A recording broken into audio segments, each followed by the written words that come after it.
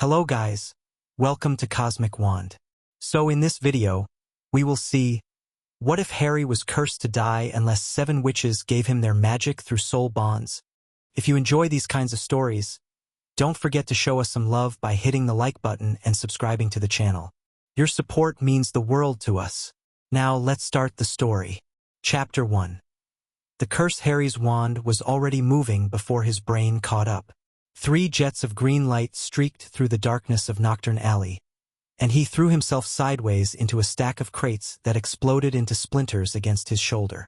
He hit the ground rolling, came up on one knee, and sent a reductor curse screaming back toward the source of the attack.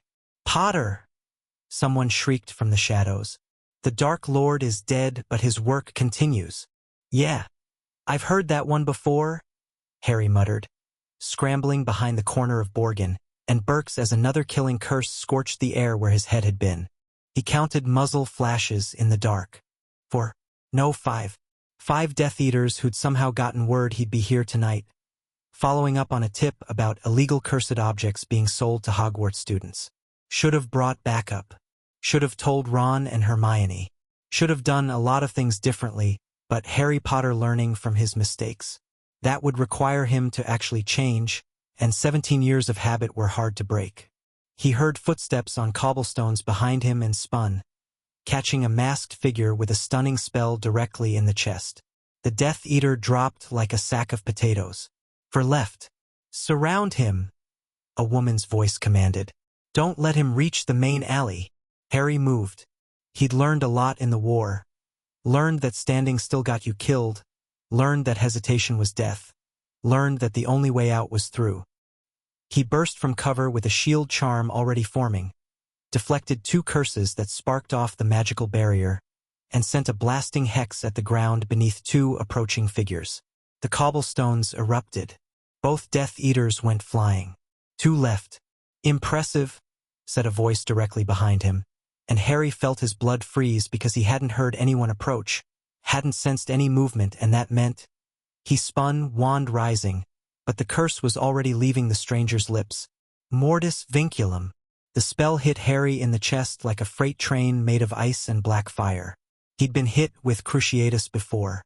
He'd felt Voldemort's presence burning in his scar for years. Neither compared to this. A cold that sank into his bones, wrapped around his heart and squeezed. He dropped to his knees, wand clattering from fingers that had gone completely numb. The caster stepped into the dim light from a nearby window, and Harry got his first good look at the man. Tall, thin, face hidden behind a mask that wasn't like any Death Eater mask he'd ever seen. This one was ancient, carved from something that looked like bone, with symbols etched into the surface that seemed to writhe when he tried to focus on them. "The boy who lived," the man said, and his voice carried an accent Harry couldn't place. "Something old, something wrong. How disappointing that you'll die like anyone else. Slowly, painfully, with no one able to save you." Harry tried to speak, tried to raise his wand, tried to do anything, but the cold had spread through his entire body.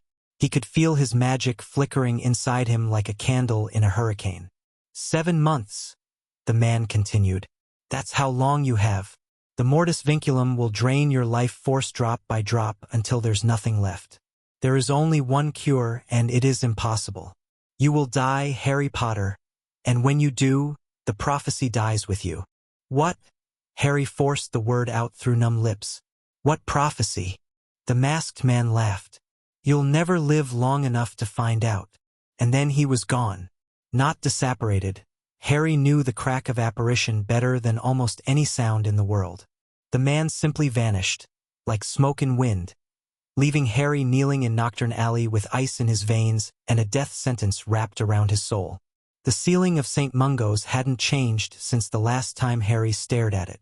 Same white tiles, same flickering magical lights, same smell of healing potions and anxiety. He'd spent too much time in this hospital over the years, visiting Mr. Weasley, seeing Neville's parents, recovering from various near-death experiences that came standard with being the chosen one. This time felt different. This time, the healers wouldn't look him in the eye. "Mr. Potter." Healer Strout entered the room with a clipboard clutched to her chest like a shield. I'm afraid we've completed our diagnostic spells. And Harry pushed himself up against the pillows. The numbness had faded, replaced by a bone-deep exhaustion that made even breathing feel like effort. What did they hit me with? Strout didn't answer immediately. She closed the door behind her, cast what Harry recognized as a heavy-duty privacy ward, and then stood there for a long moment, visibly gathering herself. It's bad, Harry said. Just tell me. The mortis vinculum. Strout's voice was barely above a whisper. I had to look it up in the restricted archives. The spell hasn't been cast successfully in over 300 years. We thought the knowledge of it had been lost. Clearly not. Harry felt strangely calm. Maybe it was shock. Maybe it was the fact that he'd been living on borrowed time since he was a baby and some part of him had always been waiting for the other shoe to drop. What does it do? It's a life-draining curse. Slow-acting, feeding on your magical core to sustain itself. As your magic depletes, your body will begin to fail. First fatigue, then weakness, then organ failure, then... She trailed off. Death, Harry finished. The man who cast it said I had 7 months. Strout nodded. That's consistent with what I've read. The curse is designed to be untreatable. Standard countercurses have no effect. Healing magic can't touch it because it's not technically damaging your body. It's draining your soul. Harry let that sink in. 7 months. He'd turn 18 and then die before he hit 19. After everything, after Voldemort, after the war, after watching friends die and fighting impossible odds, he was going to be killed by a curse he'd never even heard of, cast by an enemy he didn't know, for reasons no one would explain. You said the curse is designed to be untreatable, he said. Does that mean there's no cure? Or just no easy one? Strout hesitated. There's one possibility.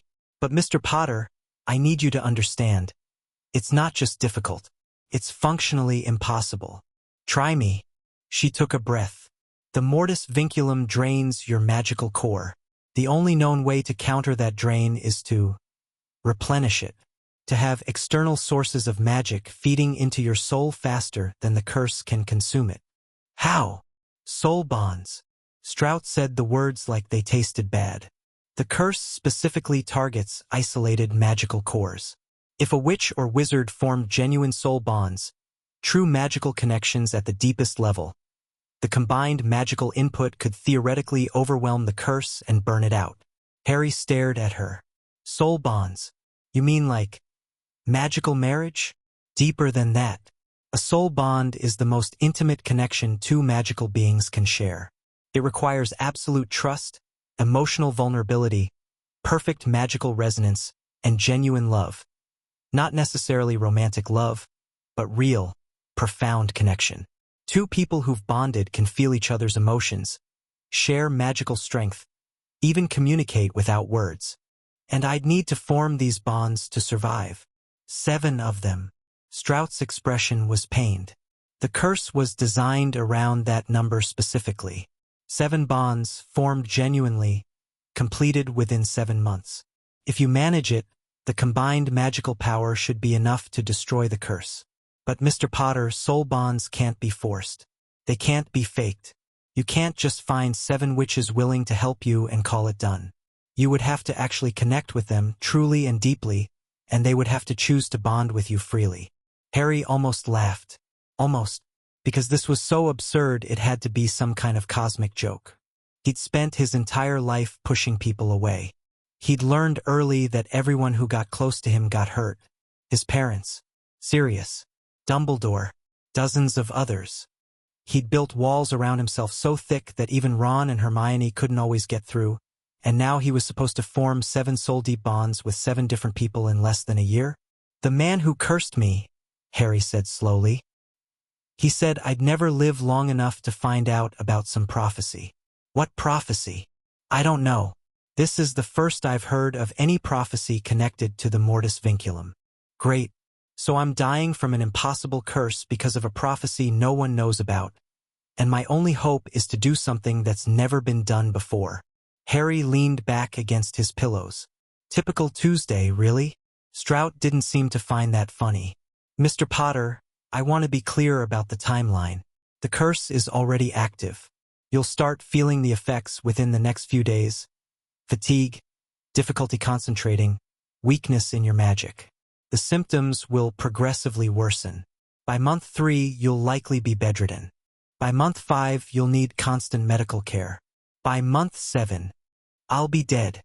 Got it. Harry closed his eyes. Is there anything else? I've contacted the Department of Mysteries. They may have additional resources, and I'd strongly recommend reaching out to anyone you trust. You shouldn't face this alone. Funny. Harry opened his eyes and stared at the ceiling again. Alone is kind of my specialty. The ward was quiet after Strout left. Harry lay there, listening to the distant sounds of the hospital. Healers moving through corridors, patients talking in nearby rooms, the ever-present hum of healing magic. He should be panicking. He should be terrified. Instead, he felt hollow. 7 months. 7 bonds. 7 people who would have to care about him enough to link their souls to his. The math didn't add up. He'd been famous his whole life, but famous didn't mean loved. People had always wanted something from him. Wanted the boy who lived, wanted the chosen one, wanted a hero or a savior or a symbol. None of them had ever wanted just Harry. A knock at the door interrupted his spiraling thoughts. I'm not really up for visitors, he called out. The door opened anyway. The witch who walked through was around his age, with sharp features and ice-blonde hair pulled back in a severe style that made her look older than her years. She wore expensive robes, the kind that cost more than most people made in a month, and carried herself with the rigid posture of someone who'd been raised to never show weakness. Harry recognized her immediately, even though they'd barely exchanged 10 words in 6 years of sharing a school. Daphne Greengrass, Slytherin Ice Queen, the girl who'd sat in the back of every class, never drew attention to herself, and somehow managed to get through the entire war without anyone knowing which side she was on. Potter, she said. You look terrible. Thanks. Really appreciate that. Harry didn't bother sitting up. What are you doing here? Getting treatment. She said it flatly, like it was none of his business, but she didn't leave. Instead, she walked to the chair beside his bed and sat down without asking permission. Blood curse. Family legacy. Very tedious. Harry blinked. You have a blood curse?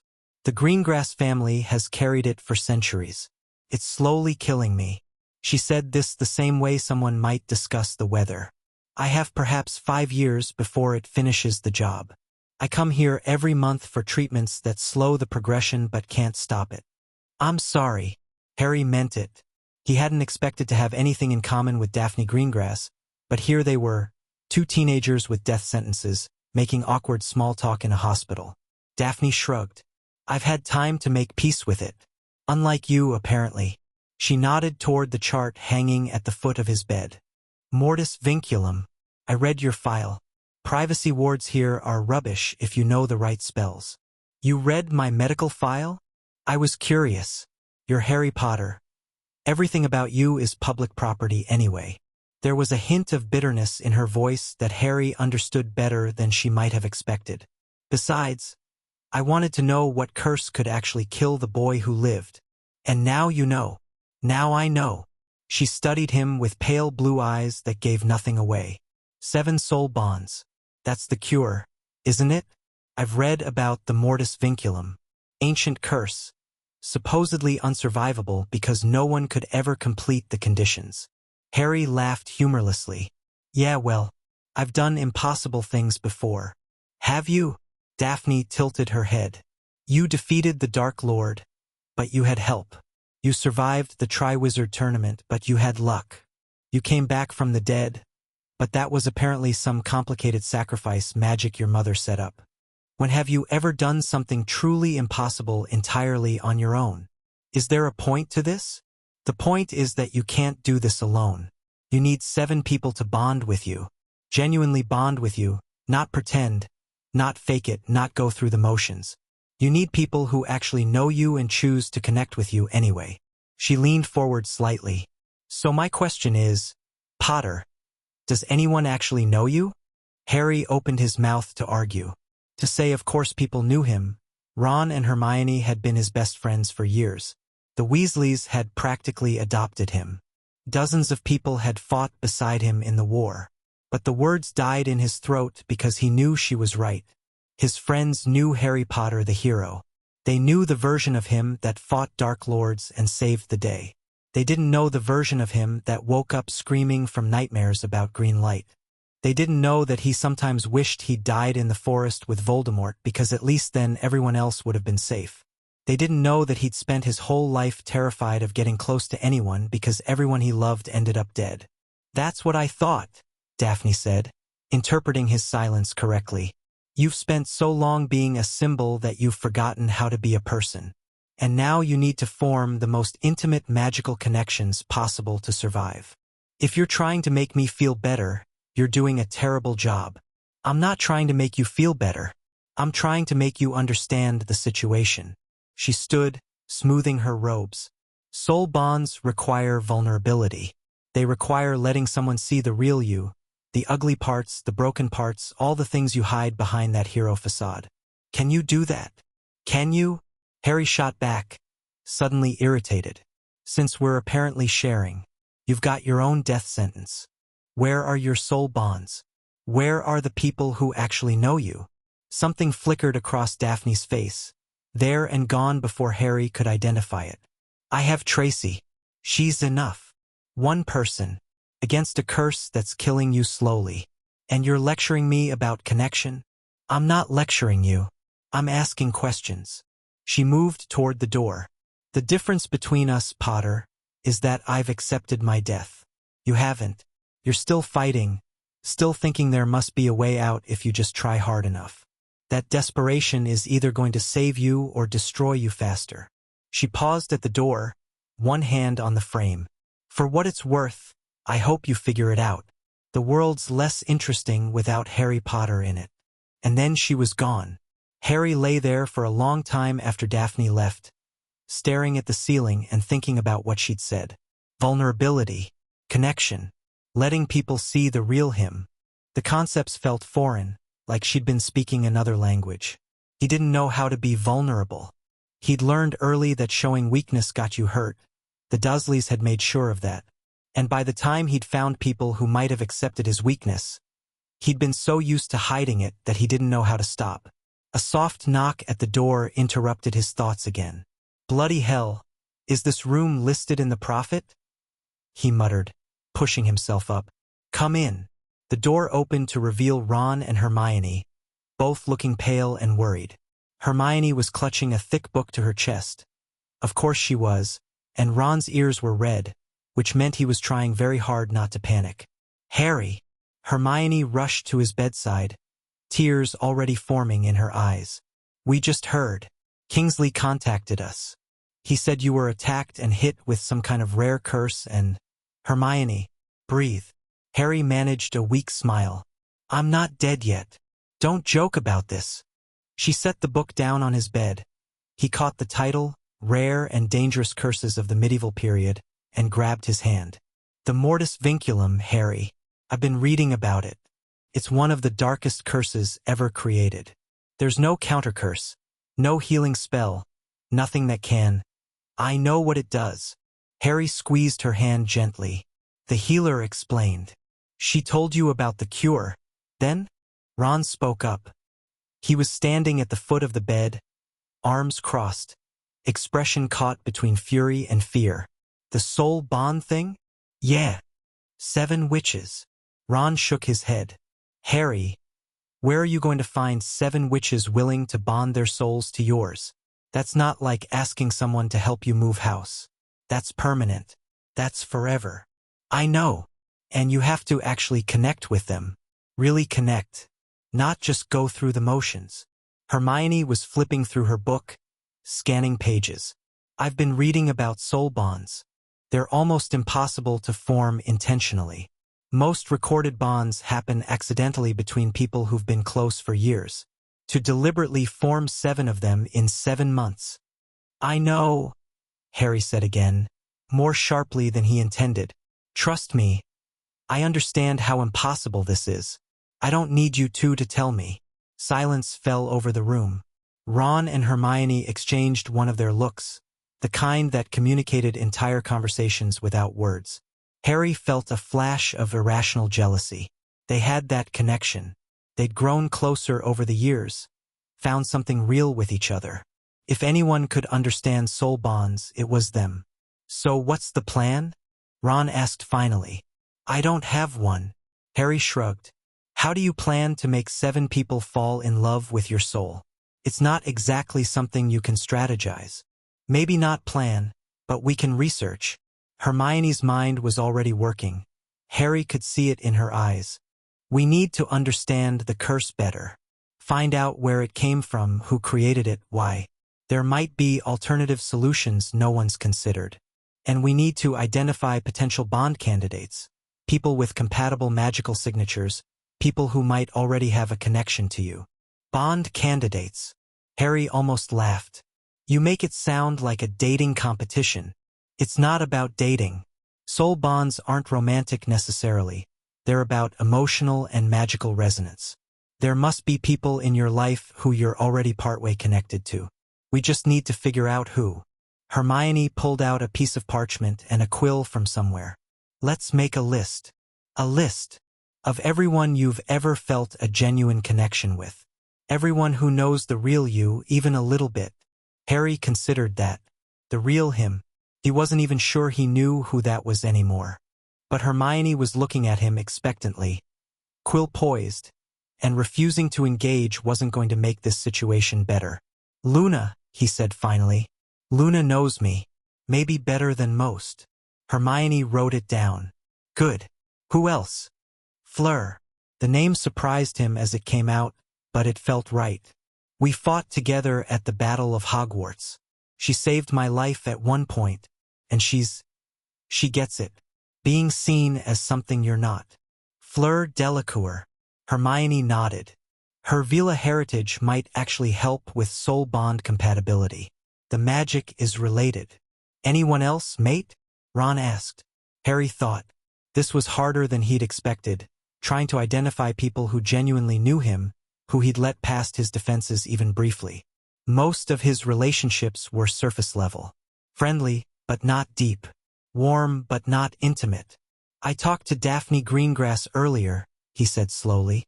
"She was here for treatment. She's got a blood curse." "Greengrass?" Ron's eyebrows shot up. "The Slytherin? She's dying. Has been for years, apparently. We talked about being cursed. About connection." Harry shook his head. "I don't know her well, but she saw through me in about 5 minutes. That has to count for something." Hermione added the name to her list. "That's 3. We need 7. I know how math works, thanks." "Harry." Hermione set down her quill and looked at him seriously. "I know this is scary. I know you hate depending on other people. But you can't do this alone. You need to let people in, really let them in. Can you do that?" It was the same question Daphne had asked. Harry still didn't have a good answer. "I don't know," he admitted. "But I guess I'm going to find out." They left an hour later, after Hermione had filled 3 pages with notes and research plans, and Ron had alternated between fierce declarations that they'd figure this out and awkward silences when he couldn't think of anything helpful to say. Harry was alone again, exhausted in a way that went deeper than physical, and very aware that his 7-month countdown had already begun. He just started to drift off when he felt it. A cold pulse in his chest, like ice water trickling through his heart. The curse making itself known, reminding him that it was there, feeding on him, counting down to the moment when there'd be nothing left to consume. Harry pressed a hand to his chest and felt his own heartbeat, steady but somehow wrong, off rhythm, missing something. 7 months, 7 bonds, 7 people who would have to care about him enough to link their souls to his forever. He'd survived Voldemort. He'd walked into the Forbidden Forest expecting to die and somehow came out alive. He'd done impossible things before, but this felt different. This wasn't about fighting or sacrifice or clever plans. This was about opening up, being vulnerable, letting people see the parts of himself he'd spent 17 years hiding from everyone, including himself. Could he do that? He genuinely didn't know. But as he lay there in the dark hospital room, Feeling the curse pulse cold in his chest, Harry made himself a promise. He was not going to die like this. He was not going to let some anonymous enemy in a bone mask take him out with a slow-acting curse while he watched his own body fail. If he was going to survive, he'd have to change. He'd have to learn how to connect, how to trust, how to be real with people instead of hiding behind the boy who lived. 7 months, 7 bonds. It seemed impossible. But Harry Potter had never let impossible stop him before. Morning came too early and too bright. Harry squinted against the sunlight streaming through the hospital window and groaned. Everything ached. Not in the sharp way of injury, but in the deep way of wrongness, like his body knew something was fundamentally broken and couldn't figure out how to fix it. Rise and shine, Potter. He jerked upright, wand in hand before he was fully conscious, to find Daphne Greengrass standing in his doorway with 2 cups of what smelled like coffee. You again, he said, lowering his wand. Me again. She walked in, handed him one of the cups, and sat down in the same chair as yesterday. You look worse than before. The curse working faster than expected. Just tired. He sipped the coffee, strong, black, exactly the way he liked it. How did you know how I take my coffee? I didn't. I take mine black. Lucky coincidence. She studied him over the rim of her own cup. I've been thinking about our conversation. You mean the one where you told me I was going to die because I don't know how to connect with people? That's the one. She didn't smile, but something in her expression softened slightly. I was harsh. I'm not going to apologize because I meant everything I said, but I perhaps could have delivered it with more tact. Tact isn't really your strong suit, is it? No. Honesty is. Most people find it off-putting. She paused. You didn't. Harry considered that. She was right. He hadn't found her honesty off-putting. Uncomfortable, yes, but there was something refreshing about someone who didn't try to sugarcoat things. He'd spent too much of his life surrounded by people who only told him what they thought he wanted to hear. Why are you here? He asked. Really, we're not friends. We've barely spoken before yesterday. Why do you keep showing up? Daphne was quiet for a long moment. When she spoke, her voice was careful, measured. I know what it's like to be dying, to watch yourself run out of time while everyone around you looks at you with pity and fear, to feel alone in a crowd because no one else understands what it's like to have an expiration date. And when I saw your file yesterday, when I realized you were facing the same thing, something shifted. She looked away toward the window. I've never talked to anyone else who understands. Tracy tries, but she's healthy. She'll live a normal life. She can't really know what this feels like. So you decided to make friends with the only other dying teenager in St. Mungo's? Something like that. She met his eyes again. Does that bother you? Harry thought about it. A week ago it might have. He'd spent years being suspicious of Slytherins, keeping them at arm's length, assuming the worst. But the war had changed things. House rivalries seemed petty when you'd watched people die regardless of which color tie they wore. No, he said. It doesn't bother me. Good.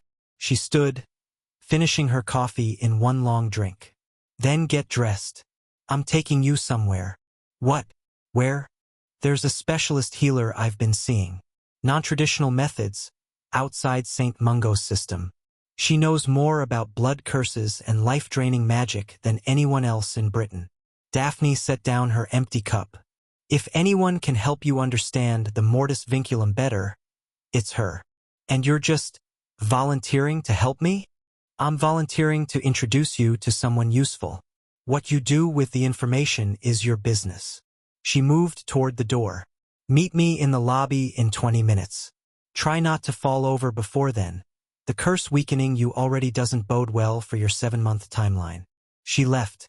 Harry sat there for a moment, coffee growing cold in his hands, wondering what exactly had just happened. Daphne Greengrass was helping him, voluntarily, without asking for anything in return. It made no sense by any logic he understood. Unless she wasn't doing it for him. Unless she was doing it because she was lonely. Because she'd spent years carrying her own death sentence with no one who truly understood. And now she'd found someone who might. Connection, Harry thought. It happens in the strangest places. He got up, got dressed, and went to meet her. The address Daphne gave him was deep in Muggle London, a narrow street in Camden that smelled like incense and rain. The building they stopped in front of looked like an ordinary townhouse, slightly shabby, with peeling paint and a garden overgrown with plants Harry didn't recognize. "This is it?" he asked. Appearances can be deceiving. Daphne climbed the front steps and knocked in a specific pattern. 3 quick raps, a pause, 2 more. "Madame Solveig doesn't advertise. You have to know someone to find her." The door opened to reveal a woman who looked about 150 years old. Wild white hair, skin like crumpled paper, eyes that were surprisingly sharp behind thick spectacles. She took one look at Harry and let out a low whistle. "Mortis vinculum," she said, her voice cracked but clear. "Haven't seen one of those in decades. Come in, boy. Let's see what we're dealing with." The inside of the house was nothing like the outside. Every surface was covered with books, scrolls, strange artifacts, bubbling potions. The walls were lined with shelves holding jars of things Harry didn't want to examine too closely. The air smelled like herbs and something metallic. Blood, maybe, or something worse. Madame Solveig led them into a back room that had been converted into some kind of medical examination space. She gestured for Harry to sit on a padded table and immediately started casting diagnostic spells, her wand moving in patterns he'd never seen before. "Nasty piece of work," she muttered as magical readouts appeared in the air around him. "Ancient magic. Pre-ministry classification. Whoever hit you with this knew what they were doing." "Can you tell me anything about who created it?" Harry asked. "The man who cursed me mentioned a prophecy. Said I'd never live long enough to find out about it." Solveig's eyes sharpened. "Prophecy? Interesting." She made a note on a floating piece of parchment. The Mortis Vinculum was created by an organization called the Hollow Court. Dark wizards, very old, very secretive. They were active around the 13th century, responsible for some of the worst magical atrocities of that era before they supposedly disbanded.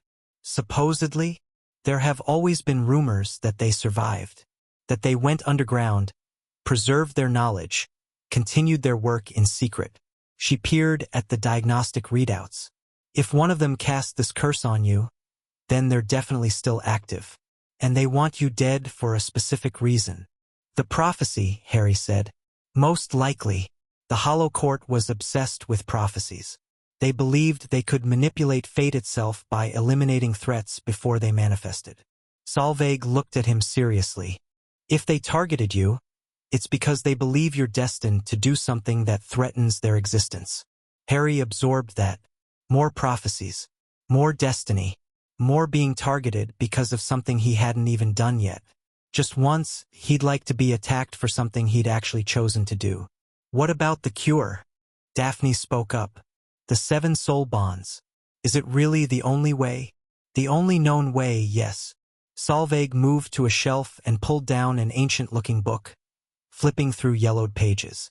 "The Mortis Vinculum was designed to be unsurvivable. It drains the magical core, and a single core, no matter how powerful, can't replenish itself fast enough to outlast the curse. But multiple cores, linked through genuine soul bonds." She found the page she was looking for and showed it to Harry.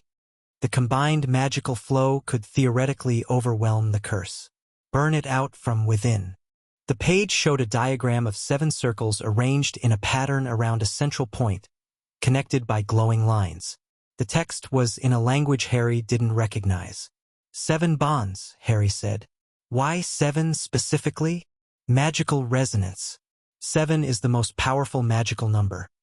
7 years at Hogwarts, 7 floors in the Ministry, 7 pieces of a soul in the darkest of rituals." Solveig gave him a knowing look. "You'd understand that last one better than most." Harry suppressed a shudder. Horcruxes. Voldemort's soul split into 7 pieces. The number kept coming back to him. "Is there anything that can help with the bonding process?" Daphne asked. "Any ritual or potion that could make it easier?" "If there were, everyone would have soul bonds." Solveig shook her head. "The whole point of a soul bond is that it can't be artificially induced. It requires genuine connection, two people choosing to link themselves at the deepest level. No shortcut exists because a shortcut would defeat the purpose. So I just have to be myself, Harry said flatly, and hope 7 people like me enough to bind their souls to mine forever. More than like, love, trust, understand. Solveig closed the book. Soul bonds aren't about affection. They're about knowing someone, really knowing them, the good and the bad and everything in between, and choosing to accept all of it. To be seen completely and accepted completely. That sounds terrifying, Harry admitted. It is.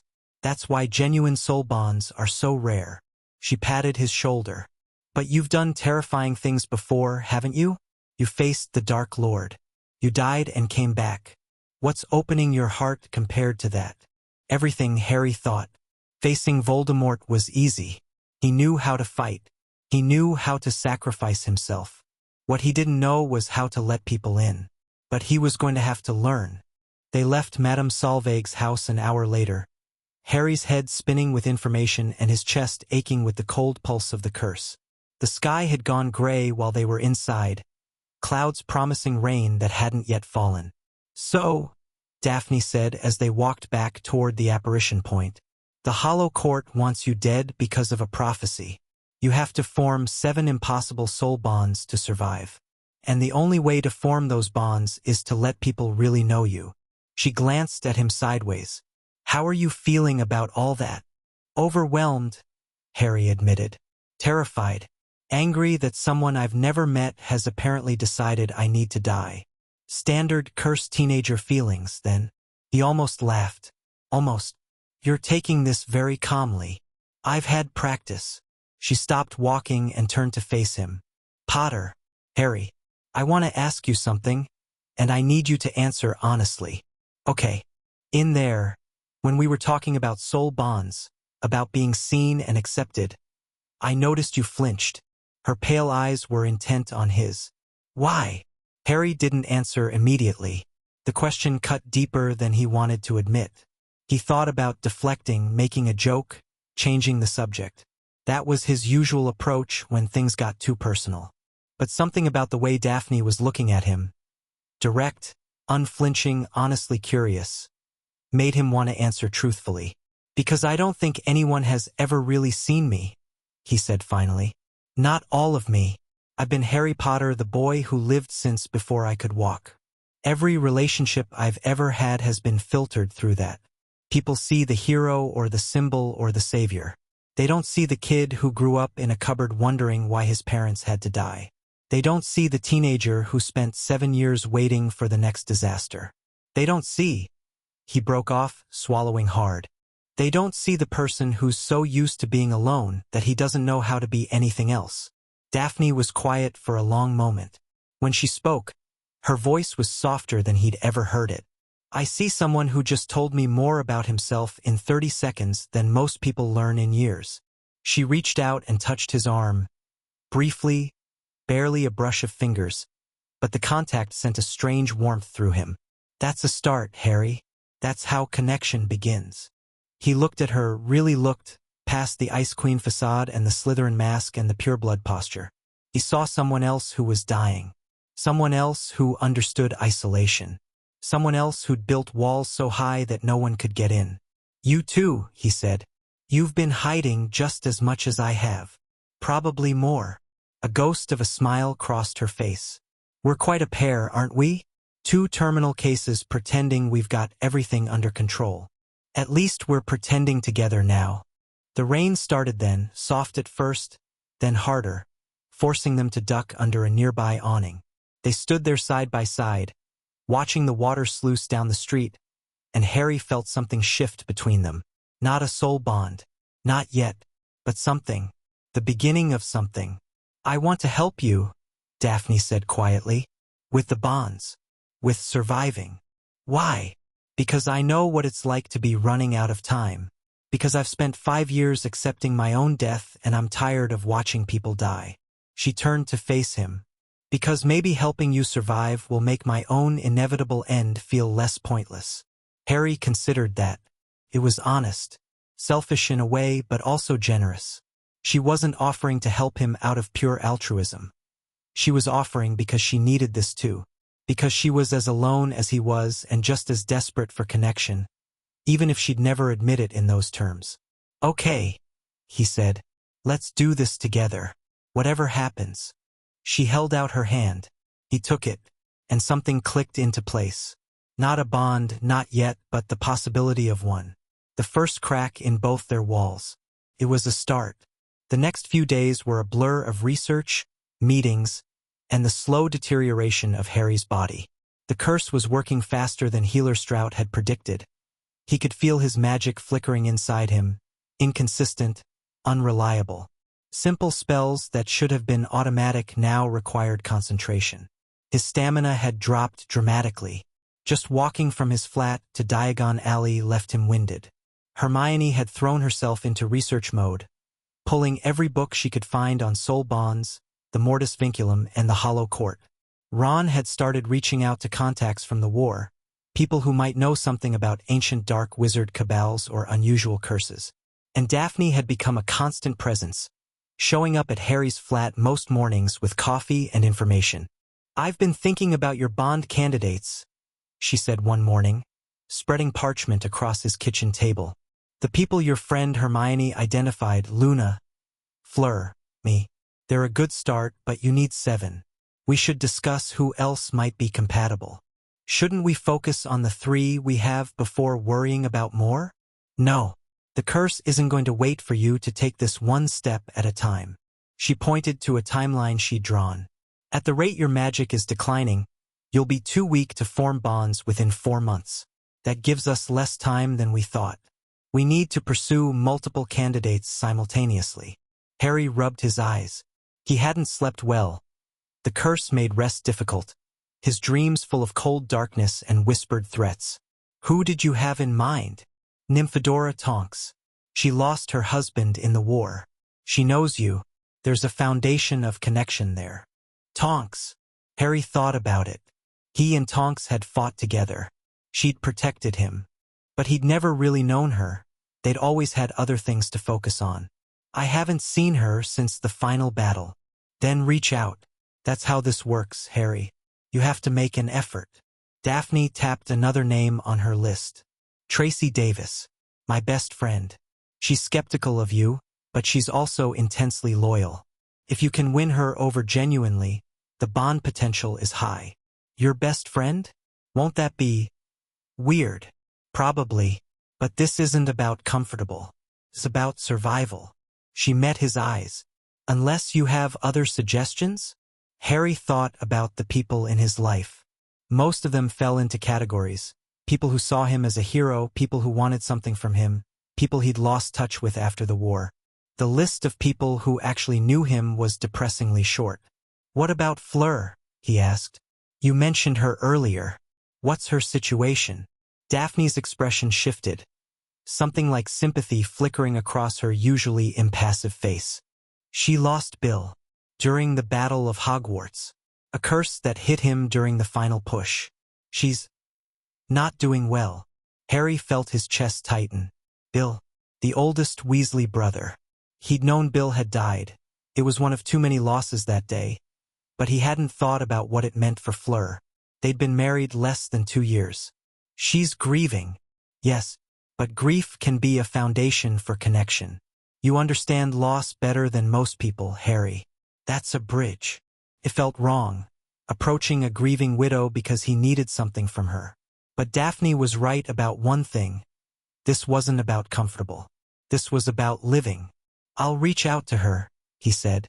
"And Tonks. And I'll try with Tracy, though I have no idea how to get a Slytherin who doesn't trust me to bond with my soul. Leave Tracy to me initially. I'll prepare the ground." Daphne almost smiled. "She's prickly, but once you get past her defenses, she's one of the most genuine people I know. Kind of like you, actually." "Thanks, I think." It wasn't entirely a compliment. She stood, gathering her papers. "I need to go treatment session at St. Mungo's. But tonight we should try something." "Try what?" "A bonding exercise. Not the soul bond itself, we're not ready for that. But Madame Solveig gave me some techniques for opening magical resonance. Building the foundation. She paused at the door. It requires vulnerability. Complete honesty between both parties. Are you willing? Harry thought about it. Complete honesty. Telling Daphne things he'd never told anyone. Letting her see the parts of himself he'd spent years hiding. It was terrifying. But so was dying. Yes, he said. I'm willing. She came back that night. The rain had continued all day, turning the streets outside Harry's flat into rivers, drumming against the windows with a persistence that felt almost personal. Harry had spent the afternoon trying to rest, failing mostly, the curse making sleep elusive and comfort impossible. Daphne brought wine. Helps lower inhibitions, she explained, setting the bottle on the table. Not enough to impair judgment. Just enough to ease the fear. They sat across from each other on his living room floor, a single candle burning between them. Madame Solveig's technique required physical proximity, eye contact, and absolute honesty. No lying, no deflecting, no hiding behind humor or heroism. How does this work? Harry asked. We take turns. Ask each other questions. Answer completely truthfully. The magic of the exercise is in the vulnerability. The more honestly we share, the more our magical resonance will align. Daphne poured 2 glasses of wine. I'll start. What are you most afraid of? Harry wanted to give an easy answer. Death. The curse. Failing to find the bonds. But those weren't the deepest fears, and the exercise required depth. Being known, he said finally. Having someone see all of me and decide I'm not worth caring about. Daphne's expression didn't change, but something in her eyes softened. Your turn. What are you most afraid of? Dying alone. She said it simply, without drama. Not the dying part. I've made peace with that. But the idea of taking my last breath with no one who really knows me. No one who will genuinely mourn who I was rather than the role I played. She shook her head. That terrifies me. The candle flickered between them. Harry felt something. A warmth in his chest that wasn't the curse. A subtle pull toward the woman sitting across from him. Recognition. Understanding. Why do you hide? She asked. Behind the hero thing. What are you protecting yourself from? From caring too much. The answer came easier than he expected. Everyone I've ever loved has gotten hurt or killed. My parents. Sirius. Dumbledore. If I keep people at a distance, they're safer. I'm safer. It hurts less when they inevitably leave. That's lonely. Yes. My turn. She took a drink of wine, and Harry noticed her hand was trembling slightly. This wasn't easy for her either. When did you first learn to hide? At the Dursleys. I was very young when I realized that being myself wasn't acceptable. That showing emotion got me punished. That wanting things was dangerous. She swallowed. My family is old blood. We don't show weakness. We don't ask for help. We handle everything alone. Even if it kills us. It's killing you. Yes. She met his eyes. It's killing both of us. They sat in silence for a moment, the weight of shared truth settling between them. Harry felt exposed in a way that should have been uncomfortable but wasn't. She knew something real about him now. He knew something real about her. The connection was fragile, barely formed, but it was there. Why are you helping me? He asked. The real reason, not the comfortable answer. Daphne was quiet for a long time. When she spoke, her voice was barely above a whisper. Because I recognized you, that first day in the hospital. I looked at you and saw someone else who was drowning while pretending to float. Someone else who'd built walls so high they couldn't remember what was on the other side. She reached across the space between them and took his hand. I've been alone for 5 years, Harry. 5 years of slowly dying with no one who understood. And then there you were. Someone who might actually see me. Her hand was warm in his. The candle flame danced, casting shadows across her face that made her look younger. Less guarded. More real. I see you, Harry said. I see you, Daphne. I see you too. The magic happened between one heartbeat and the next. A surge of warmth that started where their hands touched and spread through Harry's entire body. He felt Daphne's presence. Not just beside him, but inside him somehow. Her fear, her loneliness, her desperate hope. And she must have felt his, because her eyes went wide and her breath caught, and for just a moment, they weren't two separate people anymore. They were connected. The sensation faded after a few seconds, leaving them both gasping. Harry's chest felt different. Still cold from the curse, but with something warm underneath now.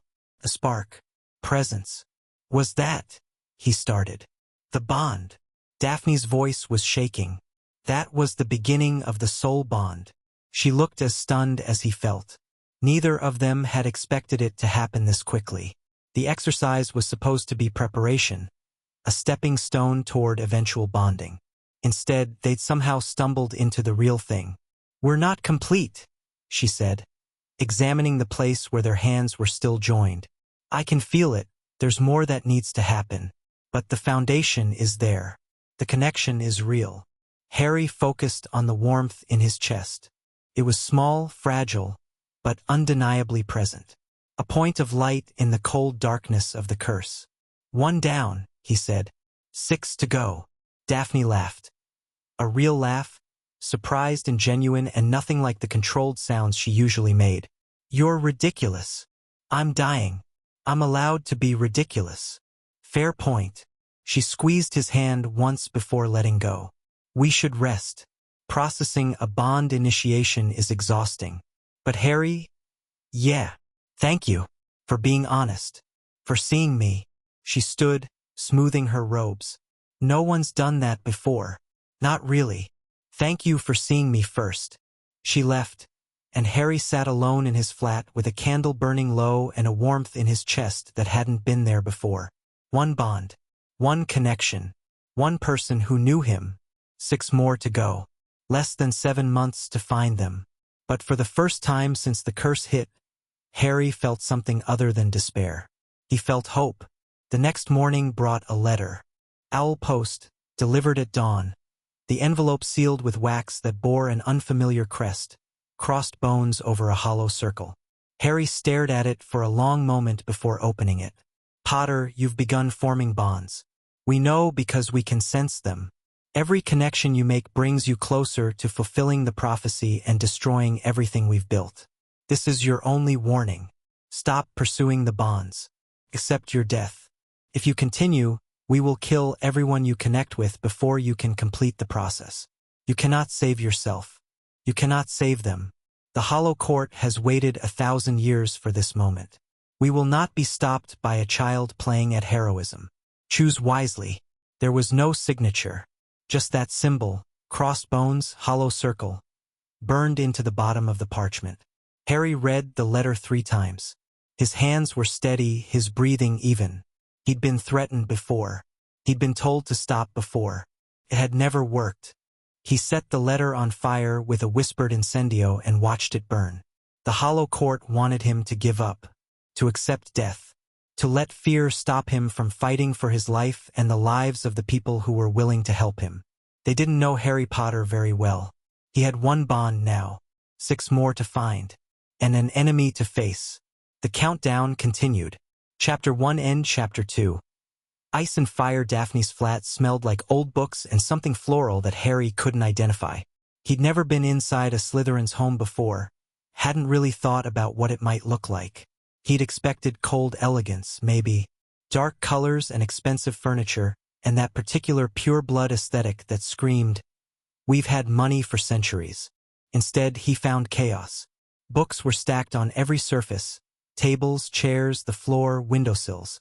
Scrolls of parchment covered the walls, pinned up with sticking charms, covered in handwritten notes and diagrams. A cauldron bubbled quietly in one corner, filling the air with purple steam. 3 different cats watched Harry from various perches, their eyes tracking his movement with unsettling intelligence. "Don't mind them," Daphne said, clearing a stack of books from a chair so he could sit. "They're familiars, sort of. It's complicated. Everything about you seems complicated. Flattery will get you nowhere." She handed him a cup of tea that had appeared from somewhere and settled into her own chair, a battered thing that looked like it had survived several centuries of use. You got a threatening letter this morning. Harry blinked. How did you know that? Because I got one too. She pulled a piece of parchment from her pocket and handed it over. Same wax seal. Same symbol. Different message. Greengrass, you've bonded with the Potter boy. A mistake. Your family's curse will be the least of your problems if you continue down this path. Break the bond. Walk away. This is not your fight. The Hollow Court does not make threats twice. Charming people, Harry muttered, handing the letter back.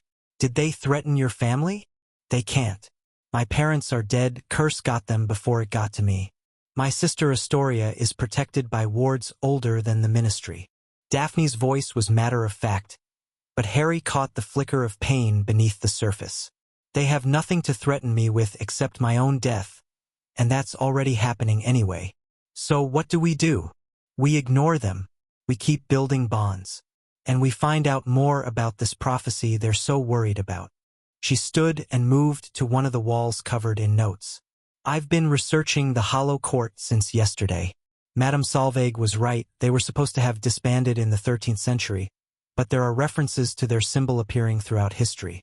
The Great Fire of London, the Salem witch trials, Grindelwald's rise.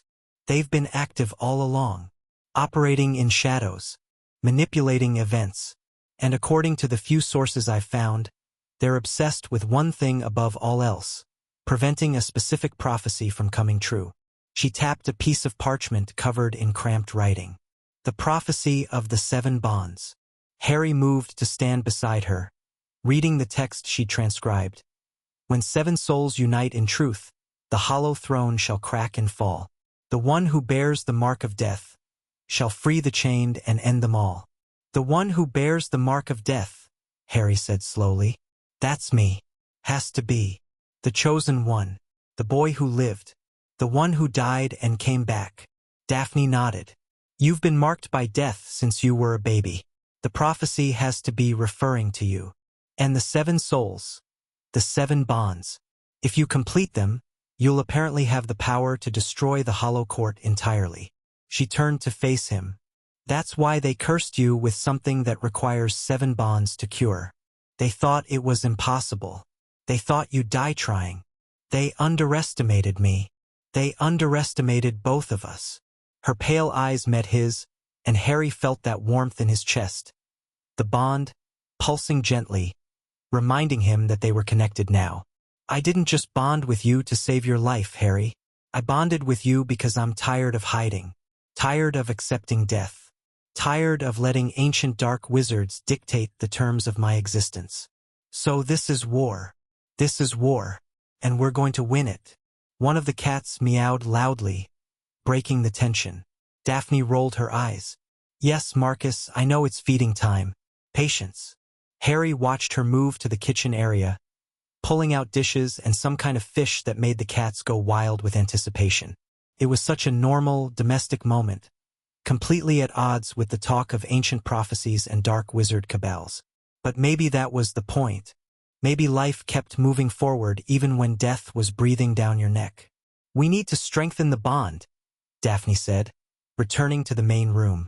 What we have now is a foundation, but it's not complete. The curse is still draining you. I can feel it through our connection.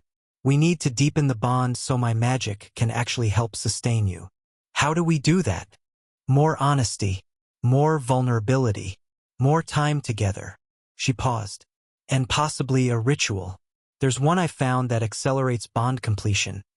It's intense, but it might be necessary given your timeline. What kind of ritual?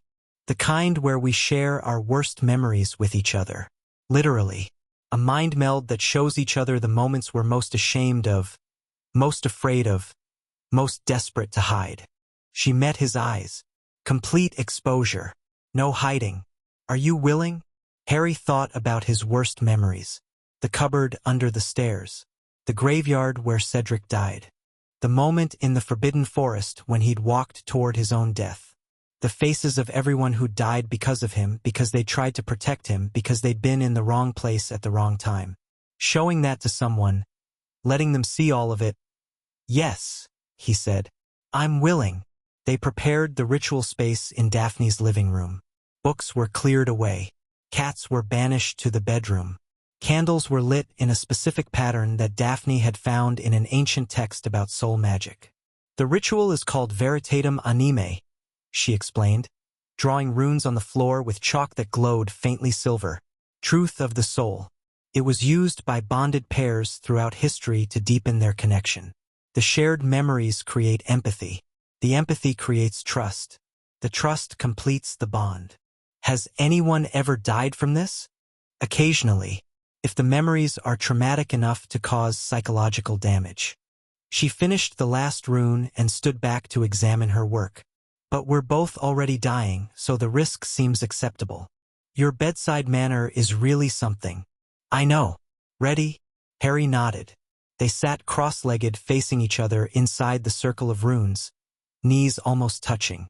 Daphne pulled out her wand and placed it between them. We'll need to hold hands throughout the ritual. The physical connection anchors the mental one. When the memories start, don't fight them. Let yourself experience whatever comes up. Fighting causes damage, right? Don't fight the traumatic memories. Easy. Harry. Her voice softened. I'll be there with you. Whatever you see, whatever you feel, you won't be alone. That's the whole point. He took her hands. Her fingers were cold, but they warmed quickly against his. The bond hummed between them, already responding to the proximity. Veritatem Anime, Daphne whispered, and the runes flared to life. The first memory was hers. Harry found himself standing in a grand parlor, the Greengrass family estate, he realized. Dark wood paneling, portraits on the walls, furniture that looked like it cost more than most people made in a lifetime. Daphne stood in the center of the room, but she was younger, maybe 12 years old, and she was screaming. You can't just accept it. There has to be a cure. There has to be something. The curse has no cure. An older man, her father, Harry realized, stood by the fireplace, his face carved from stone. I've accepted my fate.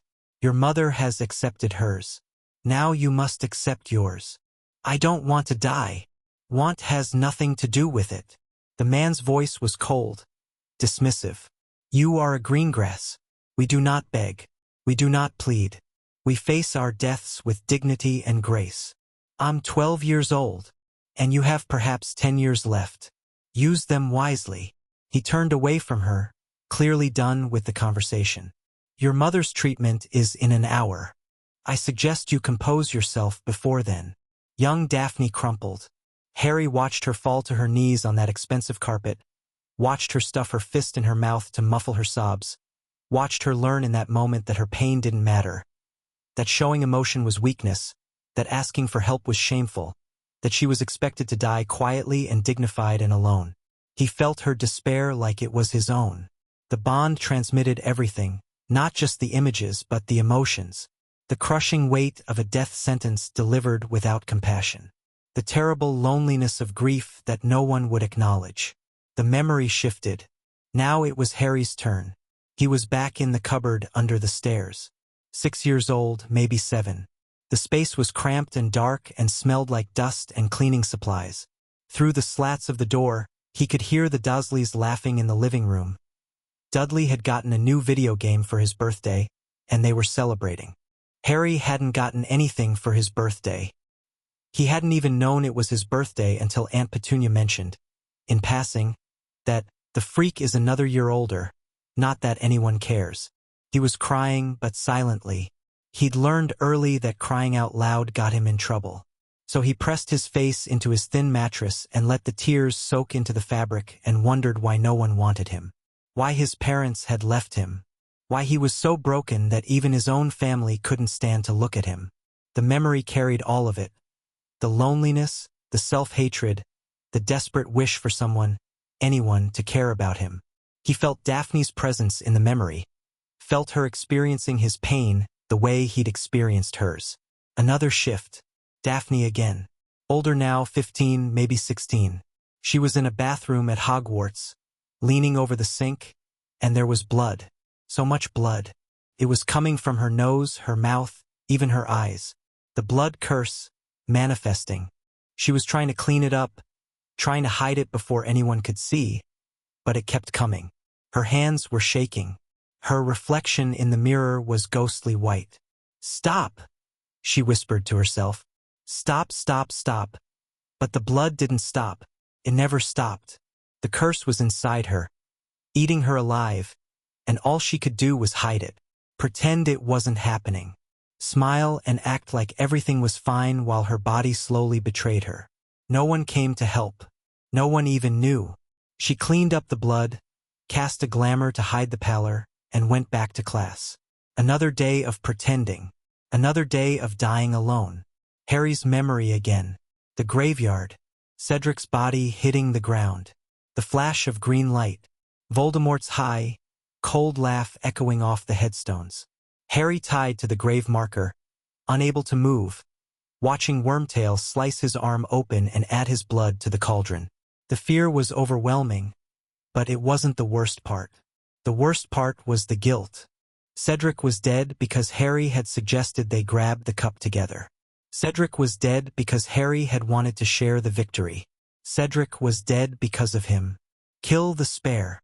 Those words would haunt Harry for the rest of his life. Cedric hadn't been a threat. Cedric had just been in the way. And Harry had put him there. The memories kept coming. Faster now. Deeper. Daphne watching her mother die. The curse consuming her from within while her family stood and watched. Faces blank. Refusing to show emotion even as they lost the person they loved most. Harry watching Sirius fall through the veil. That moment of terrible understanding when he realized his godfather was gone. Not dead. Not really. But gone somewhere Harry couldn't follow. Daphne being sorted into Slytherin and feeling the entire hall's suspicion settle on her like a weight. Knowing that she'd spend the next 7 years being assumed guilty of crimes she'd never committed. Harry in the Forbidden Forest walking toward Voldemort, knowing he was going to die. The cold acceptance of it. The peace that came with surrender. And underneath the terrible relief. Finally, it would be over. No more fighting. No more responsibility. No more being the boy who lived while everyone around him died. The ritual ended. Harry gasped back to awareness, his hands still locked with Daphne's. His face wet with tears he didn't remember crying. Daphne was crying too. Actually crying, tears streaming down her cheeks, her careful composure completely shattered. They sat there for a long moment, breathing hard, processing what they'd seen, what they'd felt. The bond between them had transformed.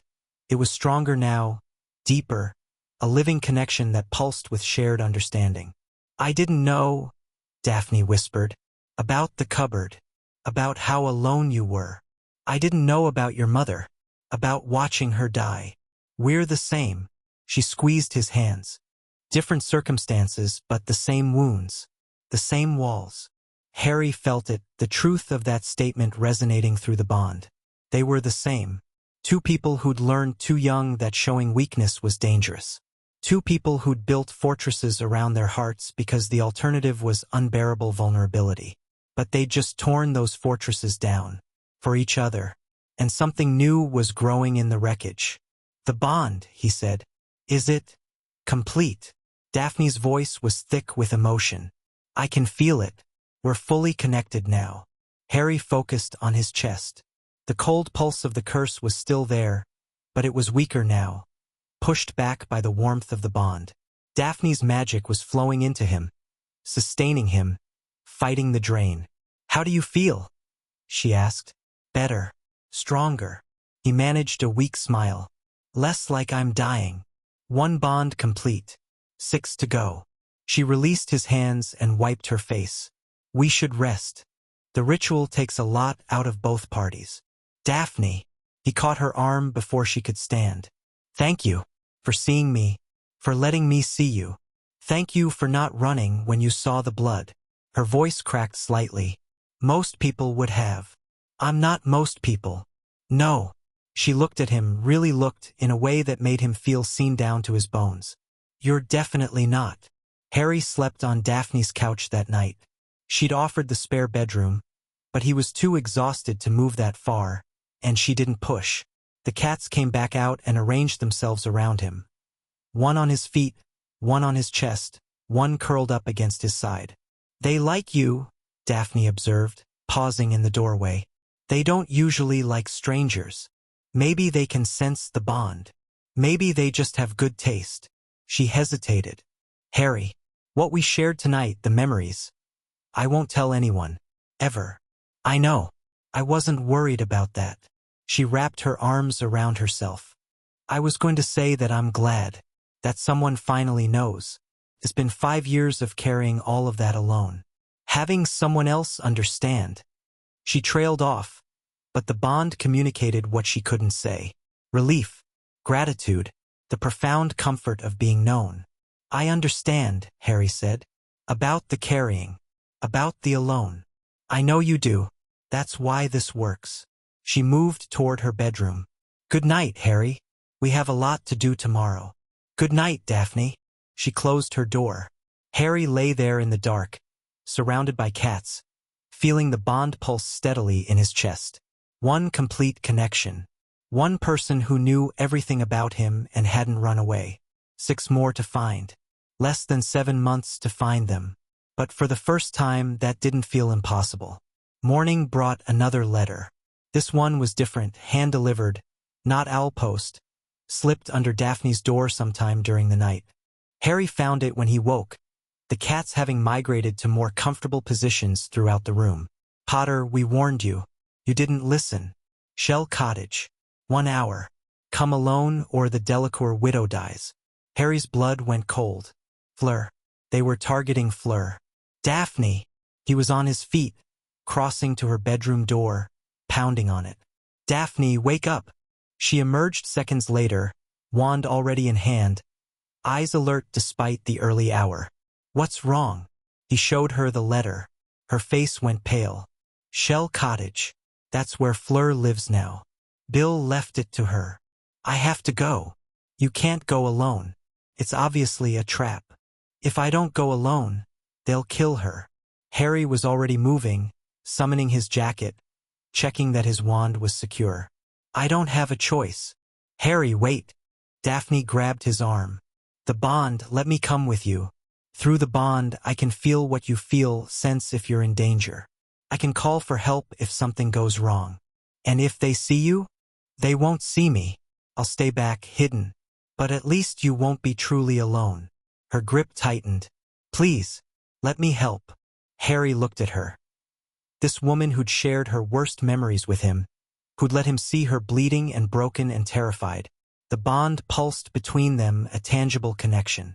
Okay, he said, but stay hidden. If things go bad, I'll call the cavalry. I know. She was already moving, grabbing her own jacket. Let's go save the villa. Shell Cottage sat on a cliff overlooking the sea. A small, beautiful building that Harry had visited once before, during the war. That visit had ended with Dobby dying in his arms, but he pushed the memory aside. Different day, different stakes. Daphne Operaat to a point half a mile away, hidden in a copse of trees with a clear view of the cottage. Harry approached alone, as demanded, wand out but not raised. The front door was open. That was wrong. Fleur was paranoid about security. Bill had been a cursebreaker, had taught her every protection spell he knew. She would never leave her door open. Harry stepped inside. The cottage had been ransacked. Furniture overturned. Pictures knocked from walls. Signs of a struggle. And in the center of the main room, tied to a chair, was Fleur Delacour. Her silver blonde hair was matted with blood. Her face was bruised, one eye swollen shut. But she was alive. Harry could see her breathing, could see her good eye tracking his movement as he entered. Harry Potter. A voice from the shadows. So predictable. Wave a damsel in distress, and you come running. 3 figures emerged from the darkness. They wore those bone masks Harry had seen before, the symbols writhing on their surfaces. Hollow Court agents. Let her go, Harry said. Your fight is with me. Our fight is with anyone who threatens the court. The lead figure, a woman, by her voice, circled around the room, staying out of Harry's line of fire. The villa was a convenient target. High bond potential. Elimination was necessary. You haven't eliminated her yet. We wanted you here first. Wanted you to watch. The woman raised her wand. Seeing someone you might have bonded with die in front of you, that kind of trauma tends to make future bonding difficult. Harry's mind raced. 3 enemies. 1 hostage. Limited escape routes. The bond with Daphne pulsed in his chest, and he felt her anxiety from half a mile away. Before you kill anyone, he said, stalling, answer me something. The prophecy. What exactly are you so afraid of? The woman laughed. You think we're afraid? The Hollow Court has survived for 1,000 years. We've watched empires rise and fall. We've manipulated the course of magical history itself. Why would we fear one boy with a death sentence? Because you cursed me. Because you're here, threatening to kill a woman who might help me. Because you sent threatening letters and warnings. Harry let a cold smile cross his face. That's a lot of effort for people who aren't afraid. We're not afraid. We're cautious. The prophecy speaks of our downfall, and we've spent centuries ensuring it can never come true. The woman moved closer to Fleur, wand aimed at her head. 7 bonds, Potter. That's what you need. But every potential bond we eliminate, every connection we sever, that makes the prophecy less and less likely. So you're killing your way to safety. We're being thorough. Something you heroes never understand. Harry felt the bond pulse again. Daphne, sending him something. Not words, but awareness. She'd moved. She was closer now, circling around to the back of the cottage. She had a plan. He needed to keep them talking. The Hollow Court, he said. What exactly are you? What do you want? What do we want? The woman sounded amused. We want what we've always wanted. Power. Control. The ability to shape the world according to our vision. She gestured broadly. Magic should not be in the hands of the common rabble. It should be controlled by those who understand its true potential. The court has guided magical development for a millennium, pruning the unworthy, cultivating the exceptional. And the Mortis Vinculum? What was that supposed to accomplish? You were supposed to die, Potter. The curse was supposed to be unsurvivable. But you keep finding ways to cheat death. Your mother's sacrifice, the Horcrux connection, sheer dumb luck. The woman's voice hardened. This time we made sure. 7 bonds in 7 months. Impossible odds. Except you've somehow managed one already. Daphne Greengrass. I know. We've already sent people to deal with her. Harry's blood went cold. What? Did you think we'd let your bonded wander free? By now, our agents should have. She never finished the sentence. The back wall of the cottage exploded inward. Daphne came through the opening like a fury, wand blazing, spells flying in every direction. 1 Hollow Court agent went down immediately, hit by a stunning spell to the face. Another dove for cover, returning fire. The lead woman spun toward the new threat, but Harry was already moving. He hit her with a disarming charm that sent her wand flying, followed by a binding curse that wrapped her in magical ropes before she could recover. The third agent, the one who'd taken cover, popped up and aimed at Fleur. Avada Kedavra. Harry's blasting hex caught him in the chest. The man flew backward, crashed through a window, and didn't get up. Silence fell. Daphne stood in the wreckage, breathing hard, her wand still raised. You said stay hidden. You said you had a plan. The plan was to help you, which I did. She moved to Fleur's chair and began working on the ropes. Can you secure the leader? We need to interrogate her. Harry turned to the bound woman and found her laughing. You think you've won something, she said. You've won nothing. The court has thousands of members, dozens of agents. For everyone you defeat, 3 more will take their place. Then we'll defeat those 2. Bold words from a dying man. She grinned beneath her mask. You have 1 bond, Potter. 6 more to find.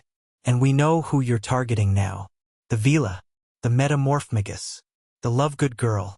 We'll get to them before you do. How do you know who I'm targeting? We know everything.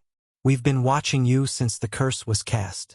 We know about your research sessions with the Mudblood. We know about your meetings with Madame Solveig. We know about... She stopped abruptly, her body going rigid. Foam appeared at the corners of her mouth. Poison, Daphne said grimly, probably triggered by revealing too much. These people are serious about their secrets. The woman convulsed once and went still, dead. Whatever else she might have told them was gone. Damn it! Harry turned away from the body. Fleur! Daphne had gotten the ropes off. Fleur was struggling to sit up, her injuries making every movement painful. But she was alive. She was conscious. And she was looking at Harry with an expression he couldn't quite read. Harry Potter, she said, her French accent thicker than he remembered. You came for me. Of course I came. Zay said you would. That is why Zay took me. She coughed, wincing. Zay said many things. About a curse. About bonds. Her good eye focused on him sharply. About why you need me. Harry felt his stomach drop. Fleur, do not lie to me. Her voice was firm despite her injuries. I have had enough of lies. Bill lied, told me he would survive the war. Zay Ministry lied, told me France would be safe. Everyone lies. She reached out and grabbed his arm with surprising strength. Tell me the truth. All of it. So he did. They moved to the undamaged part of the cottage, a small bedroom that had escaped the fighting. Daphne stood guard while Harry healed Fleur's worst injuries with the basic medical magic he'd learned during the war. She'd need proper treatment later, but for now she was stable. And she was listening. Harry told her everything. The curse, the cure, the prophecy, the Hollow Court and their 1,000-year conspiracy, the letter that had brought him here, the threats against everyone he might bond with. He held nothing back because she was right. She'd had enough lies. When he finished, Fleur was quiet for a long moment. The sea crashed against the cliffs outside. The bond with Daphne pulsed steadily, her presence a warm reassurance in his chest. So, Fleur said finally, you need 7 women to bind their souls to yours, to save your life. Yes, and I am one of the candidates? You're someone I respect, someone I trust, someone who might. Harry struggled for words. Someone I might be able to connect with. Genuinely. Connect. She laughed, but there was no humor in it. I was connected to Bill. Completely. Absolutely. And then he died and the connection. She pressed a hand to her chest. It is still there. The absence of it. Like a wound that will not heal. I know. I'm sorry. I shouldn't have. Hush. She held up a hand. I am not saying no. I am saying, I understand. Zay grief. Zay loneliness. Zay desperation for connection. Her good eye met his. I have felt all of those things since Bill died. I have felt myself disappearing, piece by piece, into the emptiness. Fleur. Zay Vila bond is different from human bonding, she continued. It is deeper, more instinctive. When a Vila chooses a mate, it is for life. And when that mate dies, she shook her head. I did not think I could ever connect with anyone again. The idea was impossible. Then I won't ask you to. I didn't come here to force anything on you. I came because they were going to kill you. I know. She reached out and touched his face. Gently, barely a brush of fingers against his cheek. That is why I am considering it. Harry blinked. What? You came. When Zay told you I would die, you came. Not because you needed something from me, but because you could not let them hurt me. Her expression softened. Bill would have done the same thing. He was reckless, heroic, stupid, a ghost of a smile. I have a type, it seems. I'm not trying to replace Bill. I know. No one could replace Bill. She dropped her hand. But perhaps that is not what this needs to be. Perhaps the bond can be something else. Something different. 2 broken people helping each other survive. Is that possible? A bond built on mutual brokenness. I do not know. Zay Vila magic is intuitive.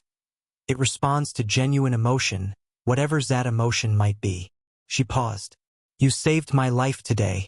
You showed me your truth without trying to manipulate me. These are things that matter.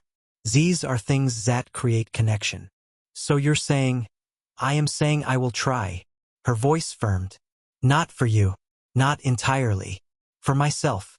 Because I have been drowning in grief for months. And today is the first day I have felt something else. Someone else's pain. That is not Bill's absence. She stood, swaying slightly, and Harry rose to steady her. We will spend time together. Learn about each other.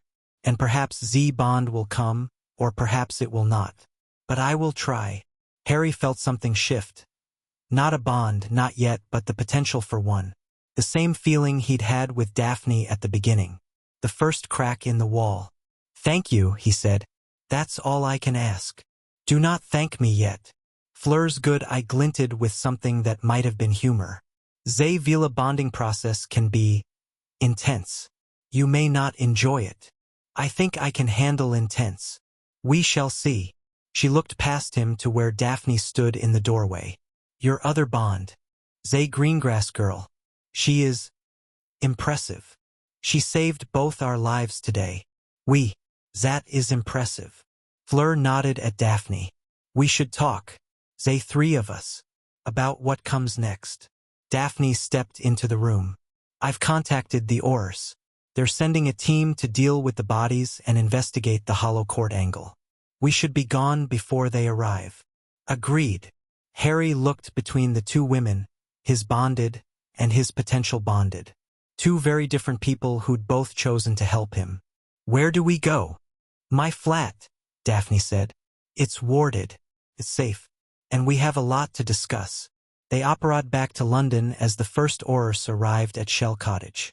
Fleur needed support. Her injuries were worse than they'd appeared, but she refused to let them take her to St. Mungo's. The Hollow Court has people everywhere, she said. The hospital is not safe. She's right, Daphne agreed. I know some healing magic. I can treat her at my flat. So that's where they went. Daphne's cats swarmed Fleur the moment she entered, rubbing against her legs and purring loudly. They like me, Fleur observed. They have good taste, Harry said, echoing Daphne's words from the night before. They have Vila taste, Fleur corrected. Magical creatures are drawn to Vila. It is the allure. Is that what the allure is? I always thought it was just attraction. That is part of it. But the allure is more complex. Fleur settled carefully onto the couch, wincing as her ribs protested. It is a kind of magical resonance. The Vila exude magic constantly, and that magic attracts their magical beings. Humans feel it as physical attraction. Animals feel it as comfort. Magical creatures feel it as kinship. And soul bonds. The Vila allure is connected to the soul bonding ability. We feel connections more strongly than humans. We can sense potential bonds before they form. She looked at him steadily. I can sense the potential between us. It is there, but it is complicated. Complicated how? You are afraid. She said it simply without judgment. Afraid of letting people close. Afraid of the pain that comes with connection. The potential is blocked by your fear. I'm working on that. I know. The bond with your Slytherin, that was a breakthrough. But there is more work to be done. She reached out and took his hand. I will help you, not just for the bond, but because I understand the fear. I felt it after Bill died. The terror of ever connecting again. Harry looked at their joined hands. He didn't feel the same spark he'd felt with Daphne. Not yet. But he felt something. The possibility of something. How do we start? We start by talking, by sharing, by being honest. Fleur's lips curved slightly. The same way any connection begins. One truth at a time. The next few hours were a strange kind of therapy session. Fleur and Harry talked, really talked, about everything they'd been through. The war, the losses, the impossible weight of surviving when others didn't. Daphne drifted in and out, bringing food, checking Fleur's injuries, feeding the cats. She didn't participate directly, but Harry could feel her through the bond. Monitoring, supporting, ready to help if needed. Tell me about Bill, Harry said at one point. Fleur's expression flickered. Pain, love, grief all mixed together. He was the bravest person I have ever known. Not because he was not afraid, but because he felt fear and acted anyway. I didn't know him well. Not really. Not many did. He was private. Like you. She smiled sadly. He kept his depths hidden. Only I got to see them. What were they like? His depths. Beautiful. Terrible. He had seen things as a curse-breaker, dark things, ancient things. They haunted him. But he never let them win. He kept fighting, kept loving, kept living. Her voice broke slightly. Until he could not anymore. How did he die? A curse. During the final battle. He was protecting students, young ones who had stayed to fight. The curse was meant for them, but he stepped in front. She wiped her eyes. Stupid. Heroic. So very Bill. Harry thought about that. About the kind of person who steps in front of curses meant for others. He'd done the same thing multiple times. Maybe that was what Fleur meant about having a type. I'm sorry, he said. For your loss. For all of it. I am sorry for yours too. Zay godfather. Zay headmaster. All Z people you have lost. She squeezed his hand. This is what we have in common. This is why ZE potential exists. Grief. Survival. Zay grief is Z same for everyone. But Z survival. Z choice to keep going, to keep fighting, to keep opening yourself to connection even when it hurts. That is rarer. Her eyes met his. We are both survivors, Harry. That is Z foundation. Harry felt it. A warmth in his chest that wasn't the bond with Daphne and wasn't the cold of the curse. Something new. Something fragile. The bond, he said. Is it? Beginning. Fleur nodded. I can feel it. Zay resonance. Zay potential becoming actual. She leaned closer. But it will not complete today. We need more time. More truth. More vulnerability. I can do that. I know. That is why I agreed to try. Evening fell. Daphne declared Fleur stable enough to rest, setting her up in the spare bedroom with a healing potion and strict instructions not to move until morning. Zay Slytherin is bossy, Fleur observed as Daphne closed the door. She's trying to save your life. That too. Fleur settled back against the pillows. Harry, today was important. For both of us. I know. Zay Hollow Court will not stop. Zay will come for your other candidates. Zay ones you have not reached yet. I know that too. Then we must move faster. Find Z others. Build Z bonds before Z Court can interfere. Her good eye was fierce despite her exhaustion. I will help. Not just as a potential bond but as an ally. A fighter. You're injured. I will heal. And even injured, I am formidable. A ghost of her old arrogance flickered across her face. Zay made a mistake, Z Court. Zay tried to use me as bait, and instead Zay gave me something to fight for. What's that? Revenge. She smiled, and there was nothing soft in it. Zay killed my husband. Zay tried to kill me. Zay are targeting people I care about. The smile widened. Zay Vila are ancient, Harry, and we remember our enemies. Harry felt a chill that had nothing to do with the curse. He'd seen glimpses of Fleur's power before, flashes of flame and fury during the Triwizard Tournament. But he'd never seen her truly angry. The Hollow Court had made a powerful enemy today. He almost felt sorry for them. Almost. Later that night, after Fleur had drifted off to sleep, Harry found Daphne on the roof. She'd cleared a space among the chimney pots and created a small garden up there. Plants in mismatched containers, a couple of garden chairs that had seen better days, strings of fairy lights that cast everything in soft gold.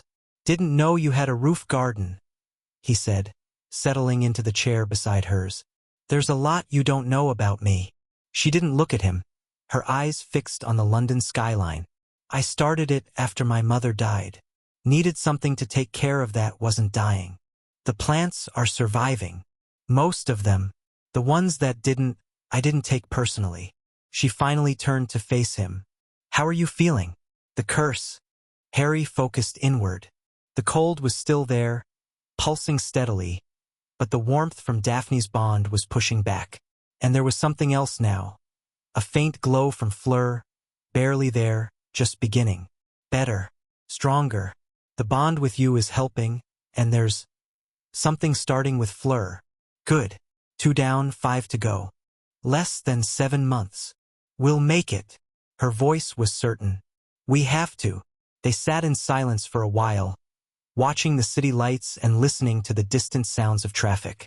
Harry felt the bond humming between them, comfortable now, natural, like it had always been there. Daphne. Why did you come? Today. Into the fight. You could have stayed hidden. Could have called for help like we planned. She was quiet for a long moment. When she spoke, her voice was soft. Because I felt your fear through the bond. When you realized Fleur might die, when you thought there was nothing you could do, I felt it. And I couldn't just hide while you were drowning in that. You could have been killed.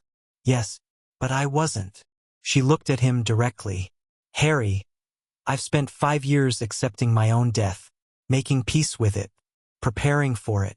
Today was the first time in years I've risked that death for something other than pure survival. Was it worth it? Ask me in 7 months, when we've beaten this curse and destroyed the Hollow Court and proven that the Ice Queen of Slytherin can be something other than cold. A hint of her usual sharpness crept back into her voice. Until then, I'm reserving judgment. Harry laughed. Actually laughed. The first real laugh he'd managed since the curse hit. Fair enough. Get some rest, Potter. Tomorrow we start hunting down your next potential bond. Who's next? Nymphadora Tonks. She's Auror trained, which means she can protect herself. And she has history with you, enough to potentially accelerate the bonding process. Tonks. Harry thought about her. The pink hair, the clumsy grace, the fierce loyalty. He hadn't seen her since the war ended.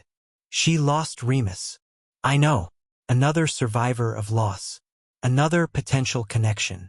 Daphne stood, brushing off her robes. Get some sleep. We move at dawn. She left him alone on the roof with the fairy lights and the distant city sounds. Harry sat there for a while longer, feeling the bond's pulse in his chest. One complete, one beginning, and thinking about what came next. 5 more connections to make. Less than 7 months to make them. An ancient conspiracy trying to kill everyone he cared about. Just another day in the life of Harry Potter. He went inside to sleep, and for the first time in weeks, his dreams weren't filled with cold darkness. Instead, he dreamed of warmth, of connection, of 7 points of light forming a pattern in the void. The prophecy was coming true, piece by piece. And Harry was done being afraid. The next morning brought chaos. Harry woke to the sound of crashing from downstairs and Daphne's voice raised in alarm. He was on his feet and moving before his brain fully engaged, wand in hand, instinct screaming danger. He found Daphne in the living room, wand trained on a figure who'd apparently come through the window. Glass covered the floor. The cats had fled. And standing in the wreckage, looking equally ready for a fight, was Nymphadora Tonks. Stand down, Tonks shouted, her hair shifting rapidly through colors. Red, orange, yellow, a sure sign of agitation. I'm not your enemy. You came through my window. Your door was warded 6 ways to Sunday. I couldn't get a message through. Tonks spotted Harry and some of the tension left her shoulders. Harry, thank Merlin. I've been looking for you for hours. Tonks. Harry moved between the 2 women, hands raised. What's going on? Why are you breaking into Daphne's flat? Because the ministry's been compromised. Tonks was breathing hard, her Auror robes disheveled. Hollow Court agents everywhere. They've got people in the DMLE, the minister's office, probably the Wisengamot. I barely got out before they came for me. Came for you. They know, Harry. They know about your potential bonds.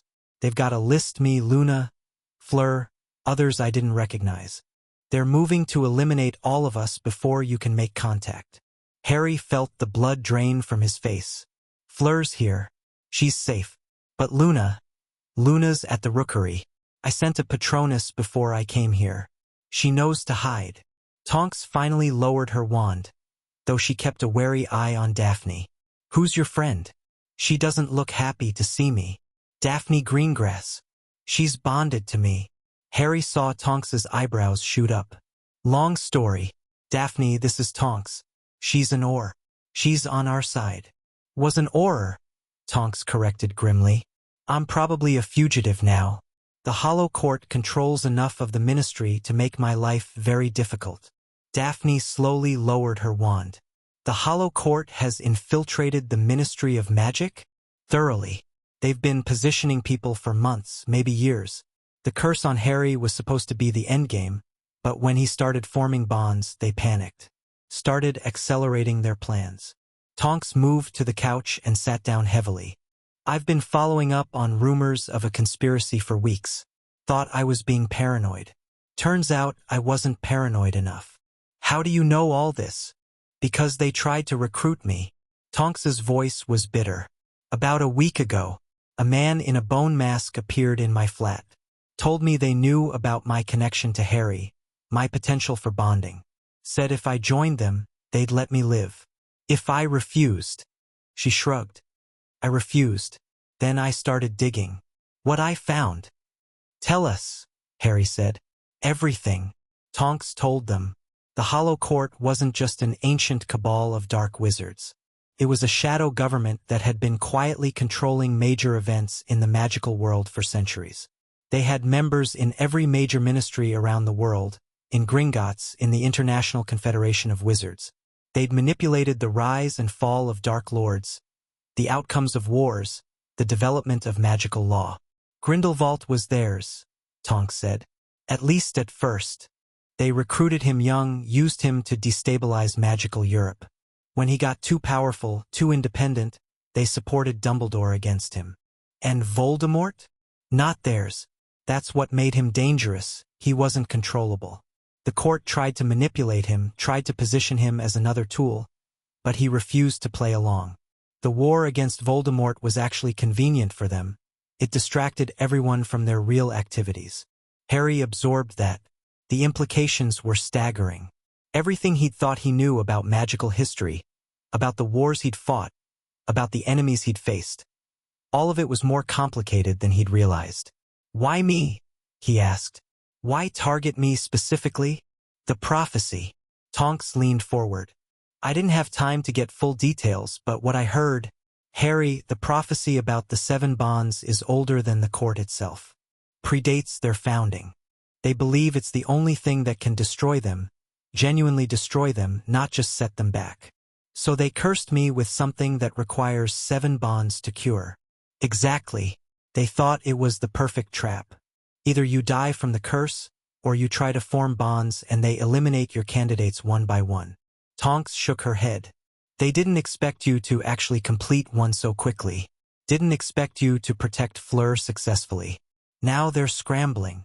Which means they'll get more aggressive, Daphne said. More desperate. Yes, which is why we need to move. Now, today. Tonks stood. I know where Luna is hiding. We need to get to her before they do. And we need to find somewhere safe. Somewhere the court can't reach us. Where would that be? Tonks smiled grimly. I have an idea. But you're not going to like it. Fleur appeared in the doorway, healed enough to move under her own power. She'd heard everything. Where? She asked. Where is safe from the Hollow Court? Hogwarts, Tonks said. The castle's wards are ancient, older than the court. Dumbledore reinforced them during the war. And McGonagall. She's clean. I verified it personally. You want us to go to school? I want us to go to the safest magical location in Britain. Hogwarts isn't just a school. It's a fortress. If we can get inside, the court can't touch us. And from there, Harry asked, we just hide. From there we plan. We recruit. We build your bonds in safety while we figure out how to take down an organization that's been running things for 1,000 years. Tonks's expression was fierce. I've been alone for months, Harry. Grieving. Useless. This is the first time since Remus died that I've felt like I could actually do something. Harry heard the pain in her voice. The same pain he'd heard from Fleur. The same pain he felt himself. Okay, he said. Hogwarts. But we get Luna first. Agreed. I'll take point, I know the route. Harry, you're with me. Daphne. Fleur. Can you two manage together? We can manage, Daphne said coolly. Good. We leave in 10 minutes. Pack light. Tonks was already moving toward the door. And Harry? Whatever happens today, I want you to know I'm in. For the bond. For all of it. You don't even know what that means yet. I know it means fighting. I know it means connection. I know it means not being alone anymore. Her eyes met his, and he saw the same desperate hope he'd seen in Daphne, in Fleur, in himself. That's enough for me. She left to secure the exit route. Harry looked at the two women remaining. His beginning bond. This is escalating fast, Daphne observed. Zaycourt is more powerful than we knew. Fleur's expression was thoughtful. But they are also more afraid than we knew. That is useful information. How so? Afraid people make mistakes. They overreach. They act rashly. She smiled, that dangerous Vila smile. We have made them afraid, Harry. Now we use that fear against them. First we survive today. First we survive. She moved to gather her things. But then we make them regret ever targeting us. Harry felt something shift in his chest. The bond with Daphne warming, the connection with Fleur strengthening, and something new, something bright, reaching toward where Tonks had gone. 3 connections. 3 allies. And somewhere out there, Luna Lovegood waiting to be rescued. The prophecy was coming true. The Hollow Court had no idea what was coming for them. Chapter 2 End Chapter 3. Vila's grief. The rookery looked wrong. Harry spotted it immediately as they approached. The crooked tower that had always seemed charmingly eccentric now leaned at an angle that suggested violence rather than whimsy. Windows were shattered. The front door hung off its hinges. Smoke drifted lazily from somewhere inside. We're too late, Tonks breathed. We don't know that. Harry was already moving, wand out, heart pounding. Luna could have escaped. She could be hiding. Harry, wait. He didn't wait. He couldn't. Luna was one of the few people who'd never treated him like a symbol or a hero. She'd seen him, really seen him, from the moment they'd met. If the Hollow Court had hurt her, had killed her. The front door gave way at his touch, crumbling inward like it had been hit with a reductor. Inside, the damage was worse. Furniture overturned. Strange artifacts scattered across the floor. The printing press that Xenophilius had used for the Quibbler lay in pieces. Luna! Harry shouted. Luna, are you here? Silence. Then, Harry Potter. I knew you'd come. The voice came from above. Harry looked up and found Luna perched on a beam near the ceiling. Her blonde hair tangled with debris. Her wand clutched in one hand. She looked exhausted but unharmed. They came an hour ago, she said, climbing down with the casual grace of someone who regularly did impossible things. 6 of them in bone masks. Father tried to fight, but her voice caught. They took him. Took him? Not killed. They said he had information they needed. About the prophecy. About you. Luna reached the ground and stood there, swaying slightly. I hid. Father told me to hide, so I did. I could hear them searching, hear them destroying everything, but they couldn't find me. Where did you hide? Luna pointed at the wall. Solid stone. Inside. Harry didn't ask how. Luna had always been capable of things that defied normal magical understanding. If she said she'd hidden inside a wall, he believed her. We need to go, Tonks said from the doorway. If they took Xenophilius, they'll be back. Probably with reinforcements. My father. We'll get him back. Harry took Luna's hand. I promise. But right now, we need to get you somewhere safe. Luna looked at him with those pale, dreamy eyes that had always seemed to see more than they should. You're dying, she said. I can see it. The curse is like black ice around your heart. I know. But there's warmth too. Connections. They're fighting the ice. She tilted her head. One is complete.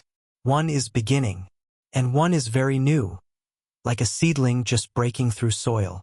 Harry felt his chest tighten. She could see the bonds. Of course she could. Can you see who they are? The Ice Queen who learned to feel. The fire bird who lost her mate. The shifting woman who forgot how to shift. Luna smiled slightly. And me, perhaps, if you'll have me. Luna, we should talk about it later, when there aren't men in masks trying to kill us. She squeezed his hand and turned toward the door. Let's go to Hogwarts. The castle will protect us. They operate in stages, too many people, too much risk of splinching if they tried to go all at once. Harry took Luna. Tonks took Daphne. Fleur, still weak from her injuries, managed a short jump on her own with sheer Veela stubbornness. The Hogwarts gates loomed out of the Scottish mist like something from another age. Harry hadn't been here since the final battle. Hadn't been able to face the memories of blood and fire and friends dying in corridors he'd once called home. It looks the same, Luna observed, but it feels different, sadder. A lot of people died here. Yes, but that's not why it's sad. She looked at him sideways. It's sad because we stopped coming back. The castle misses us, Harry. It misses being full of life. Harry didn't know how to respond to that. He'd never thought about whether buildings could feel lonely. The gates opened as they approached. Someone had been watching for them. Professor McGonagall stood just inside. Her expression a complicated mixture of relief and worry. Potter, thank Merlin. She ushered them through, the gates swinging shut behind them with a resonant clang. Tonks sent word you were coming. I've prepared rooms in Gryffindor Tower, the wards there are strongest. Thank you, Professor. Minerva, you're not students anymore. Her eyes swept over the group. Harry, Daphne, Fleur, Tonks, Luna. Though I admit I'm curious about the company you're keeping these days. Nymphadora I expected. But Miss Greengrass? And Madame Delacour? It's complicated, Harry said. It always is with you. McGonagall's lips twitched. Not quite a smile, but close. Come inside. You can explain over tea. Explaining took 3 pots of tea and most of the afternoon. McGonagall listened without interrupting as Harry laid out everything. The curse, the cure, the prophecy, the hollow court, the bonds he'd begun forming. Her expression grew progressively grimmer as the story unfolded. The hollow court, she said when he'd finished. I'd hoped they were a myth. You've heard of them? Rumors. Whispers. Albus mentioned them once near the end. Her voice softened at the mention of Dumbledore. He believed they were real but thought they'd become dormant. Clearly, he was wrong. They've infiltrated the ministry, Tonks said. Probably other institutions too. We can't trust anyone outside this room. You can trust me, and you can trust Hogwarts. McGonagall stood, moving to the window of her office. The castle's wards are ancient, older than the ministry, older than the court, older than recorded magical history. They were woven into the stones when the founders built this place. Whatever else happens, you'll be safe here. We can't hide forever, Harry said. No, but you can prepare. She turned back to face them. You need 7 bonds to survive and apparently to destroy the court. You have 1 complete and 2 in progress. How many more candidates have you identified? 2 for certain. Luna and Tracy Davis. She's Daphne's friend. Possibly others, but we haven't had time to investigate. Then investigate. Use Hogwarts as your base. Form the bonds you can form safely, and plan your offensive against the court. McGonagall's voice hardened. I may be an old woman, but I didn't survive 2 wars by being passive. If this prophecy says you can destroy them, Potter, then destroy them. I'll help however I can. Harry felt a surge of gratitude. He'd forgotten how formidable McGonagall could be, how fierce she was beneath the stern professor exterior. Thank you, Minerva. Don't thank me yet. We have a lot of work to do. Gryffindor Tower hadn't changed. Same common room with its overstuffed armchairs and crackling fire. Same dormitory stairs that shifted when you weren't paying attention. Same view of the grounds from windows that had witnessed centuries of students worrying about exams and crushes and futures that seemed impossibly far away. Harry stood at one of those windows now, watching the sun set over the forbidden forest. The curse pulsed cold in his chest, a constant reminder that his future wasn't far away at all. Less than 7 months. Probably less, given how fast things were moving. You're brooding. He turned. Fleur stood in the doorway, her injuries healed enough that she moved without wincing. The golden light from the setting sun caught her hair, made her look like something from a painting. I'm thinking. That is what you British call brooding. She crossed the room to stand beside him. What are you thinking about? Everything. The curse. The bonds. The court. He shook his head. A week ago, my biggest problem was figuring out what to do with my life. Now I'm at the center of a 1,000-year-old prophecy, trying to form magical soul bonds with 7 women while an ancient conspiracy tries to kill us all. Quite the change. You could say that. Fleur was quiet for a moment, looking out at the grounds. When she spoke again, her voice was softer. Do you know what I was doing a week ago? Sitting in Shell Cottage, staring at Z walls, wishing I could join Bill wherever he went. She glanced at him. I had given up, Harry. Completely. Z's grief was too heavy, and I could not see any reason to keep carrying it. What changed? You. She turned to face him fully. You came bursting into my cottage, fighting men in masks, risking your life for me. You reminded me that Zir is still something worth fighting for. I didn't do it to inspire you. I know. That is why it worked. She reached out and touched his arm. Z's best inspirations are accidental. They come from people who are simply beings themselves. Harry felt the warmth between them, the bond that was forming, slowly, tentatively. It wasn't as strong as the connection with Daphne, but it was real, growing. The bond, he said. Is it? Progressing. Slowly. She moved closer. Zay-Vila bonding requires more than emotional connection. It requires resonance. Our magics must learn to harmonize. How do we make that happen? Time, proximity, and sometimes, she hesitated. Sometimes physical contact helps. Not like that, but touch, closeness. Zay magic flows more easily when Zir is physical connection. Harry's heart rate picked up. What kind of touch? Simple things. Holding hands.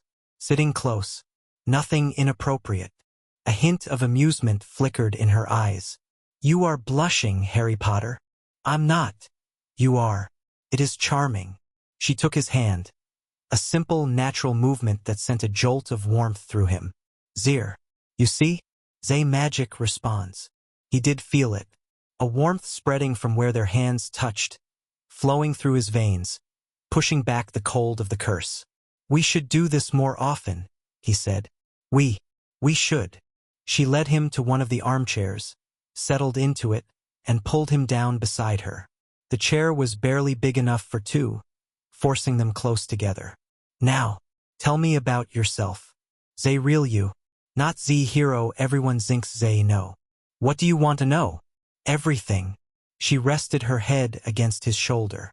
Start at Z beginning. Tell me about Z cupboard. Harry stiffened. How do you know about that? Zay bond. I can feel echoes of your memories. Z same way you can feel echoes of mine. Her voice was gentle. Zay cupboard is important. It shaped who you are. Tell me. So he did. He talked for hours. About the Dursleys. About the loneliness. About the first time he realized he was different, the first time he made something happen without understanding how. About Hagrid breaking down the door and changing everything. About finding out he was famous for something he couldn't remember. About being expected to live up to a legend that had nothing to do with who he actually was. Fleur listened.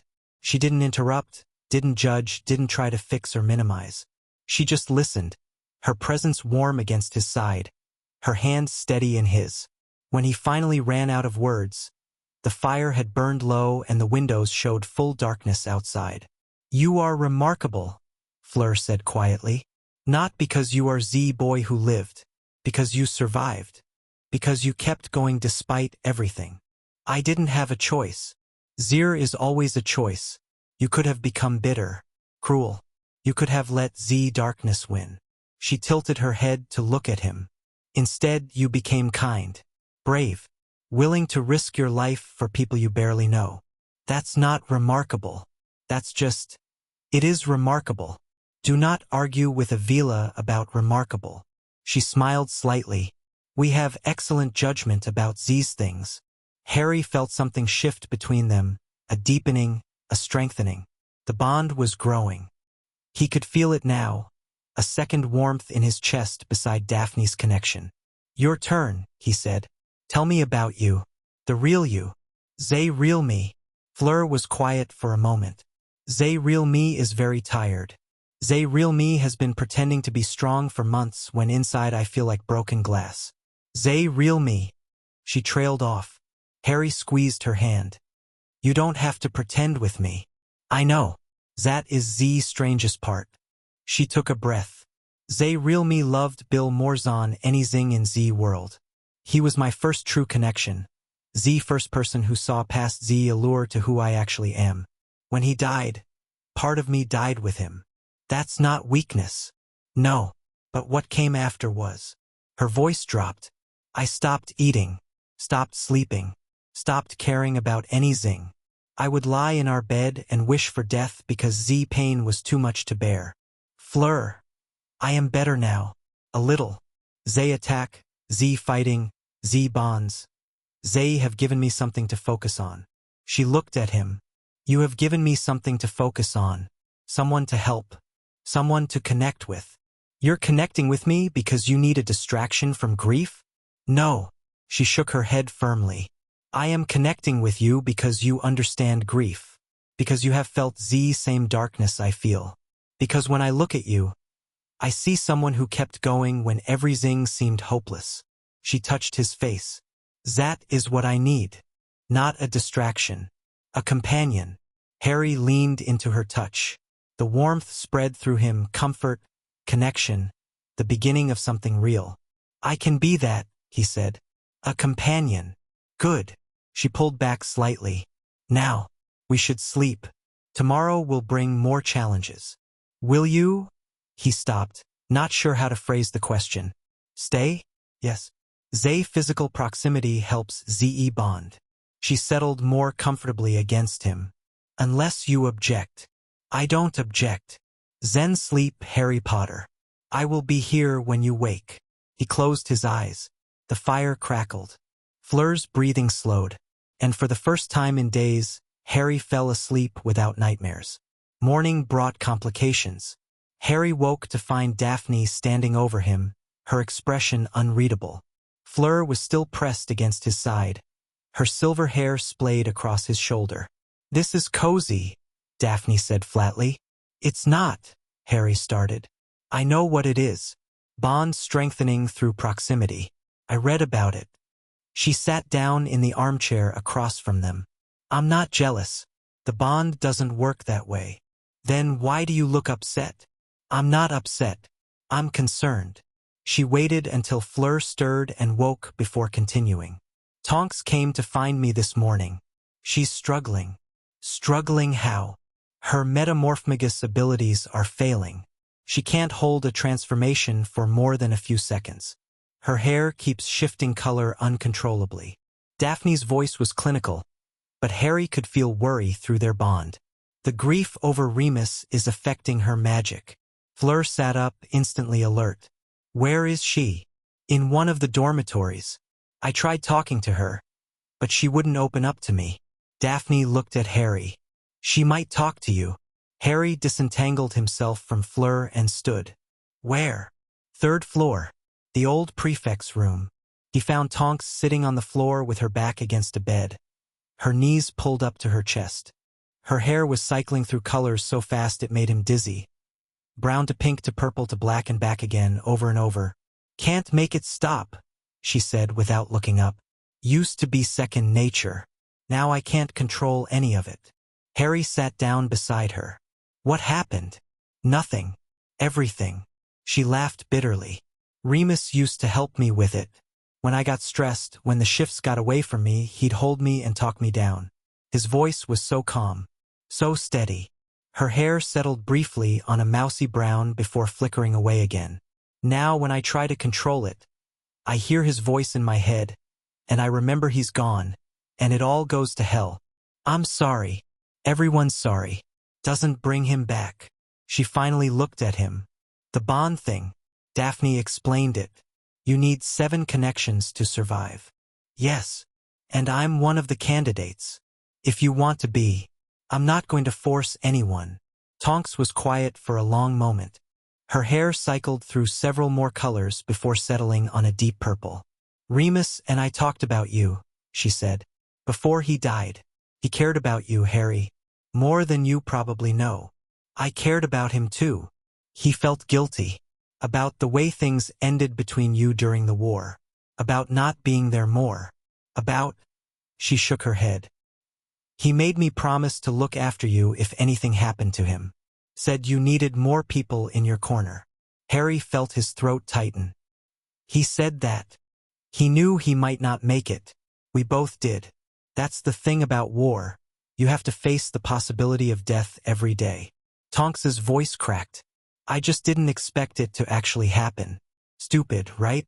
You prepare, and then when it comes, you're still not ready. That's not stupid. That's human. Human. She laughed again, this time with less bitterness. I've never been very good at human. Metamorphmagus. Remember? I spent my whole childhood being everyone except myself.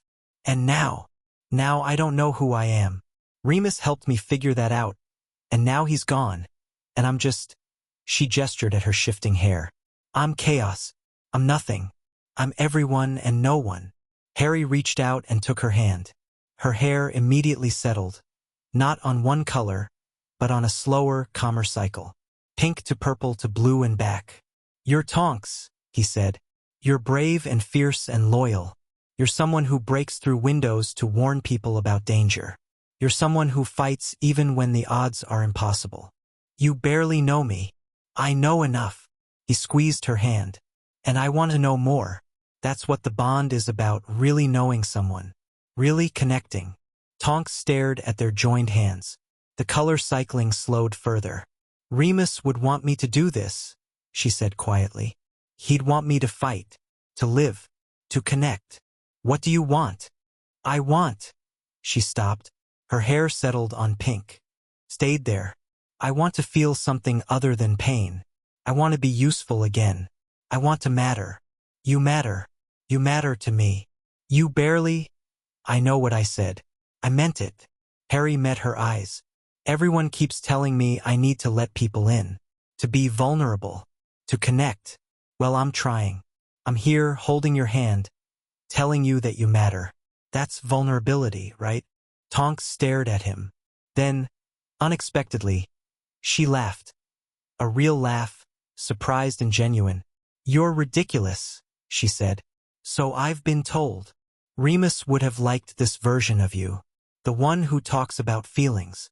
She wiped her eyes with her free hand. Okay, I'm in. For the bond. For all of it. Just like that. Just like that. Her hair flickered to a brighter shade of pink. I spent months drowning in grief. You're offering me a rope. I'd be an idiot not to grab it. Harry felt it. A spark of warmth in his chest, new and fragile. The beginning of a third bond. Welcome to the team, he said. Is there a secret handshake? Just soul-deep magical connections and an ancient conspiracy trying to kill us. Sounds like my kind of party. The next few days settled into a rhythm. Mornings were for training.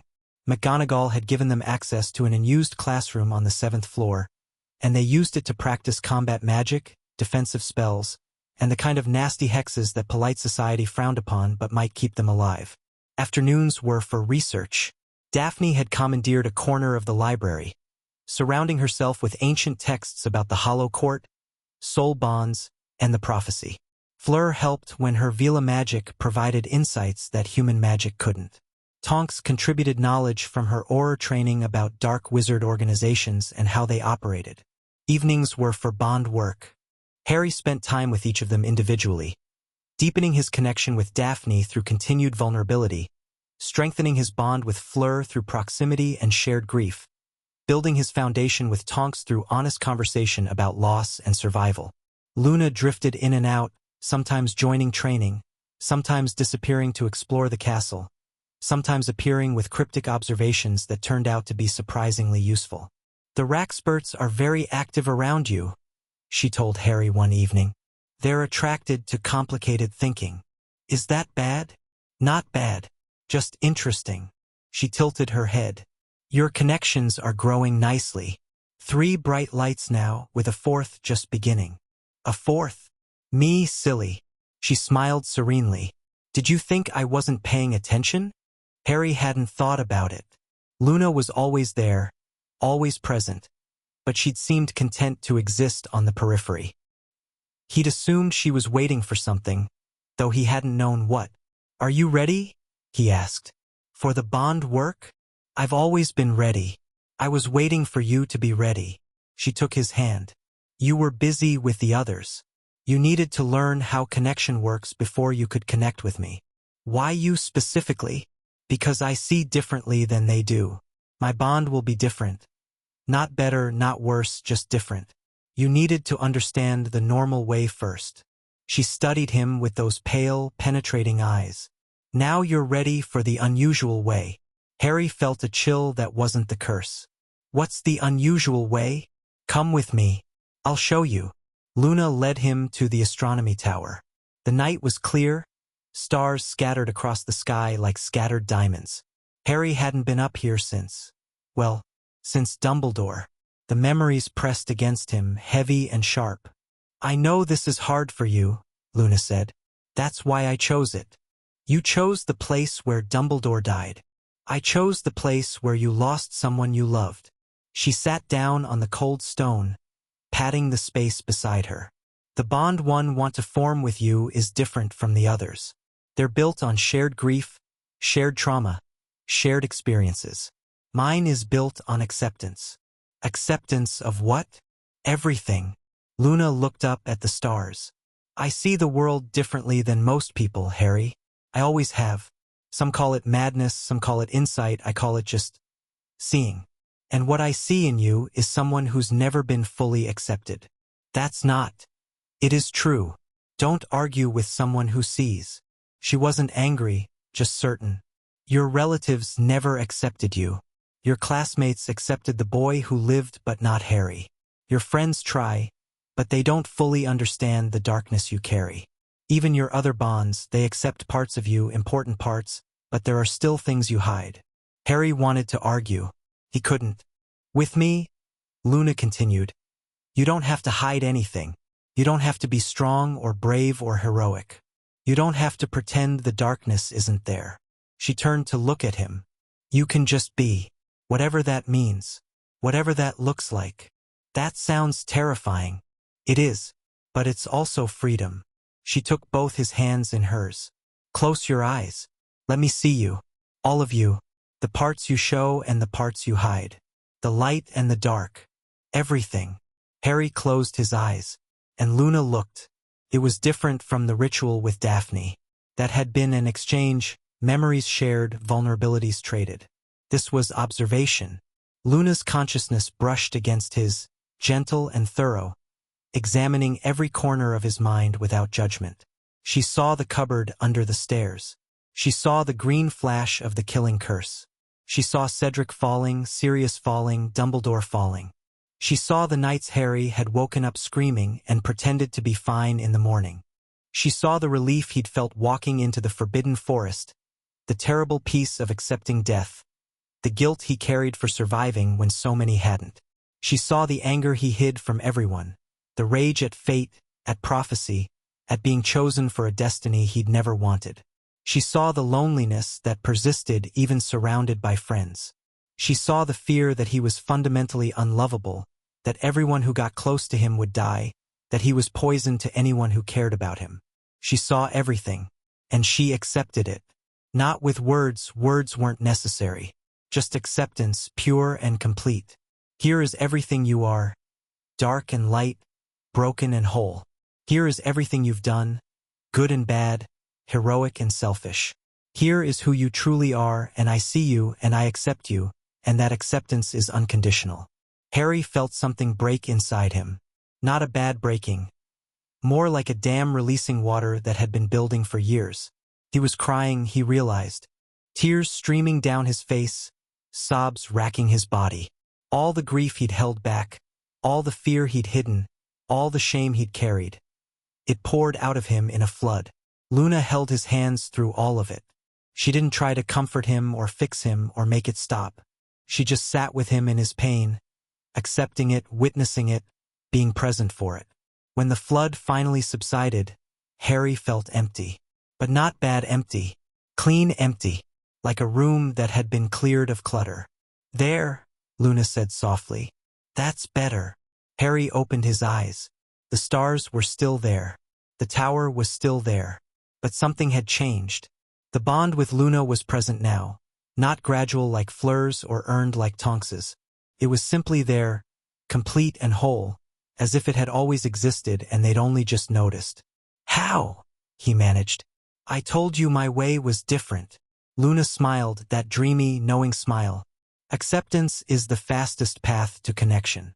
When someone truly accepts you, without conditions, without expectations, the bond forms naturally.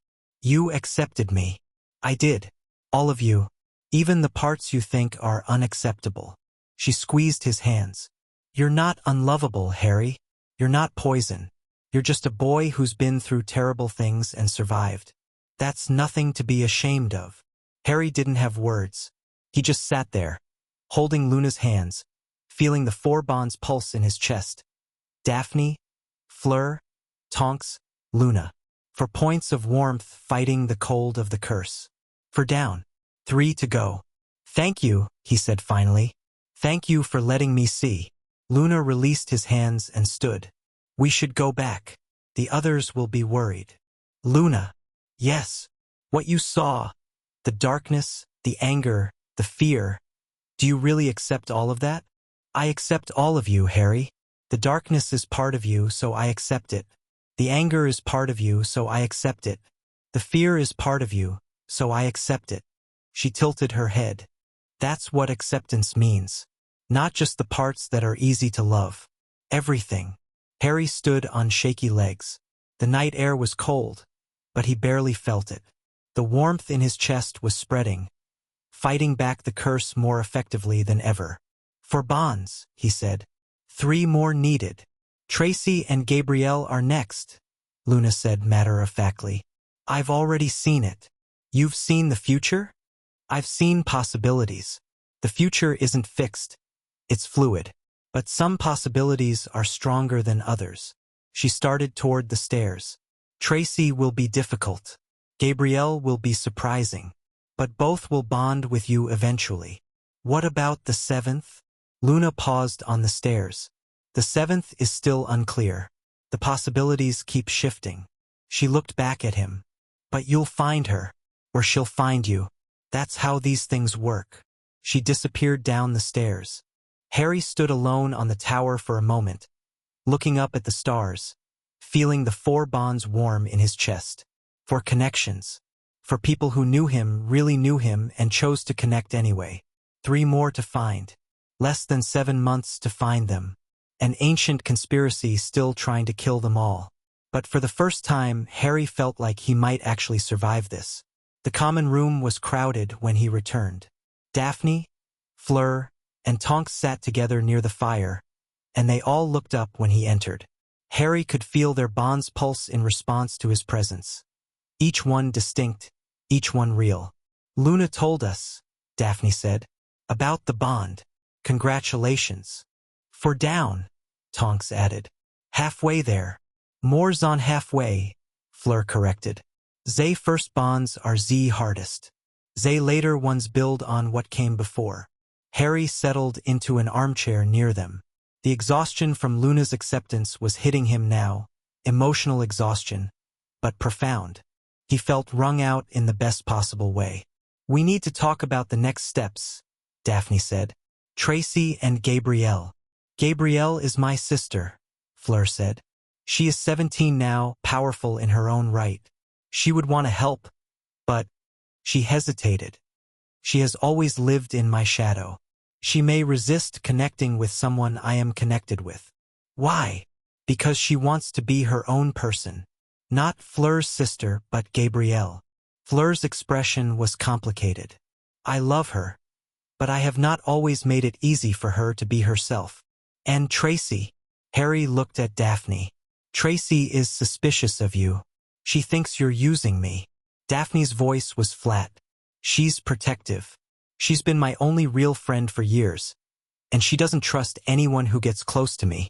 Great. So one potential bond resents her sister, and another thinks I'm manipulating her best friend. Essentially, yes. Harry leaned back in his chair. Any ideas on how to handle that? For Tracy, prove yourself. Show her you're genuine. Daphne shrugged. It will take time, but she's not unreasonable. She just needs to see that your intentions are real. And for Gabrielle? See her, Fleur said quietly. Not as my sister. Not as Fleur's shadow. See her as herself, who she is, what she can do, what she wants. That is what she needs. I can try. You can succeed.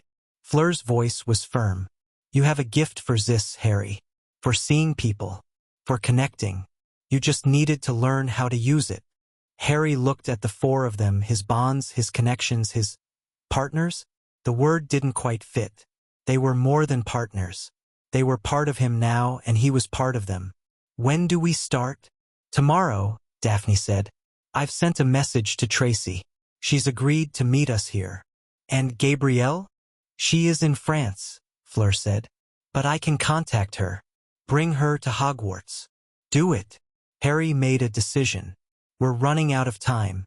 The Hollow Court isn't going to wait for us to form bonds at our leisure. We need to move fast. Fast can lead to mistakes, Tonks warned. Slow leads to death. Harry stood. I'd rather make mistakes than run out of time. He headed for the dormitory stairs. The bonds pulsed in his chest. 4 points of warmth, for connections, for people who believed in him. 3 more to find. Less than 7 months to find them. The clock was ticking. Sleep came easier now. The bonds helped. Their warmth pushed back the curse, made the dreams less dark. Harry dreamed of connections, of lights joining together, of something building that was greater than the sum of its parts. He woke to screaming.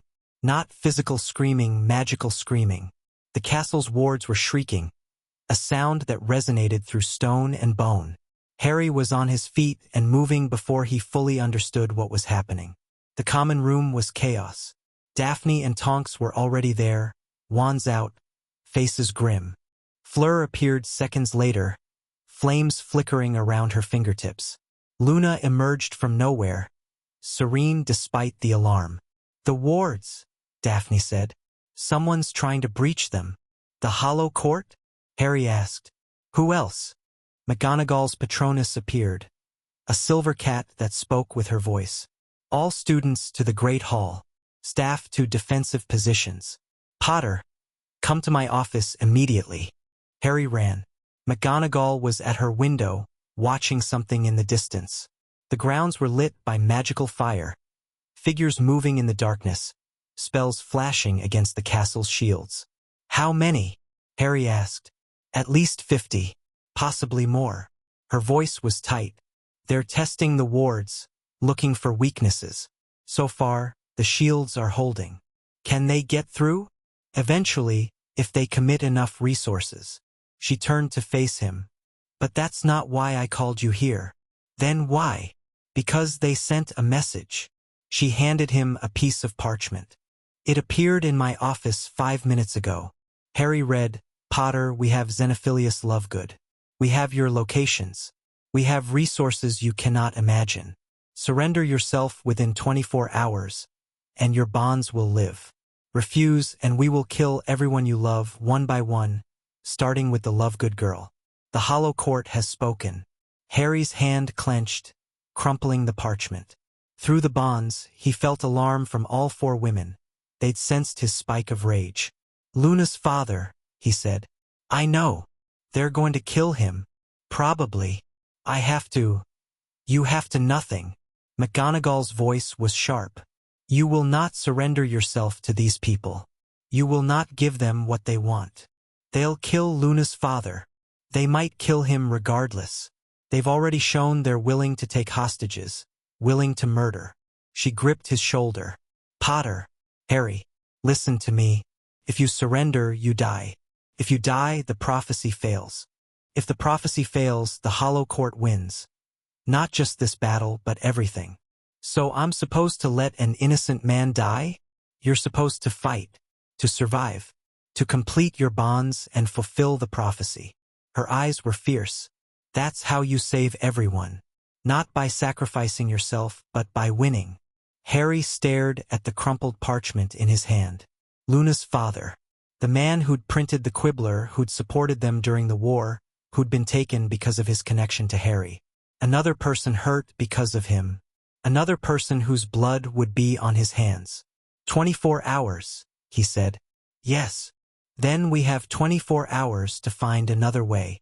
McGonagall almost smiled. That's the Potter I remember. He gathered the others in the common room and showed them the message. Luna read it without expression, her face eerily calm. Father wouldn't want you to surrender, she said. He'd want you to fight. Luna, I know him. He'd rather die than be the reason you gave up. She looked at Harry with those pale, seeing eyes. Don't let them use him against you. There has to be another way. Tonks was pacing. A rescue mission. A raid on wherever they're holding him. We don't know where that is, Daphne pointed out. Then we find out. Tonks's hair was cycling through colors again. But this time it seemed like determination rather than instability. I'm an Aur. I know how to track people. If we can get a lead, Zir might be away. Fleur spoke up. Vila magic. Zay allure is a form of connection. We can sense Z threads that bind people together. If Zay are holding Xenophilius, Zir must be a thread connecting him to Zem. Can you follow it? Perhaps. It would require Luna's help. She has Z's strongest connection to her father. Fleur looked at Luna. Are you willing? Yes. Then we will try. Tonight, before Z deadline expires. They moved to an empty classroom. More space for the ritual Fleur had in mind. Luna sat in the center, eyes closed, while Fleur circled her, hands tracing patterns in the air. Focus on your father, Fleur murmured. Zay love between you. Zay connection. Let me see Z thread. Harry watched from the edge of the room, bonds humming in his chest. He could feel Luna's concentration, could feel Fleur's magic working. The connection between them allowed him a glimpse of what was happening. A web of light spreading out from Luna, threads connecting her to everyone she loved. One thread was darker than the others, strained, leading somewhere cold. I see it, Fleur breathed. Zay thread to her father. It goes, she frowned. Scotland, north, very north. The Hebrides? Tonks suggested. Perhaps. Zay location is hidden, warded, but I can feel ZE direction. Fleur opened her eyes. If we move quickly, I can follow ZE thread. How quickly? Now. Zay thread is weakening. Zir wards are trying to sever it. Fleur's expression was grim. We have hours, not days. Harry made a decision. Then we go now. Tonks, Fleur, and me. Daphne, Luna, stay here. Protect the castle. I should come, Luna said. He's my father, which is why you need to stay. If something goes wrong, if they capture us, you're the backup. Harry met her eyes. I need you safe, Luna. Please. She studied him for a long moment, then nodded. Be careful. Always. They operate as far as Fleur's sense would take them. A rocky shore in the far north of Scotland, waves crashing against cliffs in the darkness. The cold was brutal, cutting through Harry's robes like knives. This way. Fleur pointed into the darkness. Zay thread leads Zir. They moved carefully, wands lit, senses alert. The shore gave way to rocky hills, then to a path that wound between ancient standing stones. The magic here was old. Harry could feel it pressing against him, watching, waiting. Hollow Court territory, Tonks murmured. The standing stones are markers. Boundaries. Can we cross? We're about to find out. They stepped between the stones. Nothing happened. The old magic watched but didn't interfere. Either they weren't seen as threats, or the wards had other purposes. The path led to a cave entrance, natural-looking, but Harry could sense the magic around it. Wards, protections, alarms. They'll know we're coming, he said. Probably already know. Tonks was scanning the entrance. The question is whether they expected us. They expect you to surrender, Fleur said. Not to fight. That is our advantage. Harry thought about that. The Hollow Court had sent an ultimatum, expecting him to either comply or hide. They hadn't considered that he might go on the offensive. Maybe it was time to start exceeding expectations. Let's go, he said, and led the way into the darkness. The cave was larger than it appeared from outside. Passages branched in multiple directions, lit by cold magical lights that cast everything in shades of blue and gray. Fleur's thread led them deeper, past chambers filled with artifacts and rooms that showed signs of recent occupation. They encountered the first guards 10 minutes in. 2 figures in bone masks, standing at a junction. Harry hit the first with a stunning spell before they could react. Tonks took the second, her spell a flash of red in the darkness. More ahead, Fleur whispered. Zay thread leads through them. They moved faster now. Stealth was gone. The guards would be discovered soon, if they hadn't already triggered some silent alarm. Speed was their only ally. More guards. More fights. Harry fell into the rhythm of combat. Dodge. Cast. Move. Repeat. The training he'd done at Hogwarts was paying off, his reactions faster, his spells sharper. They found Xenophilius in a cell deep in the cave complex. He was chained to the wall, bloodied but alive, his eyes widening as he recognized them. Harry Potter. Fleur Delacour. He managed a weak smile. Luna said you'd come. She didn't tell us that, Harry said, working on the chains. She tells me many things she doesn't tell others. A father's privilege. He groaned as the chains released. Be careful. The court, they're expecting you. We know. No. You don't understand. Xenophilius grabbed Harry's arm. This is a trap. They let you find me. They want you here. Harry's blood went cold. The cave around them filled with light. Bone-masked figures stepped out of shadows, out of walls, out of places that shouldn't have held hiding spots. Dozens of them. Too many to fight. Harry Potter. The voice came from everywhere at once. So predictable. Wave a hostage and you come running. The same woman from Shell Cottage. Different mask, but Harry recognized the voice. You survived, he said. The poison was a decoy. I wanted you to think I was dead. She stepped forward, distinct from the other figures. You've been quite troublesome, Mr. Potter. For bonds already. The prophecy grows stronger with each one. Then stop me. We intend to. She raised her hand. But first, a demonstration. So you understand what you're dealing with. She snapped her fingers. Pain. Blinding, overwhelming pain. Like every nerve in Harry's body was on fire. He dropped to his knees, screaming. The curse in his chest flaring to excruciating life. The mortis vinculum can be accelerated, the woman said calmly. A trigger phrase, built into the original casting. We haven't used it before because we wanted you to suffer slowly. But if you insist on fighting, she snapped again. The pain doubled. Through the agony, Harry felt his bonds. Daphne, Fleur, Luna, Tonks.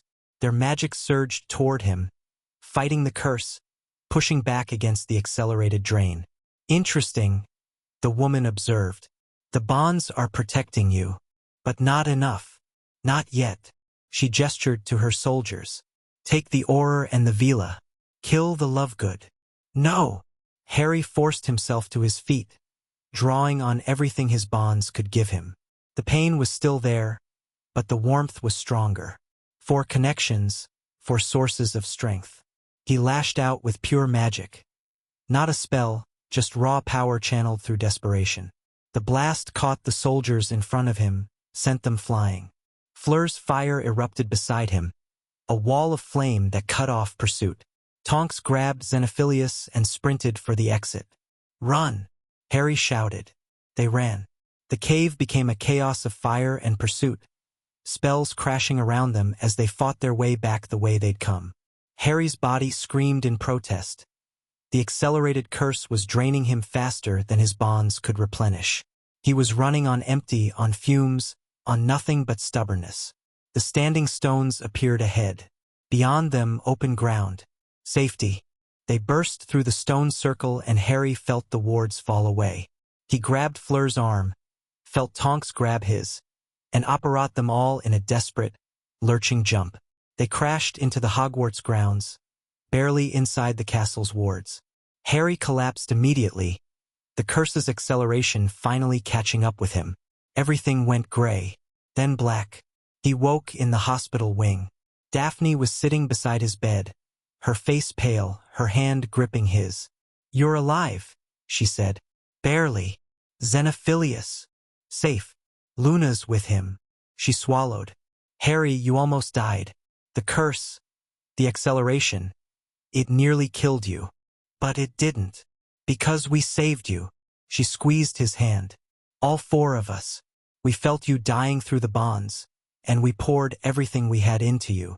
Held you together until Madame Pomfrey could stabilize the curse." Harry tried to sit up. Failed. "How bad is it?" "Bad. The acceleration drained weeks of your life in minutes. We've lost time." Her voice was tight. "Less than 6 months now, probably. Maybe 5.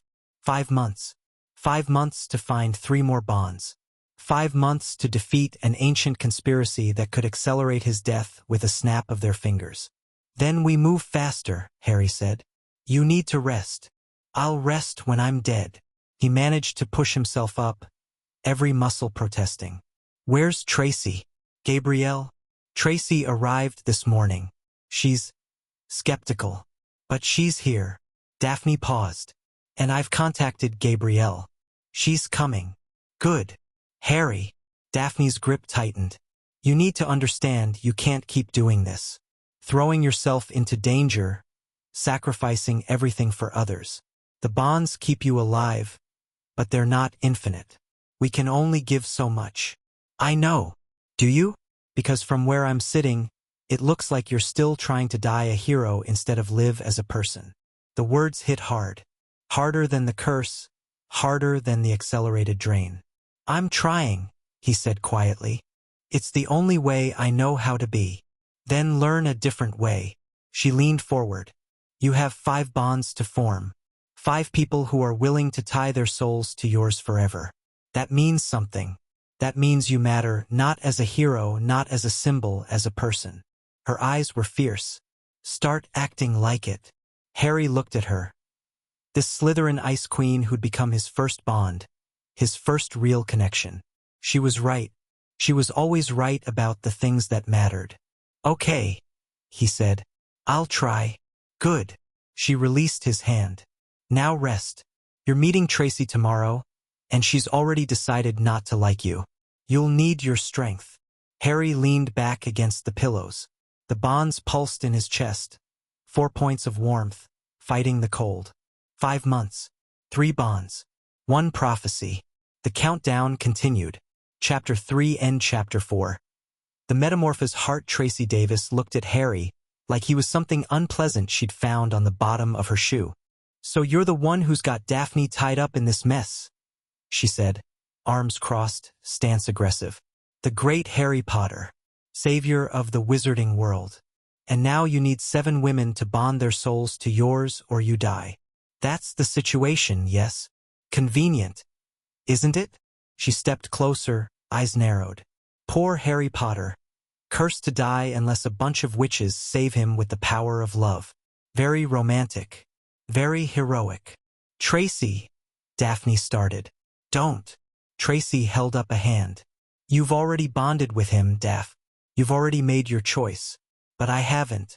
And I'm not going to let some sob story manipulate me into tying my soul to a stranger." Harry felt the hostility radiating off her in waves. She was shorter than Daphne, with dark hair and sharp features, but she had the same iron spine, the same refusal to be pushed around. "I'm not trying to manipulate anyone," he said. "That's exactly what a manipulator would say." "Then what would convince you I'm genuine?" Tracy laughed, a harsh sound. "Nothing. Words are cheap, Potter. Everyone can say the right things. What matters is what you do. Fine. Then watch what I do. Stick around. See how I treat Daphne, how I treat the others. Judge me by my actions. Oh, I intend to. She uncrossed her arms.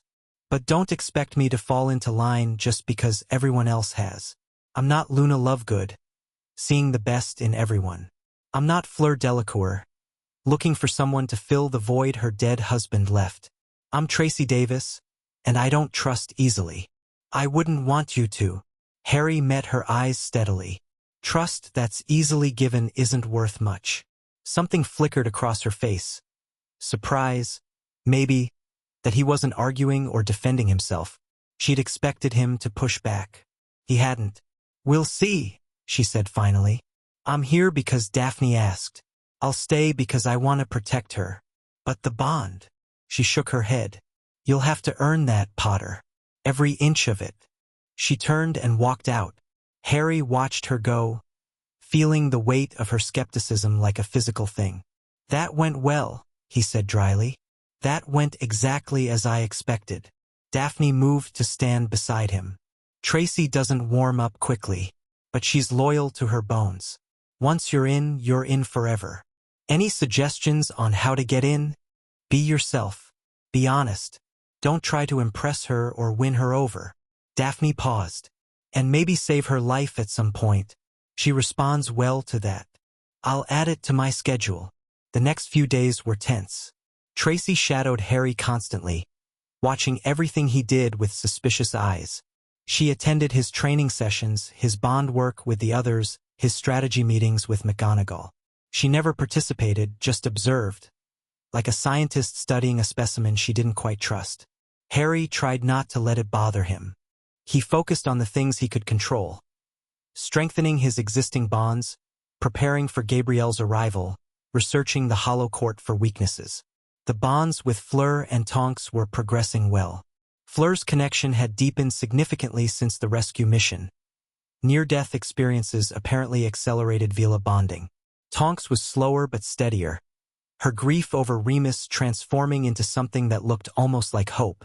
Luna's bond remained the strongest and most stable.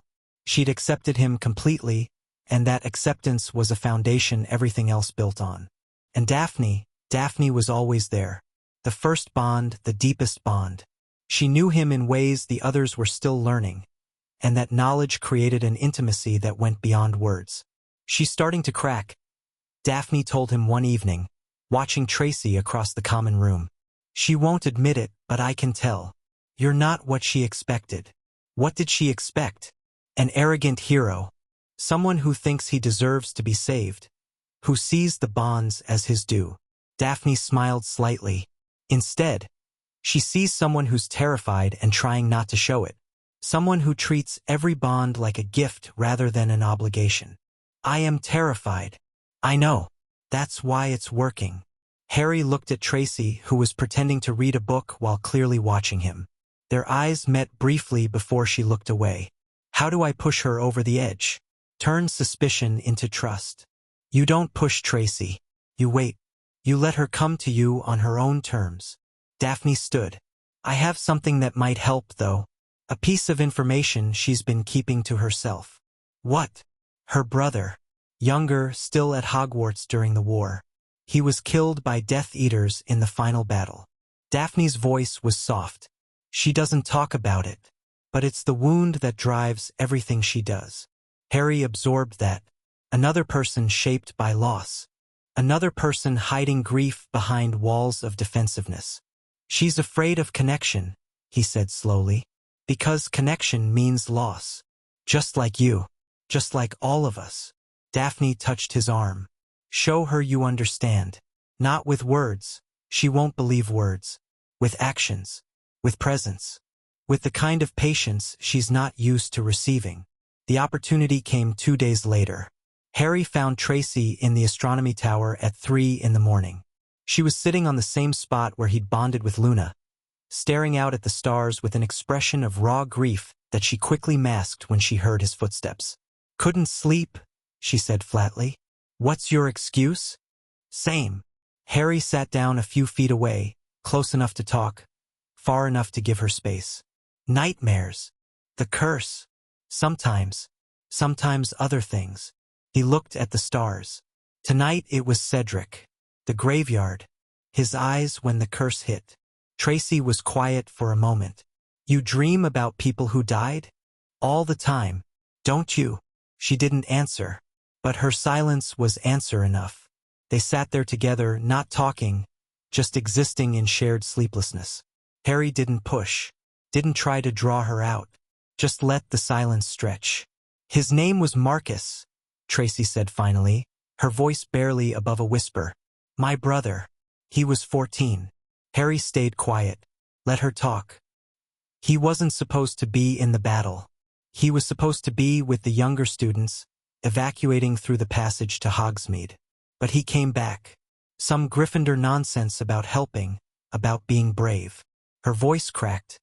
He found me during the fighting, wanted to make sure I was okay. And then, she stopped. Harry could see her struggling, could see the walls trying to go back up. You don't have to tell me, he said. I know. But, she took a shaky breath. A Death Eater saw him, saw me protecting him, and decided to punish me by another break. He made me watch, used a body bind so I couldn't even close my eyes, made me watch while I'm sorry. The words felt inadequate, but Harry meant them with everything he had. I'm so sorry, Tracy. Don't. Her voice was sharp.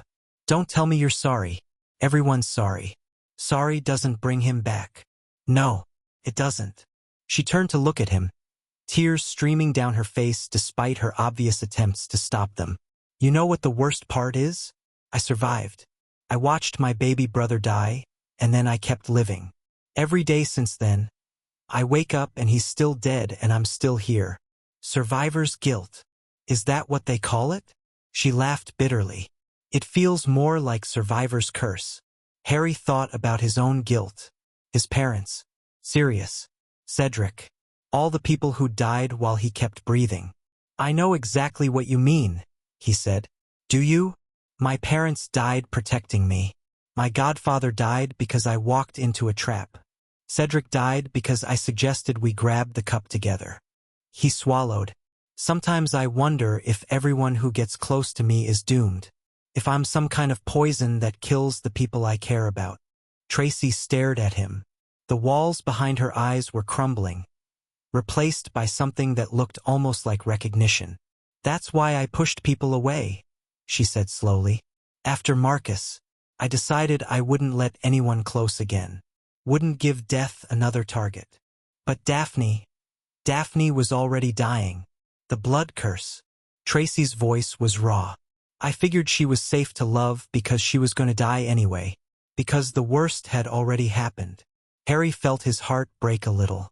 This woman who'd lost so much, who'd built walls so high, who'd only let herself love someone she thought was already lost. And now you're watching her bond with me, he said. Watching her choose hope over acceptance. Yes. And you don't know if you can do the same. No, I don't. She wiped her face with the back of her hand. You're supposed to die, Potter. The curse. Everyone says it's probably fatal even with the bonds. So why would I tie myself to another dead man walking? I don't know. Why would you? She laughed. A watery sound, but genuine. You're not supposed to agree with me. I'm not going to lie to you. The curse might kill me. The Hollow Court might kill me. But... He turned to face her fully. I'm fighting. Every day, I'm fighting to survive. And the bonds are how I fight. They're not a death sentence, they're a lifeline. Pretty words. I know. You don't trust words. He held out his hand. So let me show you instead. Not a bond, not yet. Just connection. Let me show you what it feels like when someone chooses to fight alongside you. Tracy looked at his hand like it might bite her. What happens if I take it? I don't know. Maybe nothing. Maybe something. He kept his hand extended. But I know what happens if you don't. You stay behind your walls. You stay safe. And you stay alone. I've been alone for 2 years. I've been alone my whole life. Harry met her eyes. It's exhausting, isn't it? Pretending you don't need anyone. Pretending the walls are enough. She didn't answer, but she took his hand. Nothing dramatic happened. No surge of magic. No bond forming. No great revelation. Just warmth. Just the simple human contact of palm against palm. And something in Tracy's expression shifted. "You're not what I expected," she said quietly. "What did you expect? Someone who wanted to use me, who saw me as a means to an end." She looked at their joined hands. "Instead, you're just another broken person, trying to survive. That's all any of us are." "Yeah." She squeezed his hand once before letting go. "Maybe that's enough." The next morning, everything changed. Harry woke to the sound of arrival. Magical displacement, multiple people appearing at once. He was up and moving before fully awake, wand in hand, expecting an attack. Instead, he found Gabrielle Delacour in the common room. She was taller than he remembered, silver blonde hair flowing past her shoulders, eyes the same striking blue as her sister's. But where Fleur projected elegance and control, Gabrielle radiated barely contained energy, like a fire that couldn't decide whether to warm or burn. "Harry Potter," she said, her accent lighter than Fleur's. "We finally meet properly." "Gabrielle." He lowered his wand. "I wasn't expecting you until tomorrow." I grew impatient. Her smile was sharp. "My sister tells me you need my help, that you are dying from a curse, and only soul bonds can save you. That's the situation. And she tells me I am a candidate for one of these bonds." Gabrielle stepped closer, studying him with unsettling intensity. "Because I am Vila. Because I am powerful. Because I might be compatible with your magic. You're a candidate because Fleur thinks you'd be willing. Nothing else." "Willing?" She laughed. "Do you know how many things I have done because people thought I would be willing? Because I am Fleur's sister, Fleur's shadow, Fleur's backup. This isn't about Fleur. Everything in my life has been about Fleur." The fire in her eyes flared, literally, a flicker of flame dancing in her pupils. She was the Beauxbatons champion. She married the handsome cursebreaker. She became the hero in the war while I stayed home and worried. And now, when I finally have a chance to be something more than her sister, she sends me here. To you. To help with your bonds because apparently even saving someone's life has to go through her first. Harry felt the heat of her anger like a physical presence. This wasn't just resentment. It was years of frustration, years of being second best, years of watching someone else live the life you wanted. "Gabrielle," he said carefully, "I didn't ask Fleur to contact you." "What?" "I didn't ask her to bring you here. She decided on her own." He met her fiery gaze. "And honestly, I don't want you to bond with me because of her. I don't want you to be anyone's backup." Gabrielle faltered. "Then why am I here?" "Because the prophecy says I need 7 bonds. Because you're powerful and compatible and, from what I can see, absolutely furious at the world." He took a risk. "And because I know what it's like to be defined by someone else's expectations." "You? The boy who lived." "Exactly. I've spent my entire life being seen as a symbol, a hero, a savior. Everyone has an opinion about who Harry Potter is supposed to be." He stepped closer to her. "No one ever asked what I wanted. No one ever saw me instead of the legend." Something in Gabrielle's expression shifted. The fire in her eyes dimmed, not extinguished, but controlled. "You understand," she said slowly. "I understand wanting to be your own person, wanting to make your own choices." Harry held her gaze. "If you bond with me, it won't be because Fleur suggested it. It'll be because you chose it, because you saw something in me worth connecting to. And if I do not see anything, then you don't bond with me. You go back to France, live your life, and I find someone else." He shrugged. "I'm not going to force anyone into this. That's not how bonds work." Gabrielle studied him for a long moment. Then, unexpectedly, she laughed. "You are strange, Harry Potter. Not what I expected. Everyone keeps saying that. Perhaps because the expectations were wrong." She relaxed slightly, some of the aggressive energy draining away. "I will stay. I will observe. And if I decide you are worthy of my soul, then we will talk about bonds. Fair enough. But Harry, her eyes sparked with that inner fire again. Do not treat me like my sister. Do not compare us. If you want to know me as Gabrielle. Nothing else. I can do that. Good. She turned toward the dormitory stairs. Now, where am I sleeping? I have been traveling all night, and even Vila need rest. The next few days were complicated. Gabrielle's presence added a new dynamic to the group. Her energy was volatile, her emotions intense, her relationship with Fleur tense in ways that made everyone uncomfortable. The sisters circled each other like wary cats, speaking in French when they thought no one was listening. Their conversations clearly loaded with years of unresolved conflict. Harry tried to stay out of it. He focused on his existing bonds, on building trust with Tracy, on researching the Hollow Court with Daphne. But Gabrielle kept finding ways to insert herself into his orbit. Your training is weak, she told him one afternoon, watching him practice combat spells. Too defensive. You fight like someone who expects to lose. I fight like someone who's been fighting for survival since I was 11. Same thing. She stepped into the training area, pulling out her wand. Vila combat is different. We do not wait for attacks, we create them. We control the flow of battle. Show me. She attacked without warning. Not a spell. A physical lunge, her body wreathed in flame that somehow didn't burn. Harry barely got his shield up in time, and even then, the impact sent him staggering. Too slow, Gabrielle said, circling. You think too much. React faster. Easy for you to say. You're not dying from a curse. No. But I have been fighting my whole life, for recognition, for respect, for the right to be seen as more than Fleur's shadow. She attacked again, and this time Harry dodged. Use your anger, your frustration. Let it fuel you instead of weighing you down. They fought for an hour. By the end, Harry was exhausted, bruised, and surprisingly exhilarated. Gabrielle's style was nothing like what he'd learned. Aggressive, instinctive, driven by emotion rather than technique. But it worked. It pushed him in ways structured training never had. Better, she said, barely winded. You have potential. You just need to stop being so British about everything. What does that mean? Restrained, controlled, always holding back. She met his eyes. The curse is killing you, Harry. You do not have time for restraint. You need to fight like you mean it. I do mean it. Do you? Because from what I see, you are still protecting yourself.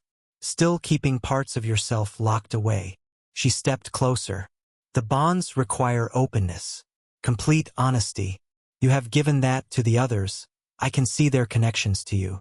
But there is still something you are hiding. Harry felt a chill that wasn't the curse. What makes you say that? Vila sensed these things. We feel the shape of people's souls. Her gaze was penetrating. Your soul has a dark corner. A place you do not let anyone touch. Everyone has dark corners. Yes, but most people are not trying to form 7 soul bonds to survive. She didn't back down. Whatever you are hiding, it will prevent the bonds from completing. You cannot hold back and connect fully at the same time.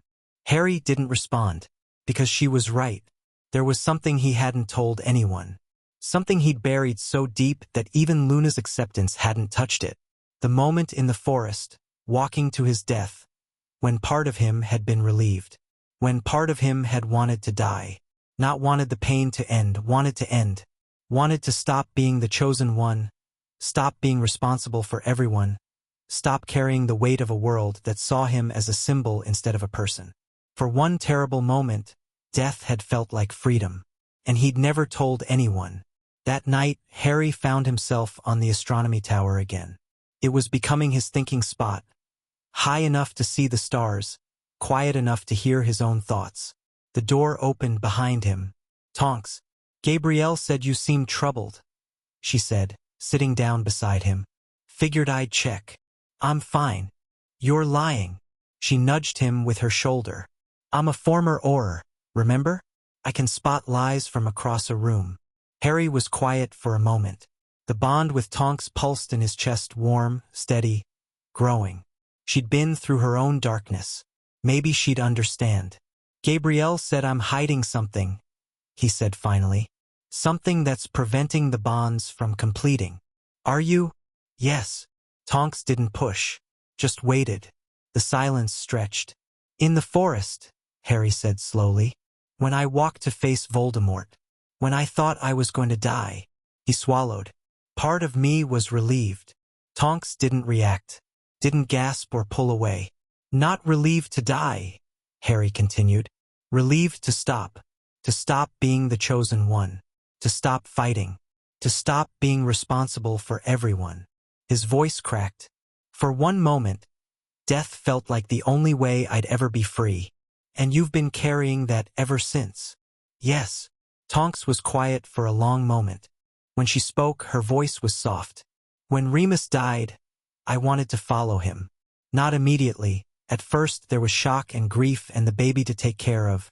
But later, in the dark hours, I used to think about how easy it would be. To just stop. Harry looked at her.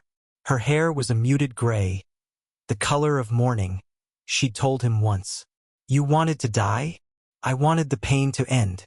And sometimes, those things feel like the same thing. She met his eyes. But they're not, Harry. Wanting relief from suffering isn't the same as wanting to not exist. The fact that you kept going, that you're still here, still fighting, that proves the difference. Does it? Yes. She took his hand. You walked into that forest expecting to die, and you did die. But you came back. You chose to come back. That's not someone who wants oblivion. That's someone who was exhausted and desperate and found a moment of peace in surrender. It felt like more than that. I know. Guilt always makes things feel bigger than they are. She squeezed his hand. But Harry, you're not broken because you wanted rest. You're human. We're not designed to carry the weight you've carried. The fact that you stumbled under it doesn't mean you failed. Harry felt something loosen in his chest. Not the curse, something older, tighter. A knot he'd been carrying since the forest. I never told anyone. Now you have. Tonks smiled. And look, the world didn't end. I don't think less of you. If anything, I understand you better. Because you felt it too. Because I've felt it too. Her hair shifted, pink bleeding through the gray. We're all damaged, Harry. The bonds aren't about finding perfect people. They're about finding people who can hold each other's broken pieces. Harry felt the bond between them strengthen. Not completing, they weren't there yet, but deepening. Another layer of understanding. Another shared truth. Thank you, he said. Thank you for trusting me. She stood, pulling him up with her. Now come on. It's late. And tomorrow Gabrielle is probably going to beat you up again. Looking forward to it. Liar. But she was smiling. The next morning, Harry sought out Gabrielle. He found her in the training room, moving through some kind of Vila combat form. Fluid, dancing movements that left trails of fire in the air. She stopped when she saw him. Come to fight again? Come to talk. He stepped into the room. You said I was hiding something. You were right. Gabrielle lowered her hands, the fire fading. And now you wish to share it? Yes. He took a breath. When I walked to my death in the forest, when I faced Voldemort, part of me wanted to die. Not because of pain or fear. Because I was tired. Because death felt like freedom. Gabrielle's expression didn't change. This troubles you. I've been hiding it. From everyone. Because I thought it meant something was wrong with me. And now I think it means I'm human. He met her eyes. You were right. The hiding was preventing connection. So I'm trying to stop hiding. Gabrielle studied him for a long moment. Then slowly she nodded. The Vila have a word for what you describe. La petite mort de l'âme. The little death of the soul. It happens to warriors sometimes when the fighting goes on too long, when the weight becomes too much. She moved closer. It is not weakness. It is survival. The mind protecting itself from breaking completely. You felt it. Once. When I was 15. Her voice was soft. I wanted so badly to be more than Fleur's sister. I trained constantly, pushed myself beyond limits. And one day I broke. I wanted to stop existing entirely. What happened? My mother found me. She held me while I cried, and she told me that wanting rest was not the same as wanting death. That my exhaustion was a sign of how hard I had fought, not a sign of failure. Gabrielle's eyes glistened. I have never forgotten that. Neither will I. They stood there, close but not touching, something shifting between them. Harry could feel the potential, the same potential he'd felt with Daphne, with Fleur, with all of them. The possibility of connection. You are brave, Gabrielle said finally, to share this, to make yourself vulnerable. I'm learning. Slowly. Perhaps not so slowly. She smiled. Not the sharp smile of before, but something gentler. Perhaps we are more alike than I wanted to admit. Is that a bad thing? I thought it was. I did not want to be like Fleur's choice. I wanted to be my own choice. She reached out and touched his arm. But now I see you did not choose because of Fleur. You chose because you needed people who understood darkness. And you understand it. I understand it very well. Her hand stayed on his arm, warm without burning. I will stay. I will consider the bond. And if we connect, it will be because we chose each other. Not because of my sister. That's all I can ask. Yes. Her smile turned slightly wicked. But you will still train with me. You are getting better, but you are not good yet. Looking forward to it. Liar. But her eyes were warm. The next few days brought progress. Tracy's walls were crumbling. She started joining training sessions, started participating in strategy meetings, started looking at Harry with something other than suspicion. She still hadn't agreed to the bond, but she was moving closer. Gabrielle's fire was tempering. The intensity was still there, but it was focused now, directed at Harry rather than the world in general. She pushed him in training, challenged him in conversation, demanded he be better than he thought he could be. And slowly a connection was forming. Harry could feel it, different from the others but real. Gabrielle's bond was building on competition, on challenge, on the recognition of kindred darkness. They understood each other in ways that the others didn't. Not better or worse, just different. She's falling for you, Fleur observed one evening, watching Gabrielle and Harry spar in the training room.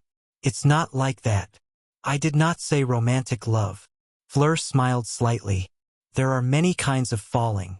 She is falling into connection, into trust, into the kind of bond that will tie your souls together. How do you feel about that? Happy. Relieved. She turned to face him. I wanted her to find her own path, her own connections. For years, I worried I was holding her back, that my shadow was too large for her to escape. Her expression softened. Now she is building something that has nothing to do with me. That is worth more than I can say. You're a good sister. I try to be. I do not always succeed.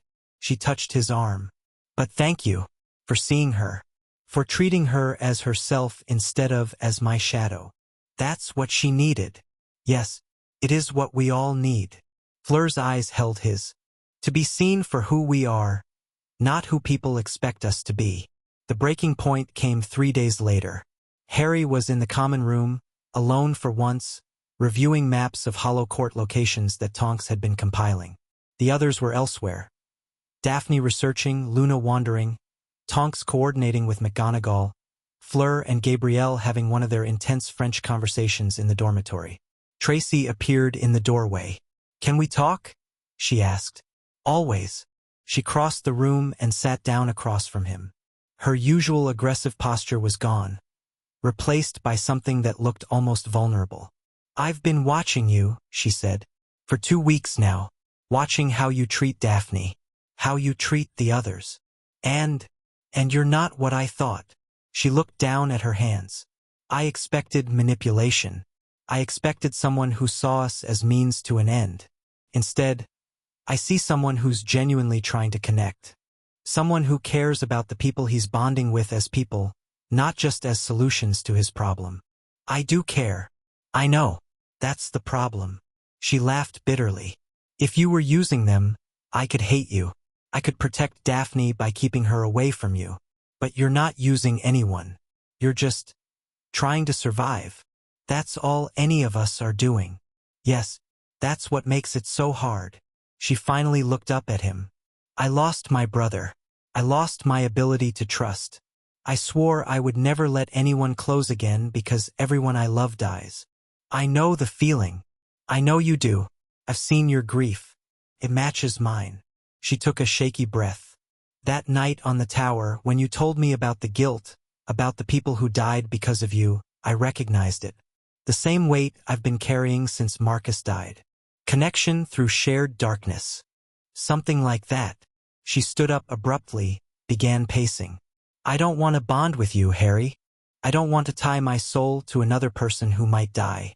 I don't want to feel that loss again. Then don't. She stopped. What? Don't bond with me. I told you. I'm not going to force anyone. Harry stood, moving to face her. If you can't do this, you can't do this. I'll find someone else. You don't have time to find someone else. Then I don't have time. But I'm not going to guilt you into something that terrifies you. Tracy stared at him. Her eyes were bright with unshed tears. Why? She asked. Why are you like this? Why can't you be selfish? Why can't you manipulate me? Push me. Make this easier by being someone I can hate. Because you deserve better than that. Harry met her gaze steadily. You've spent 2 years hating yourself for surviving. 2 years punishing yourself for being alive when your brother isn't. You don't need someone else adding to that burden. I can't. Her voice broke. I can't do this. I can't let someone in again. It hurts too much. I know. You don't know. You don't know what it's like to watch someone you love die and know you couldn't stop it. I know exactly what that's like. Harry's own voice was rough. Cedric. Sirius. Dumbledore. Fred Weasley. Colin Creevey. Lavender Brown. Remus and Tonks. He stopped, corrected himself. Remus. Dozens of others. I have watched people I love die, over and over, and every time it feels like my fault. Then how do you keep going? How do you keep letting people in? Because the alternative is worse. He took a step toward her. I've tried isolation. I've tried pushing people away. All it does is make you more alone and more vulnerable. Connection hurts, but loneliness kills. Tracy was crying now, tears streaming down her face. I'm scared. So am I. I don't want to lose anyone else. Neither do I. But you keep connecting anyway, because it's the only way I know to fight. Harry reached out, slowly, and took her hand. You don't have to bond with me. You don't have to connect at all. But Tracy, you're already connected. To Daphne. To the people here. You pretend you're alone, but you're not. She looked at their joined hands.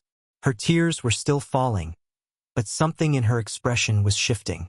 Daphne loves you, Harry continued. She talks about you constantly. The brave, fierce girl who stood by her when everyone else pulled away.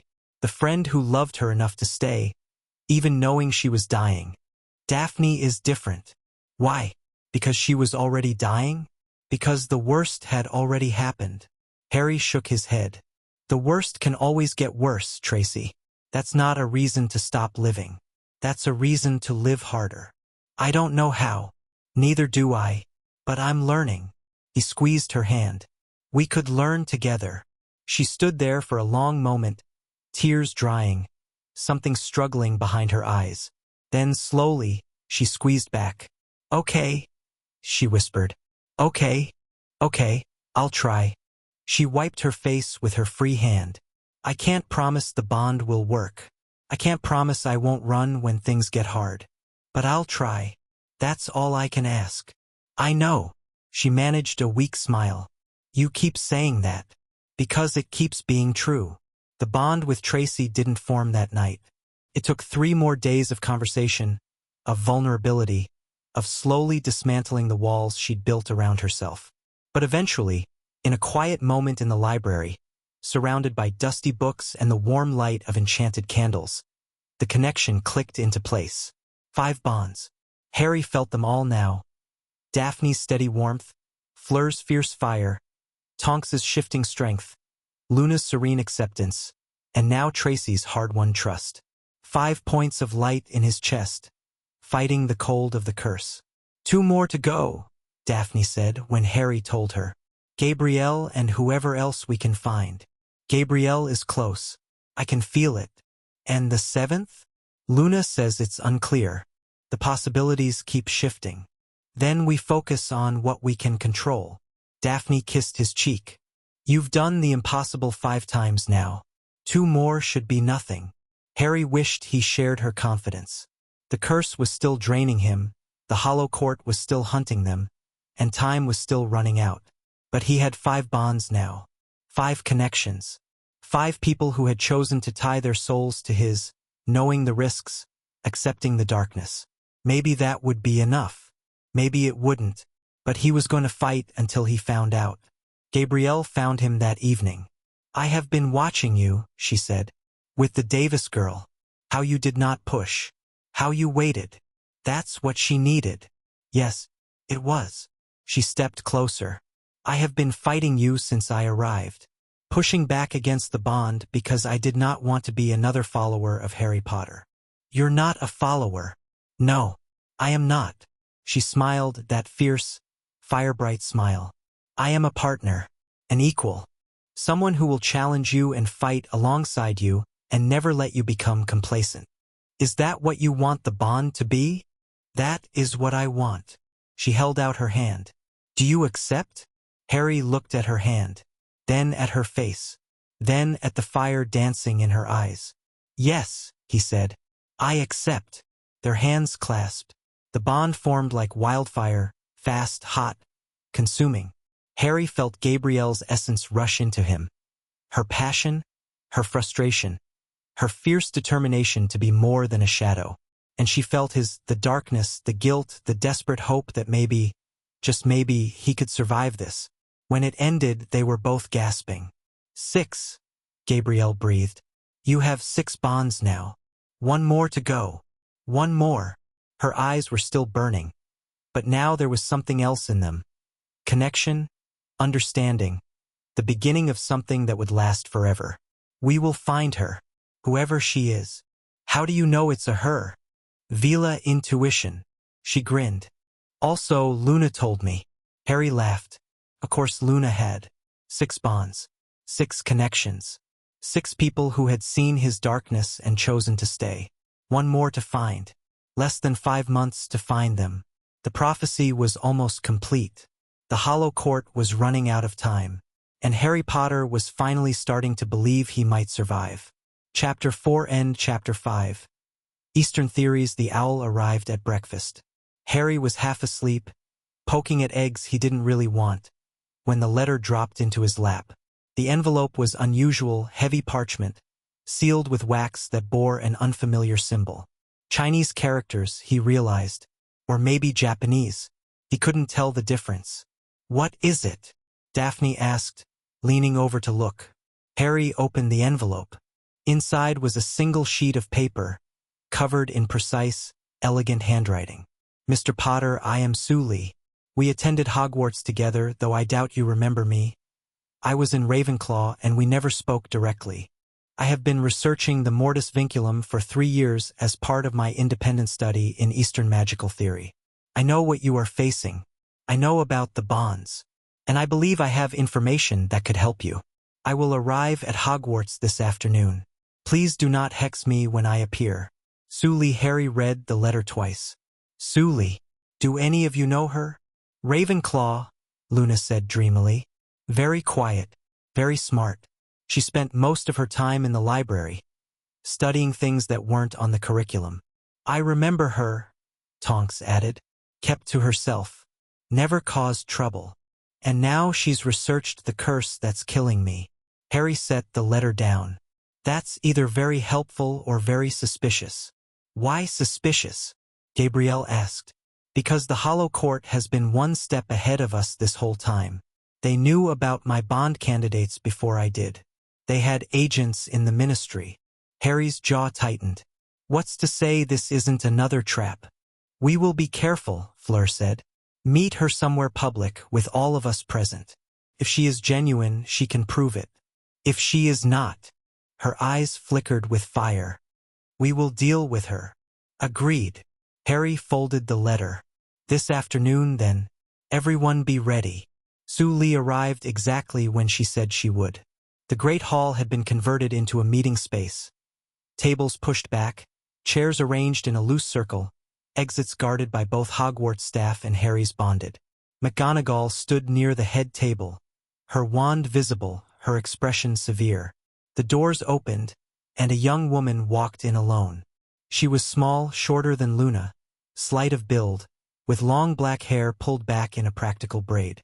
Her robes were simple, unadorned, and she carried a leather satchel that bulged with what Harry assumed were books. Her face was calm, composed, showing no fear despite the array of wands pointed in her direction.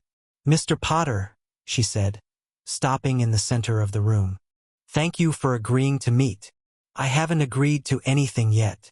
Harry stayed in his chair, flanked by Daphne and Tracy. "You said you have information. Prove it. Direct. I appreciate that." Su Li reached into her satchel. Slowly, deliberately, showing she wasn't reaching for a wand. She pulled out a thick journal and held it up. 3 years of research. Everything I've learned about the Mortis Vinculum, its origins, its mechanics, and the hollow court that created it. Why would you research a curse that supposedly hasn't been cast in centuries? Because I'm a Ravenclaw. A ghost of a smile crossed her face.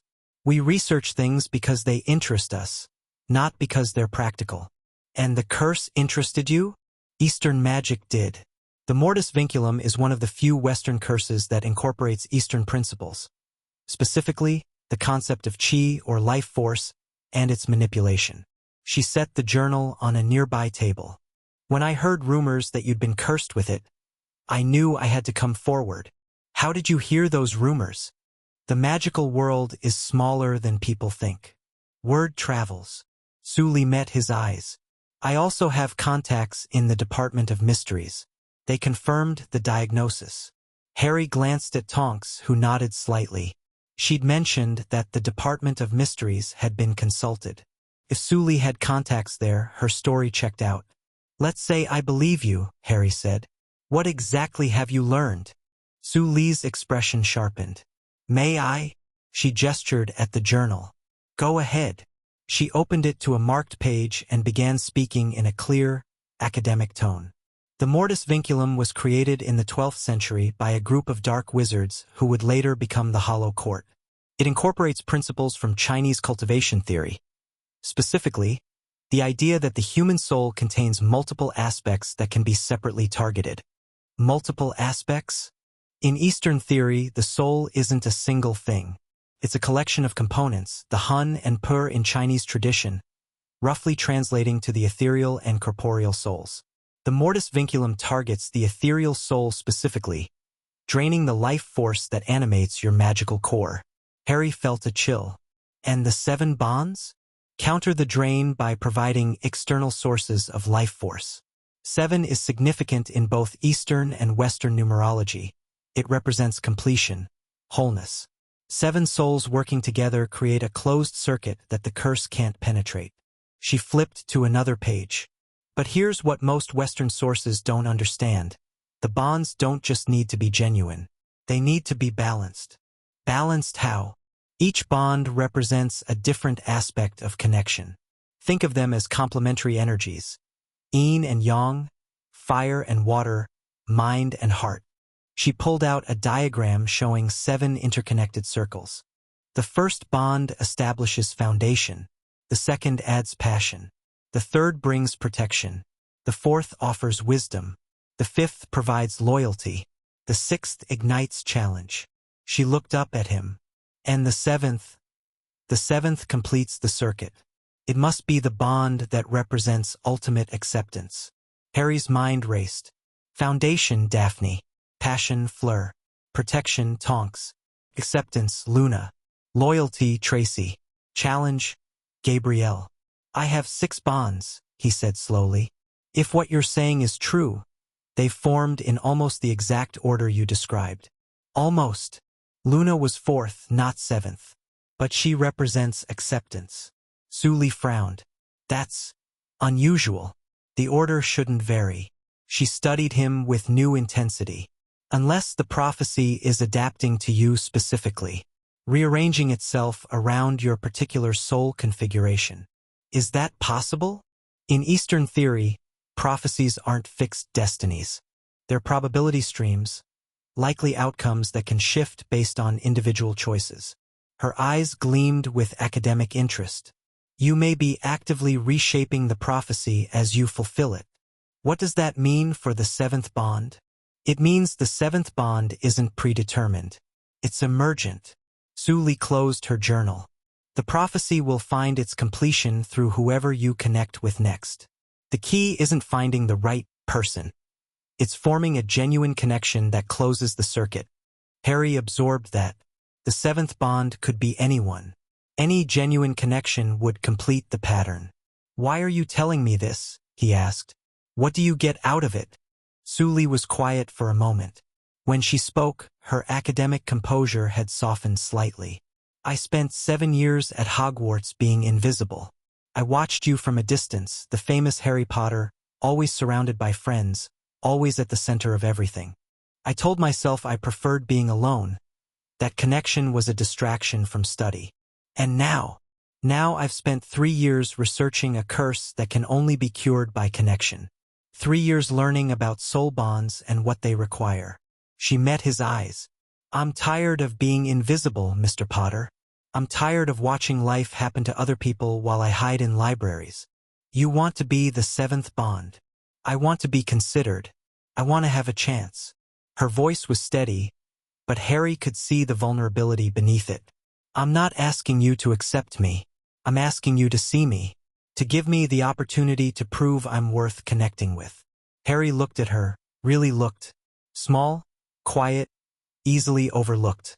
The kind of person who disappeared into crowds, who watched instead of participated, who had spent her whole life on the periphery. He knew that feeling. He'd felt it himself, in the cupboard under the stairs, watching the Dursleys live their lives while he remained invisible.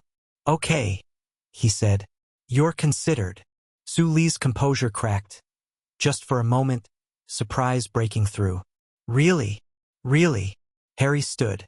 You came here with valuable information, offered freely. You were honest about your motivations.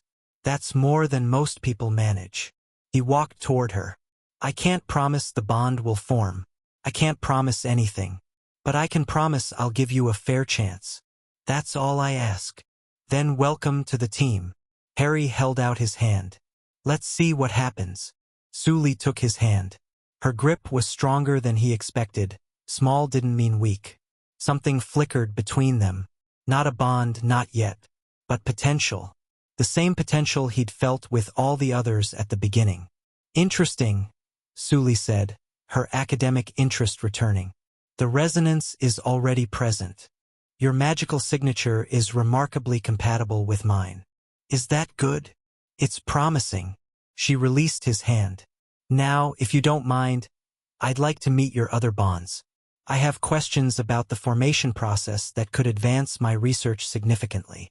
Harry laughed despite himself. You're going to fit in perfectly. The next few days were a whirlwind of information. Su Li had brought more than just her journal. She'd brought years of research, diagrams, theories, and a methodical approach to understanding the curse that made Hermione look almost casual. She set up in a corner of the library, surrounded by books and scrolls, and began what she called comprehensive analysis. The Hollow Court's power structure is fascinating, she told Harry during one of their sessions. They're organized around a central figure called the Hollow King, a wizard who's supposedly been alive for over 1,000 years through stolen soul bonds. Stolen bonds. Forced connections. Instead of the genuine bonds you're forming, the Hollow King uses a corrupted ritual to drain the life force of others. Each stolen bond extends his life, but it's unstable. He needs constant replenishment. That's why they want me dead, Harry realized. Not just because of the prophecy. Because if I complete 7 genuine bonds, I'll have more stable power than their king. Exactly. Genuine bonds are exponentially stronger than forced ones. 7 genuine bonds working in harmony could theoretically overpower hundreds of corrupted connections. Su Li's eyes gleamed. You'd be the first person in history to achieve that. Lucky me. Luck has nothing to do with it. You have the capacity for deep emotional connection that's rare. Most people can't form even one genuine soul bond in a lifetime. Harry thought about that. The capacity for connection. He'd spent years believing he was bad at relationships, that his tendency to push people away made him somehow deficient. But maybe the opposite was true. Maybe the walls he'd built were proof of how much he had to protect. What about the seventh bond? He asked. You said it needs to complete the circuit. How do I know when it's the right connection? You'll feel it. The circuit closing. All 7 bonds activating simultaneously. Su Li consulted her notes. According to my research, it should feel like completion, wholeness, every piece finally fitting together. And if I connect with the wrong person, the bond simply won't form. The circuit will remain incomplete. She looked up at him. That's actually a safety mechanism. You can't accidentally bond with someone who doesn't fit the pattern. So I just need to keep connecting with people until one of them clicks. In theory, yes. In practice. She hesitated. In practice, you're running out of time. The curse is accelerating. You need to find the 7th bond soon, or there won't be enough of you left to complete the circuit. Harry felt the cold pulse in his chest, a reminder that time was always running out. Then let's get to work, he said. Working with Su Li was different from the others. Daphne connected through vulnerability, Fleur through shared grief, Tonks through survivor's kinship, Luna through radical acceptance, Tracy through earned trust, Gabrielle through challenge and competition. Su Li connected through understanding. Their conversations were intellectual, analytical, probing. She wanted to understand how the bonds worked, why they worked, what made them stronger or weaker. She asked questions that made Harry think about his connections in new ways. When did you first feel the bond with Daphne? She asked one evening, quill poised over parchment.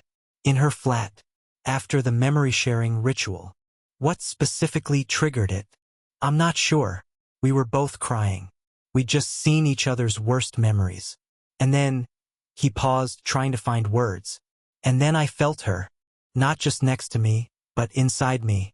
Like she'd always been there and I'd just noticed. Su Li wrote rapidly. The emotional breakthrough created space for the magical connection. Fascinating. And the others? Fleur was slower. Physical proximity. Shared time. Gradual deepening. The Vila bonding method. It requires sustained contact. Tonks was through conversation. Honest conversation about grief and guilt. Verbal intimacy. The sharing of truth. Luna was different. Harry smiled slightly. She just accepted me. Completely. Without conditions. And the bond formed instantly. Radical acceptance bypasses normal bonding stages. It's rare but documented. Su Li looked up. And Tracy? Gabrielle? Tracy was the hardest. She didn't trust me. I had to prove myself over weeks before she'd even consider connecting. Earned trust. The strongest foundation but the slowest to build. Gabrielle was the opposite. Fast. Intense. Built on competition and challenge. Fire bonding. Common among passionate personalities. Su Li set down her quill. You've experienced 6 different bonding modalities. That's exceptional. Most people only ever experience 1 or 2 in their lifetime. Is that why the bonds are so strong? The variety? Possibly. Each modality strengthens different aspects of the soul connection. She studied him with that analytical gaze. You're remarkably adaptable, Harry. You've found ways to connect with 6 very different people on their terms. Meeting them where they are instead of forcing them to come to you. I just did what felt right. That's exactly my point. Your instincts for connection are extraordinary. She hesitated. May I ask you something personal? You've been asking personal questions for hours. True, but this one is different. She took a breath. How do you feel when we talk? Right now, in this moment. Harry considered the question. How did he feel? Su Li was easy to talk to. Not in the comfortable way Daphne was or the intense way Gabrielle was. More like recognition. Two people who understood the value of understanding. I feel seen, he said finally. Not the way Luna sees me, that's deeper, more complete. More like, you see how my mind works. You appreciate the same things I appreciate about figuring things out. Intellectual intimacy. Is that what this is? It's a form of connection. Not romantic, not even emotional in the traditional sense. But real. She smiled, a rare expression on her usually serious face. I feel it too, like we're speaking the same language. Harry felt the potential between them strengthen. Not a bond yet, but closer. The circuit was reaching for completion. Tell me about your life, he said. Not your research. You. Who is Su Li when she's not studying ancient curses? Su Li's smile faded into something more vulnerable. No one's ever asked me that before. Then it's past time someone did. She told him about growing up in a traditional Chinese magical family, where achievement was everything and connection was secondary. About being sorted into Ravenclaw and finding her people, except she never really found them, always slightly apart even among fellow academics. About the loneliness of being brilliant but invisible, of having answers no one thought to ask for. I watched you during school, she admitted. Not in a creepy way, just observing. You were always surrounded by people who loved you, people who would die for you. I wondered what that felt like. It felt like pressure, Harry said honestly. Like I could never be enough for all the people counting on me. And now it feels like purpose. Like maybe all those connections were preparing me for this moment. Su Li nodded. Eastern philosophy would call that karma, the accumulation of actions that lead to a specific outcome. Every relationship you built, every connection you formed, was a step toward the bonds you're forming now. You really see everything through that lens, don't you? Theory and analysis. It's how I understand the world. Some people feel their way through life. I think my way through it. She met his eyes.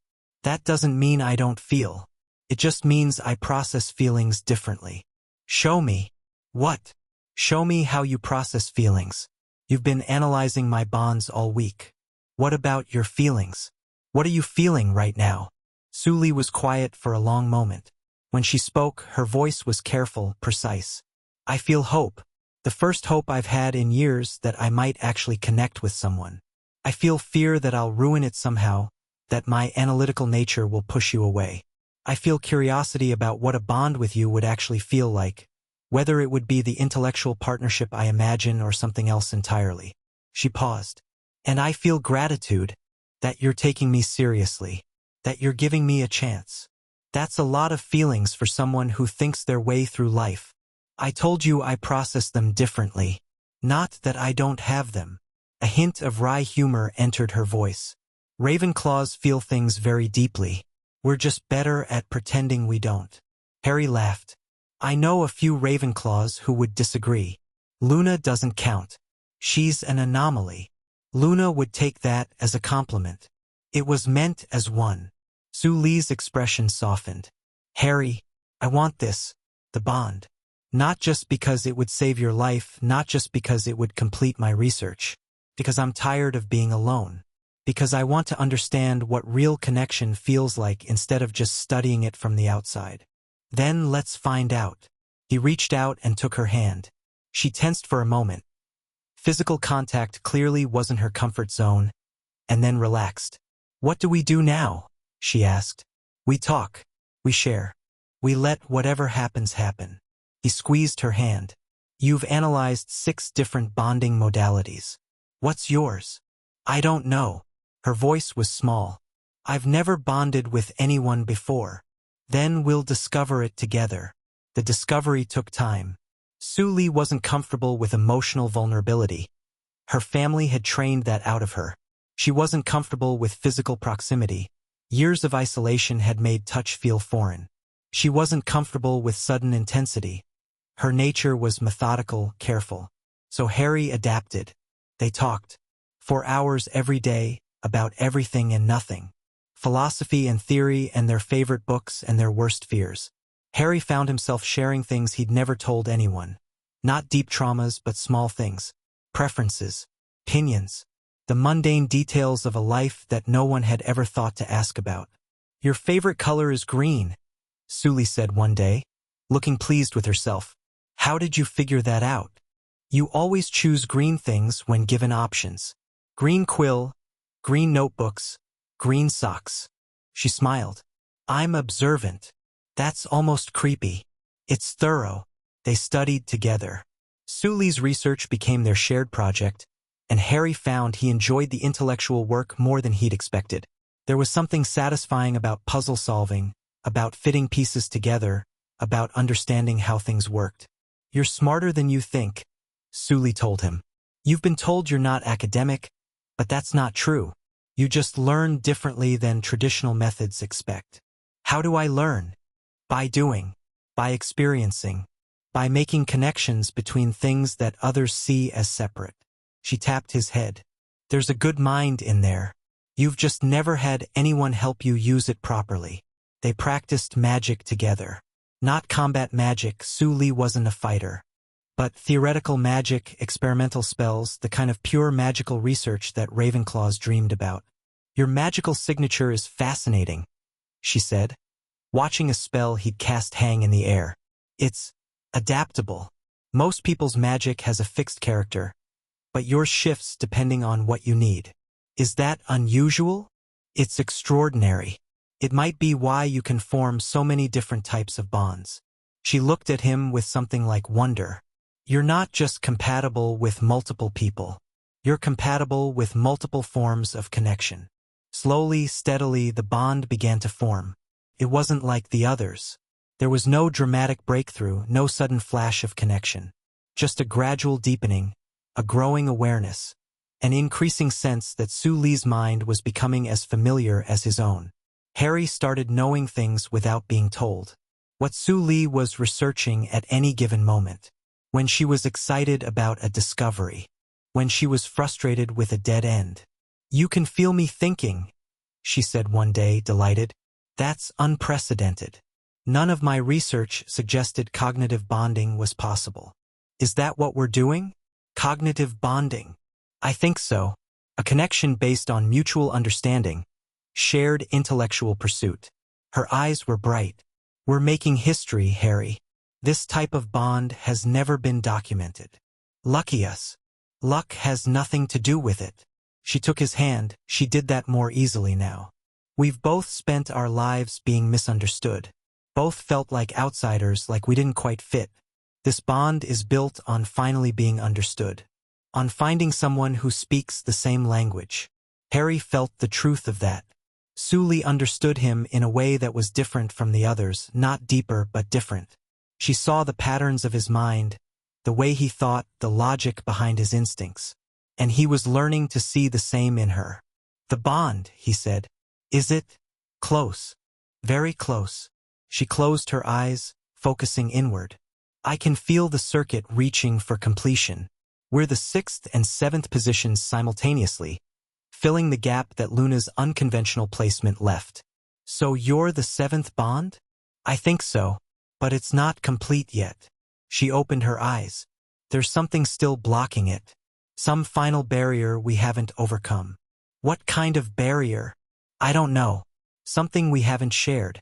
Something one of us is still holding back. Harry searched his mind. What hadn't he shared?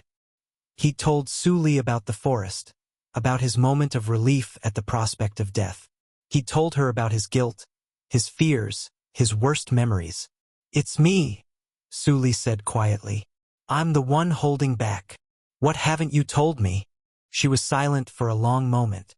When she spoke, her voice was barely above a whisper. I'm afraid, not of the bond, of what comes after. She looked at him with eyes that were suddenly vulnerable. If we bond, if I become part of your circle, I'll have to be brave. I'll have to fight. I'll have to risk everything. And you're not sure you can. I've spent my whole life hiding in libraries, watching from a distance, avoiding risk.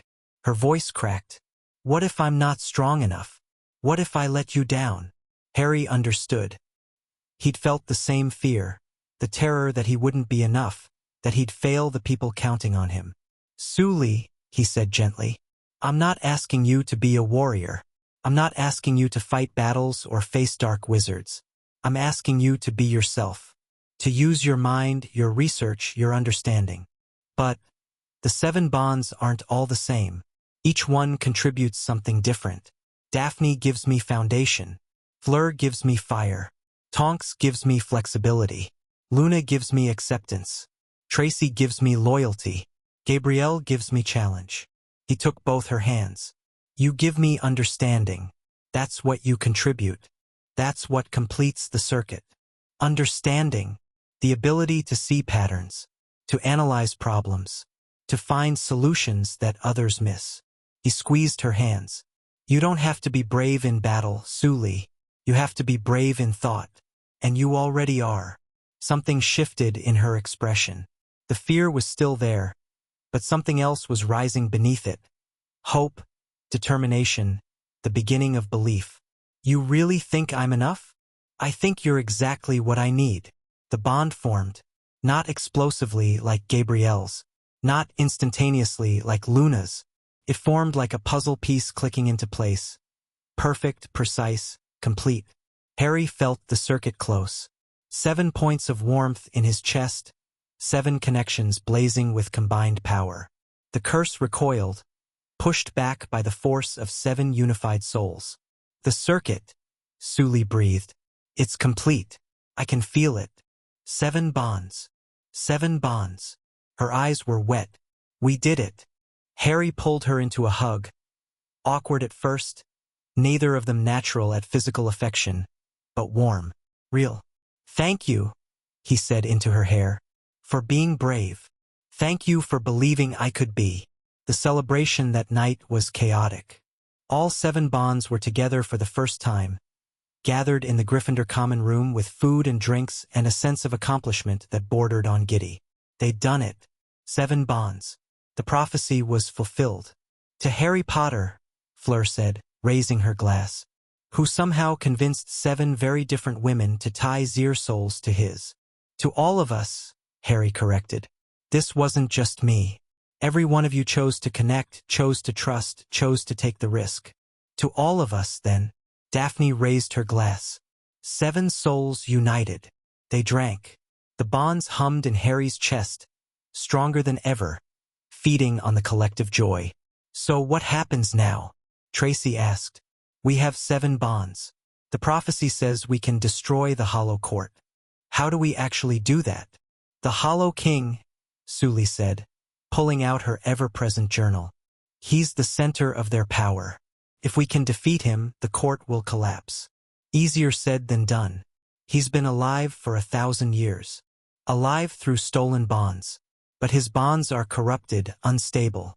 Our bonds are genuine, pure. Suli flipped to a diagram. According to my calculations, the combined power of 7 genuine bonds should be able to overwhelm his corrupted network. Should be. The theory is sound, but it's never been tested. She looked around the room. We're in uncharted territory here. Story of my life, Harry muttered. The real question, Gabrielle said, is how do we find him? The Hollow King has been hidden for centuries. No one knows where he is. I might be able to help with that. Tonks stood, her hair shifting to a determined red. During my research into the Hollow Court, I found references to a ritual site. Ancient, heavily warded, somewhere in Eastern Europe. Where exactly?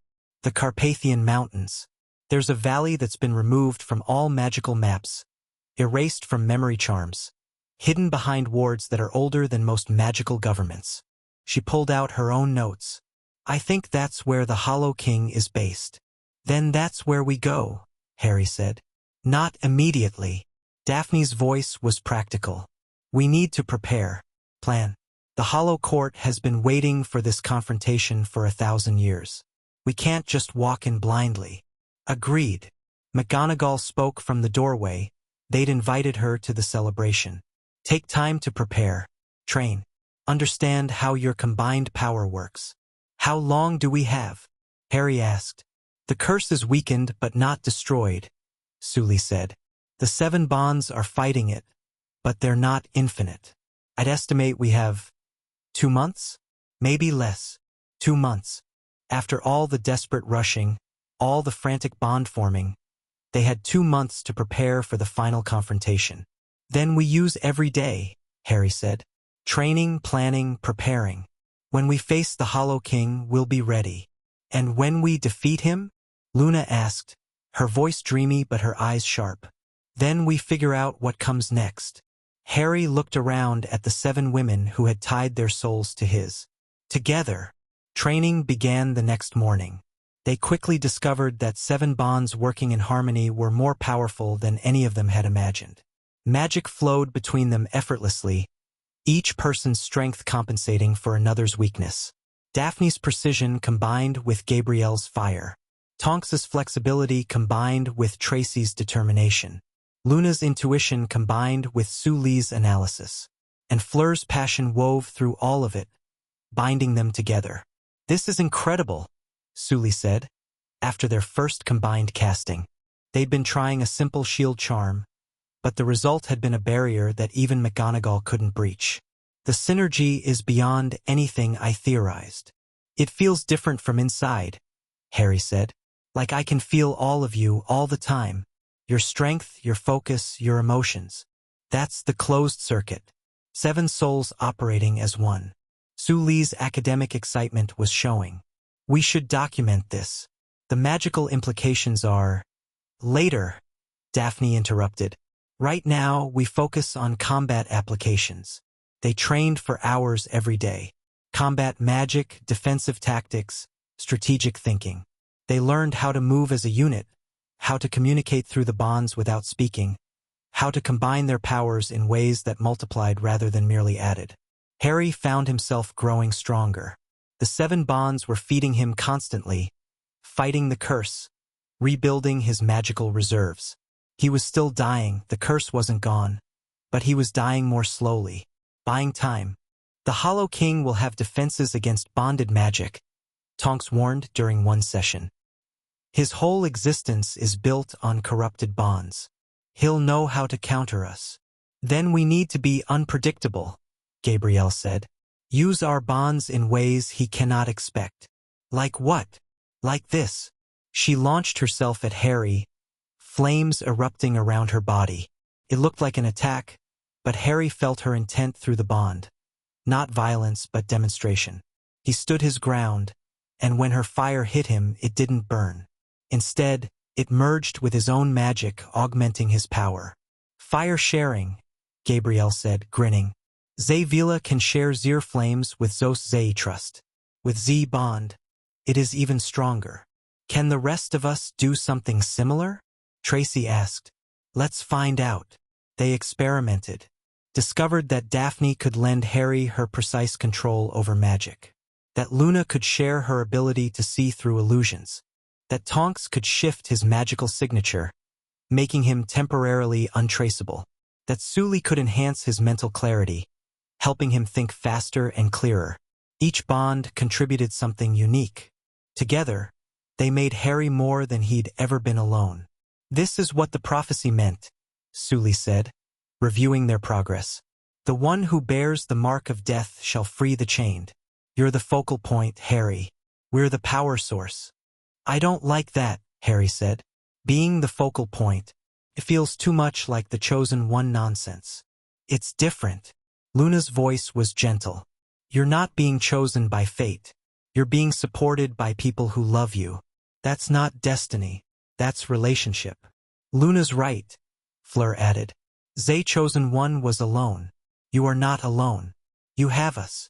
Harry looked around at the 7 women who had tied their souls to his. Daphne, fierce and loyal. Fleur, passionate and fierce. Tonks, adaptable and determined. Luna, accepting and wise. Tracy, protective and true. Gabrielle, challenging and bright. Su Li, analytical and brave. "No," he agreed. "I'm definitely not alone." The weeks passed quickly. Training intensified. Plans took shape. Intelligence was gathered about the Hollow Court's stronghold. Its layout, its defenses, its guardians. Tonks's contacts provided maps.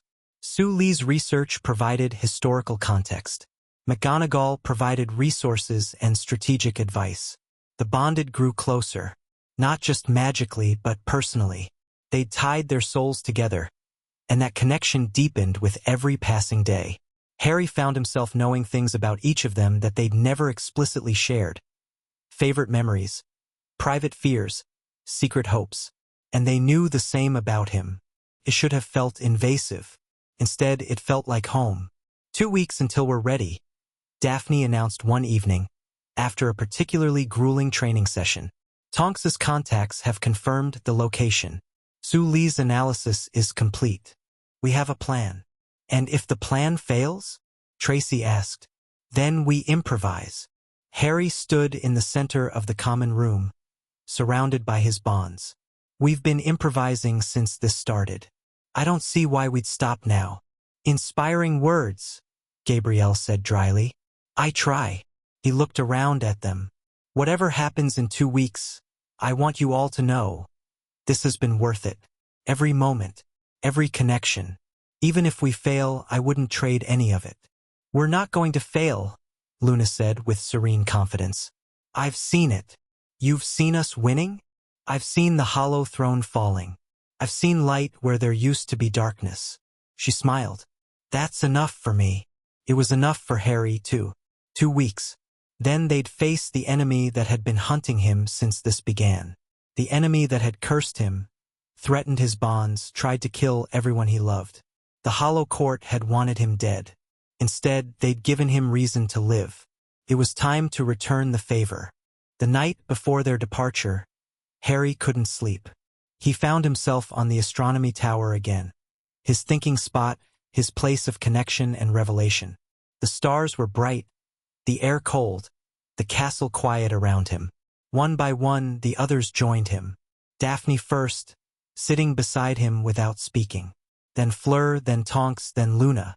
Tracy came next, followed by Gabrielle, and finally Su Li. 7 souls united under the stars.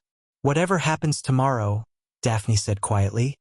I'm glad I met you, Harry. Glad I chose to connect. So am I, Fleur agreed. You gave me a reason to live when I had given up. You gave me purpose, Tonks added. Something to fight for beyond survival. You gave me someone who sees me, Luna said. Really sees me. You earned my trust, Tracy said. That's not nothing. You challenged me to be more than a shadow, Gabrielle said. More than I thought I could be. You made me brave, Su Li finished. You made me believe I was worth connecting with. Harry felt tears prickling at his eyes. These 7 women, so different, so extraordinary, had chosen him, had tied their souls to his, had given him more than he'd ever thought he deserved. Thank you, he said, all of you, for seeing me, for choosing me, for making me believe I could be more than the boy who lived. You were always more, Daphne said. You just needed help believing it.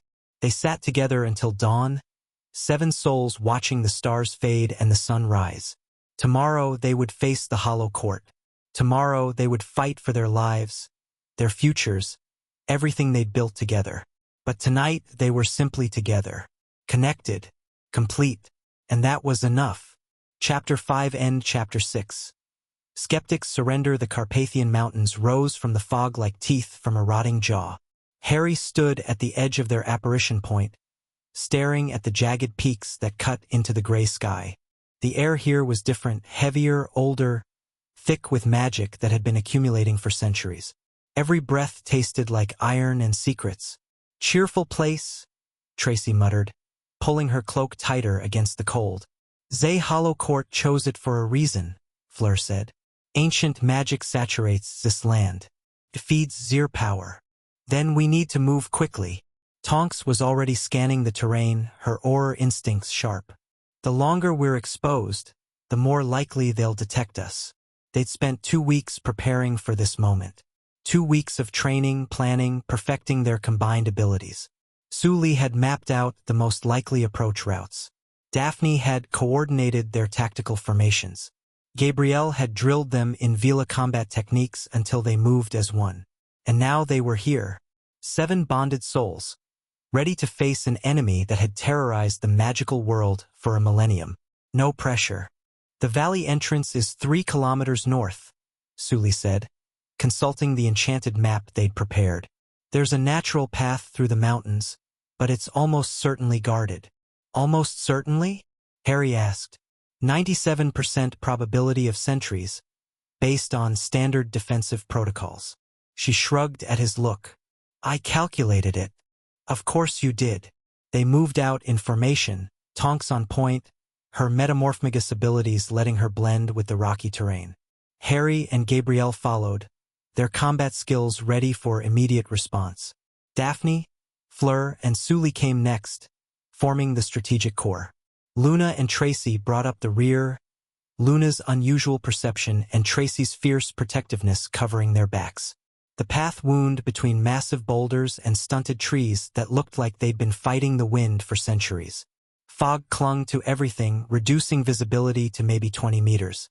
Harry could feel the ancient magic pressing against his skin, testing him, trying to identify whether he was friend or foe.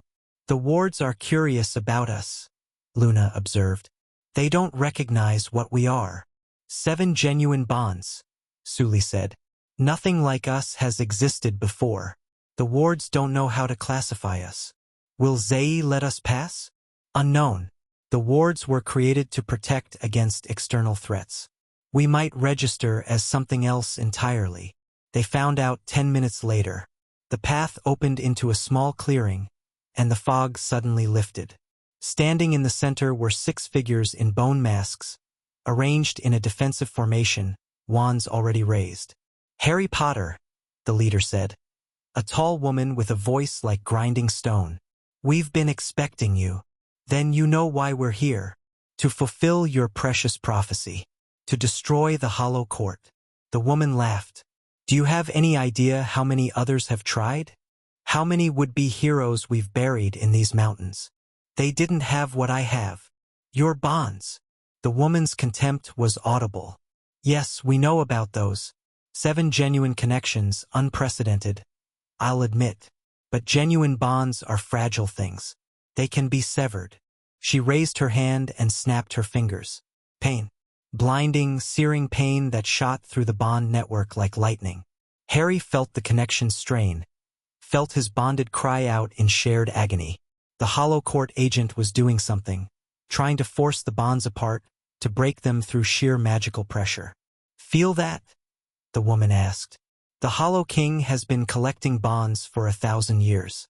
He knows every way they can be attacked, exploited, destroyed. Harry gritted his teeth against the pain. Through the bonds, he could feel the others fighting, each of them drawing on their connection to him, to each other, refusing to let the assault break them apart. You think this is enough to stop us? He managed. This? No, this is just a taste. The woman gestured, and her 5 companions began casting in unison. This is the real attack. The magic that hit them was unlike anything Harry had experienced. Not a spell exactly, more like a wave of pure malevolence, designed to target the bonds themselves. He felt Daphne's connection flicker, felt Tonks's bond strain, felt Luna's serene presence waver for a terrible moment. And then Tracy stepped forward. Enough! Her voice was cold, hard. Nothing like the vulnerable woman Harry had come to know. She pushed through the pain, through the assault, until she stood between the Hollow Court agents and the rest of the group. You think you know what loyalty is? Tracy snarled. You think your corrupted bonds can compare to what we have?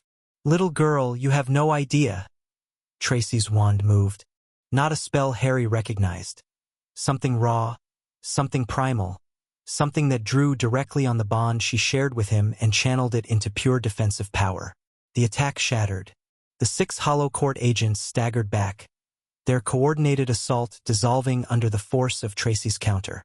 The leader's mask cracked down the middle. That's impossible, the woman gasped. No one can channel bond energy like that. We're not no one, Tracy said. We're 7 souls who chose each other. You can't break that with tricks. She raised her wand again. Now run. Tell your Hollow King that Harry Potter is coming. And nothing he does will stop us. The agents ran. That was incredible, Gabrielle breathed as the fog closed back in around them. Tracy was shaking. The channeling had taken a lot out of her. Harry moved to support her, and she leaned into him gratefully. "Didn't know I could do that," she admitted. "Just felt the attack and got angry." "Anger channeled through loyalty," Sully said, her voice awed. "You weaponized the emotional core of your bond. I need to document this." "Later," Daphne said firmly. "For now, we move. They'll be sending reinforcements." They pushed deeper into the mountains. The path grew steeper, narrower, the ancient magic pressing harder against them with every step. Harry could feel the bond straining, not breaking, but working hard to maintain cohesion against the external pressure. "The Hollow King's domain is close," Luna said. "I can feel it. A great emptiness, sucking everything into itself." "That's encouraging," Tonks muttered. The valley appeared without warning. One moment they were climbing between rocks. The next they were standing at the edge of a vast depression in the earth. At the center rose a structure that defied easy description. Part fortress, part temple, part something older and stranger than either. The Hollow Throne. "Merlin's beard," Ron would have said if he were here.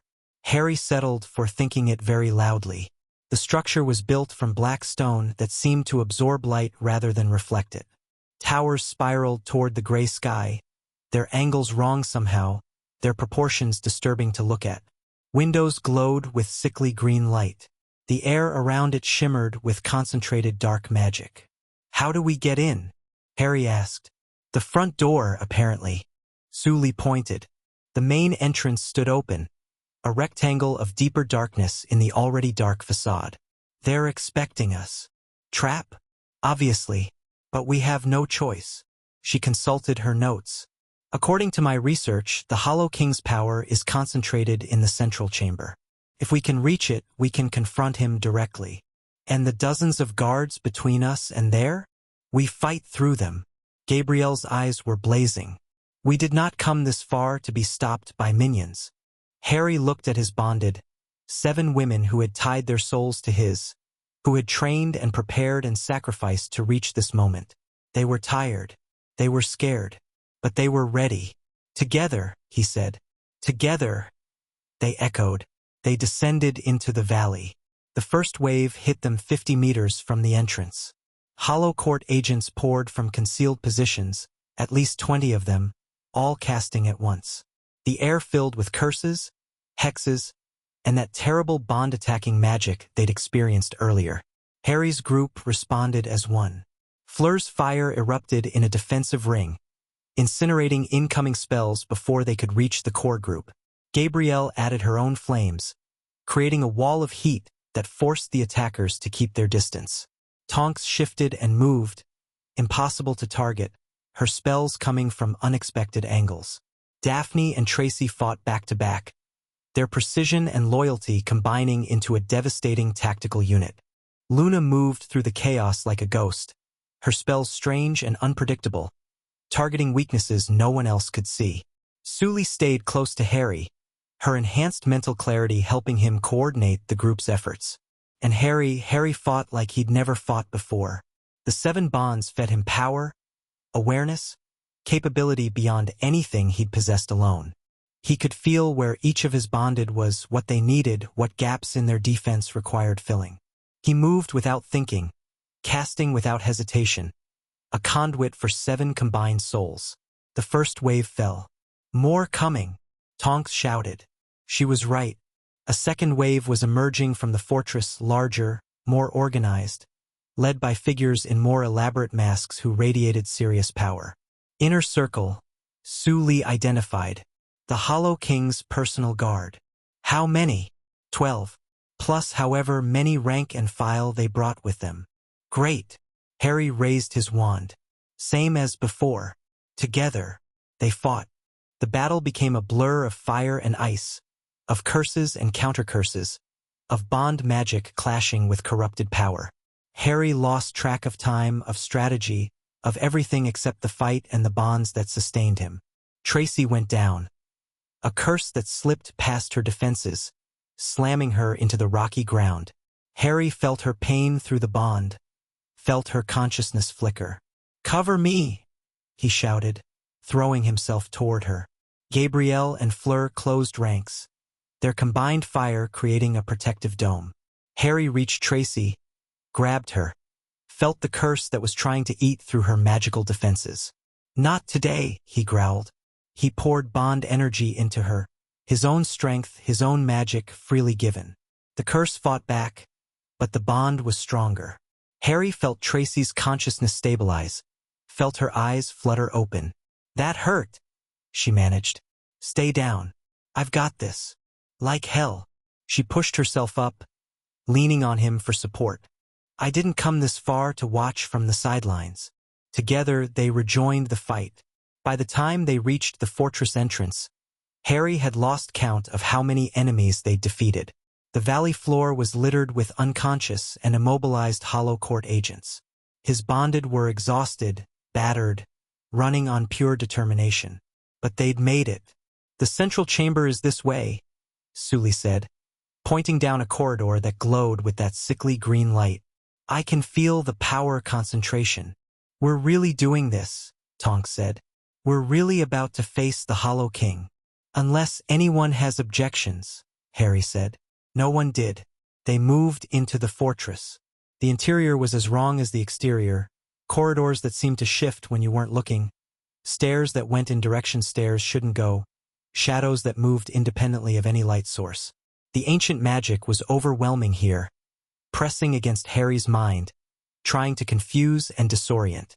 "Stay connected," Daphne warned. "The magic here is designed to separate people, to isolate them." They linked hands, forming a chain with Harry at the center.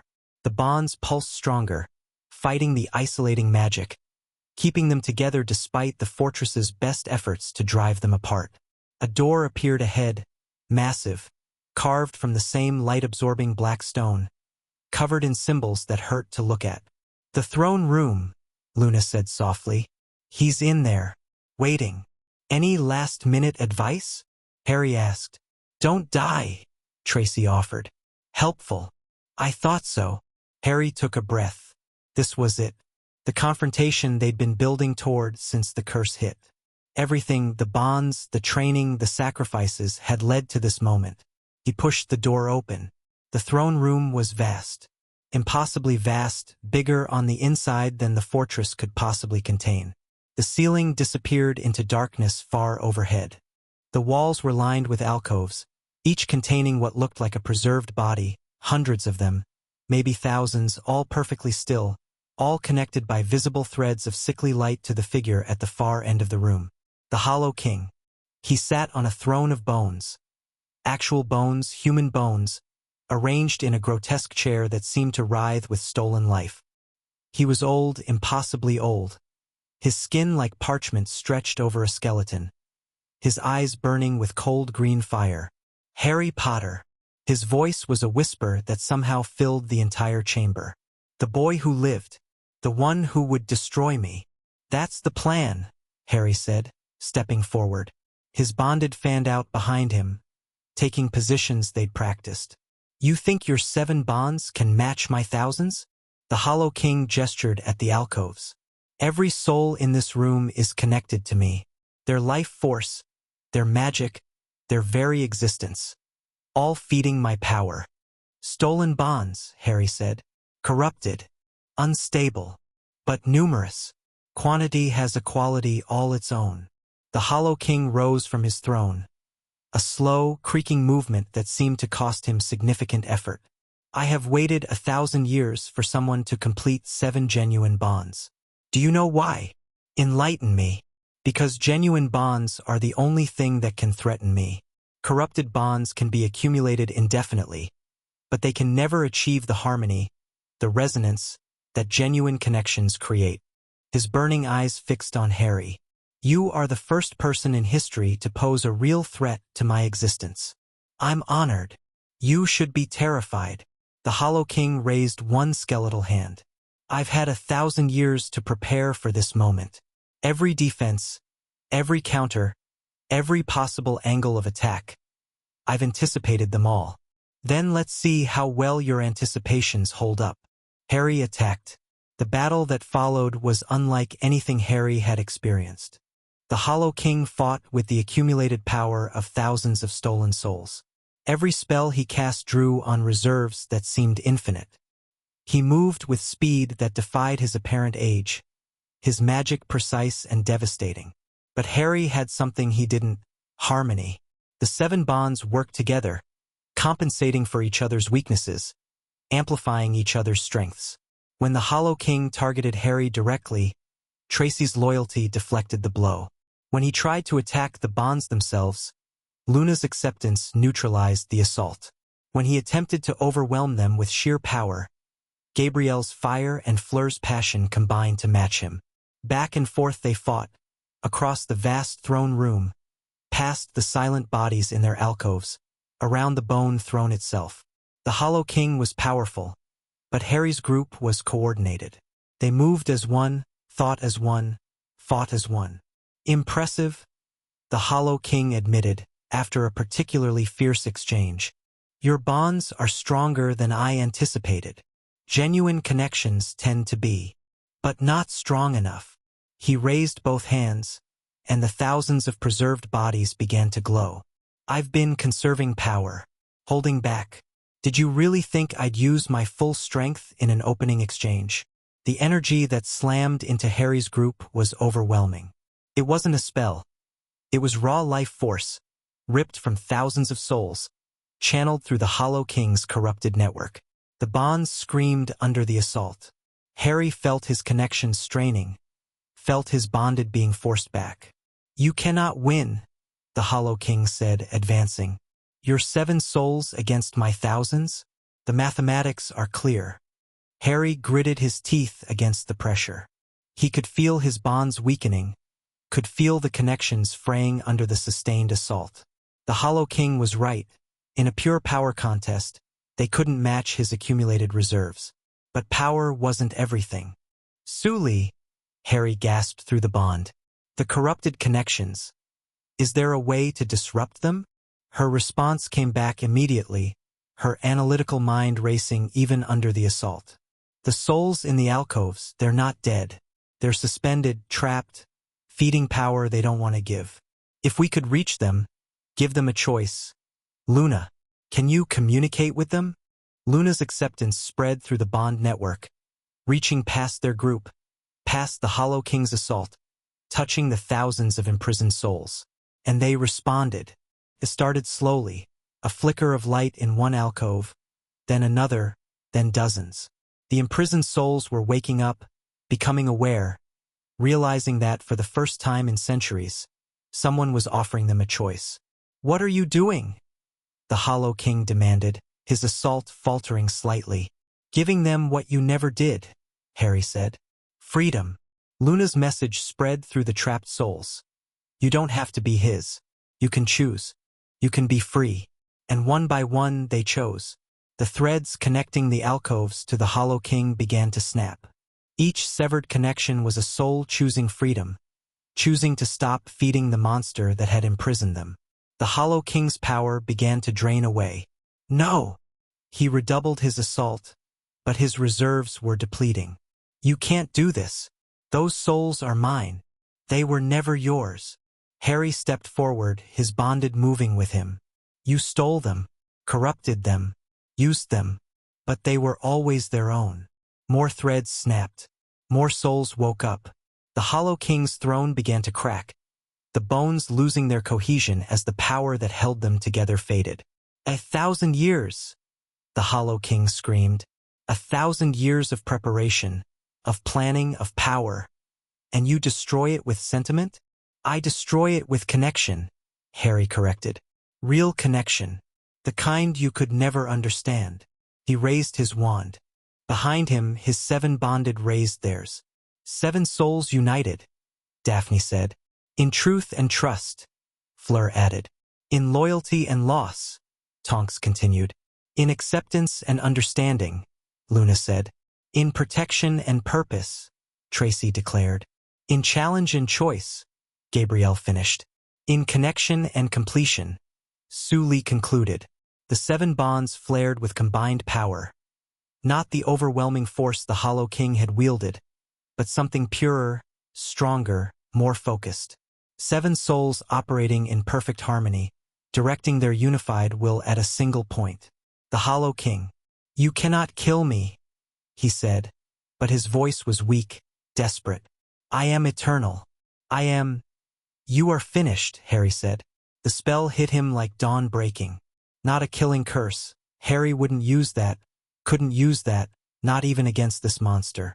Instead, it was something new, something created in the moment by 7 harmonized souls working together.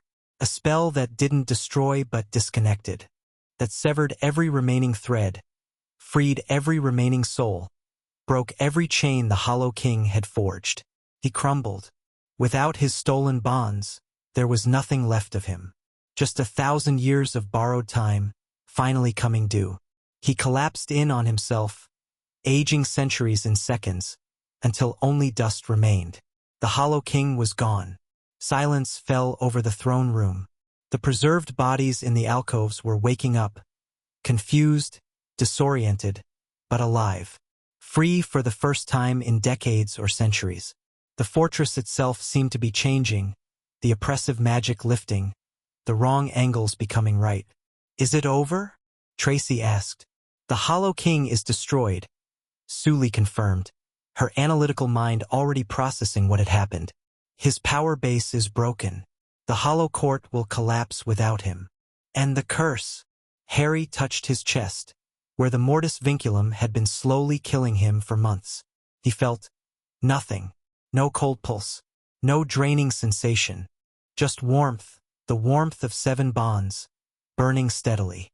"It's gone," he breathed. "The curse is gone. Zay circuit is complete," Fleur said. 7 genuine bonds, working in harmony.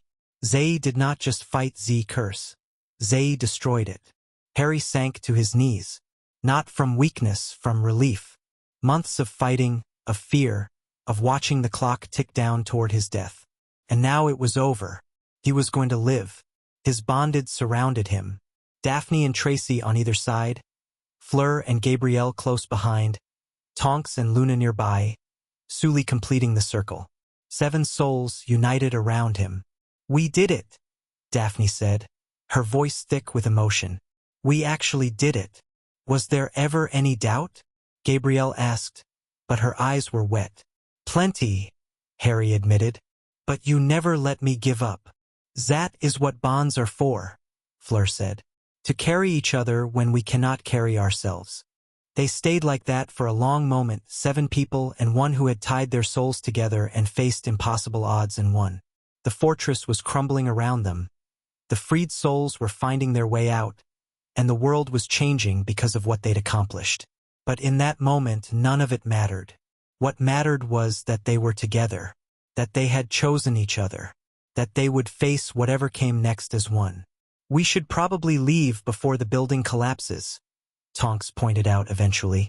"Probably," Harry agreed, but he didn't move. Not yet. Not until he'd burned this moment into his memory. The moment when 7 bonds saved his life, destroyed an ancient evil, and proved that genuine connection was stronger than any corrupted power. "I love you," he said. "All of you. I don't know if I've said that enough, but I do. You saved my life. You gave me something worth living for." "We love you too," Luna said simply, speaking for all of them. It was true. Harry could feel it through the bonds. 7 variations of love, different but equally real. Romantic and platonic and everything in between. Passionate and protective and analytical and accepting. 7 souls. One purpose. Eternal connection. "Now can we leave?" Tracy asked. "Because that ceiling looks really unstable." Harry laughed. A real laugh, free of the weight he'd been carrying for months. "Yeah, let's get out of here." They left the crumbling fortress together. 7 bonded souls walking into a future that was finally, blessedly, uncertain. The journey back to Hogwarts was a blur. They operate in stages, supporting each other when exhaustion threatened to cause splinching. By the time they reached the castle gates, word had already spread. McGonagall met them at the entrance, Her stern face cracked with something that might have been relief. "It's done?" she asked. "The Hollow King is destroyed. The court is broken." Harry was swaying on his feet. The adrenaline was fading, and the toll of the battle was catching up. "It's over. And the curse. Gone." He managed a weak smile. "The bonds cured it, just like the prophecy said." McGonagall's composure broke. She pulled Harry into a hug, brief, fierce, completely out of character. "You impossible boy," she murmured. "You actually did it. I had help. I noticed." She released him, looking at the 7 women arrayed behind him. "I expect full reports from all of you, after you've rested." "How long can we rest?" Tonks asked. "As long as you need." McGonagall's expression softened. "You've earned it." They rested for 3 days. The bonds needed time to stabilize after the battle. The strain of fighting the Hollow King had pushed them to their limits. And recovery wasn't just physical but magical. Harry slept for 18 hours straight the first day, and even after waking, he felt wrung out. But the bonds helped. They always did. The 7 connections fed him strength, comfort, stability. Every time he started to spiral into trauma, into processing, into the enormity of what they'd accomplished, one of his bonded was there, ready to talk or to sit in silence, whatever he needed. "It doesn't feel real," he told Daphne on the second night. They were in the common room, curled together on a couch, the fire burning low. The curse being gone, the court being destroyed. All of it. "It takes time for trauma to become history," Daphne said. "You've been fighting for so long. It's hard to stop. What do I do now?" "Whatever you want." She looked at him with those pale, knowing eyes. "That's the point, Harry. You're free. For the first time in your life, no one is hunting you. No prophecy is hanging over your head. You can just live." "I don't know how to do that." "Neither do any of us. We'll figure it out together." He kissed her. Not a dramatic kiss. Not a passionate declaration. Just connection. Intimacy. The simple joy of being close to someone who knew him completely. "I love you," he said. "I know." Her smile was warm. "I love you too." The third day brought visitors. Ron and Hermione arrived at breakfast, looking both worried and amazed. They'd heard the news the whole wizarding world had heard by now, but they clearly needed to see Harry in person to believe it. "Mate," Ron said, grabbing Harry in a rough hug. "You're alive. I noticed. Don't be glib. You killed an immortal dark wizard and destroyed an ancient conspiracy." Ron pulled back, shaking his head. "That's mental even for you. I had help." Harry gestured at his bonded, who were scattered around the great hall. Ron's eyes swept over the 7 women. "Yeah, about that. 7 soul bonds? With 7 different witches." He lowered his voice. "How does that even work?" "It's complicated. I'll bet." Hermione's approach was more measured. She hugged Harry, then immediately started asking questions about the magical mechanics. Sully joined them eagerly, and within minutes, the 2 Ravenclaws were deep in theoretical discussion. "She'll fit right in," Harry observed to Daphne. "Hermione? Or Sully?" "Both, apparently." The reunion extended through the day. More friends arrived, Neville looking relieved and proud. George, cracking jokes to hide his emotion. The remaining Weasleys, who had lost so much in the war and were visibly grateful not to lose anyone else. Harry found himself overwhelmed, not by the attention, but by the simple fact of surviving. All these people who cared about him, who had worried about him, who were here celebrating his victory. He'd spent so long expecting to die that being alive felt almost transgressive. "You're spiraling?" Luna observed, appearing at his elbow. "How can you tell?" "The Rackspurts are clustering around your head again." She took his hand. "Come. There's something you should see." She led him outside, to the grounds overlooking the lake. The sun was setting, painting the water in shades of gold and pink. "What am I looking at?" Harry asked. "Tomorrow," Luna said. "All the tomorrows you get to have now." Harry stared at the sunset. He'd faced so many things he thought would kill him, Voldemort, the war, the curse, and he'd survived them all. Now, stretching out ahead of him, was something he'd never really believed he'd have. The future. I don't know what to do with that, he admitted. You don't have to know yet. Luna squeezed his hand. You just have to live it. One day at a time. With the people who love you. Harry looked back at the castle, where lights were coming on and windows and voices were raised in celebration. His bonded were in there. His friends. His family. I think I can do that, he said. I know you can. Luna smiled her dreamy smile. That's what the bonds are for, Harry. Not just for saving your life, for giving you a life worth living. They watched the sunset together until the stars came out. A week later, Harry sat down to write letters. Not about the battle or the curse or the Hollow Court. Those stories had already spread through the wizarding world, growing more exaggerated with each telling. Harry Potter and his 7 Bonds, they were calling it. The greatest love story in magical history. He hated that name, but he understood why people latched onto it. After years of war and loss, the wizarding world wanted something hopeful, something romantic, something that proved love could overcome even the darkest magic. The truth was more complicated, of course. The bonds weren't just about romance. They were about connection, trust, vulnerability, acceptance. About 7 very different people choosing to tie their souls together because they each needed something the others could provide. But that was too nuanced for newspaper headlines. So Harry wrote letters instead. Personal letters to each of his bonded, trying to express what they meant to him in words that felt wholly inadequate. To Daphne, he wrote about the first time they'd met. How her honesty had cut through his defenses. How her ice had melted into warmth. He thanked her for being the foundation everything else was built on. To Fleur, he wrote about shared grief and shared fire, about finding passion in the ashes of loss, about the way her presence burned bright enough to light even his darkest moments. To Tonks, he wrote about flexibility and determination, about learning to bend without breaking, about the way her shifting nature taught him that change wasn't weakness but strength. To Luna, he wrote about acceptance, about being seen completely unconditionally and choosing to be present with whatever that seeing revealed, about the peace that came from radical love. To Tracy, he wrote about earned trust and hard-won loyalty, about walls coming down and hearts opening, about the fierce protectiveness that came from choosing to believe in someone.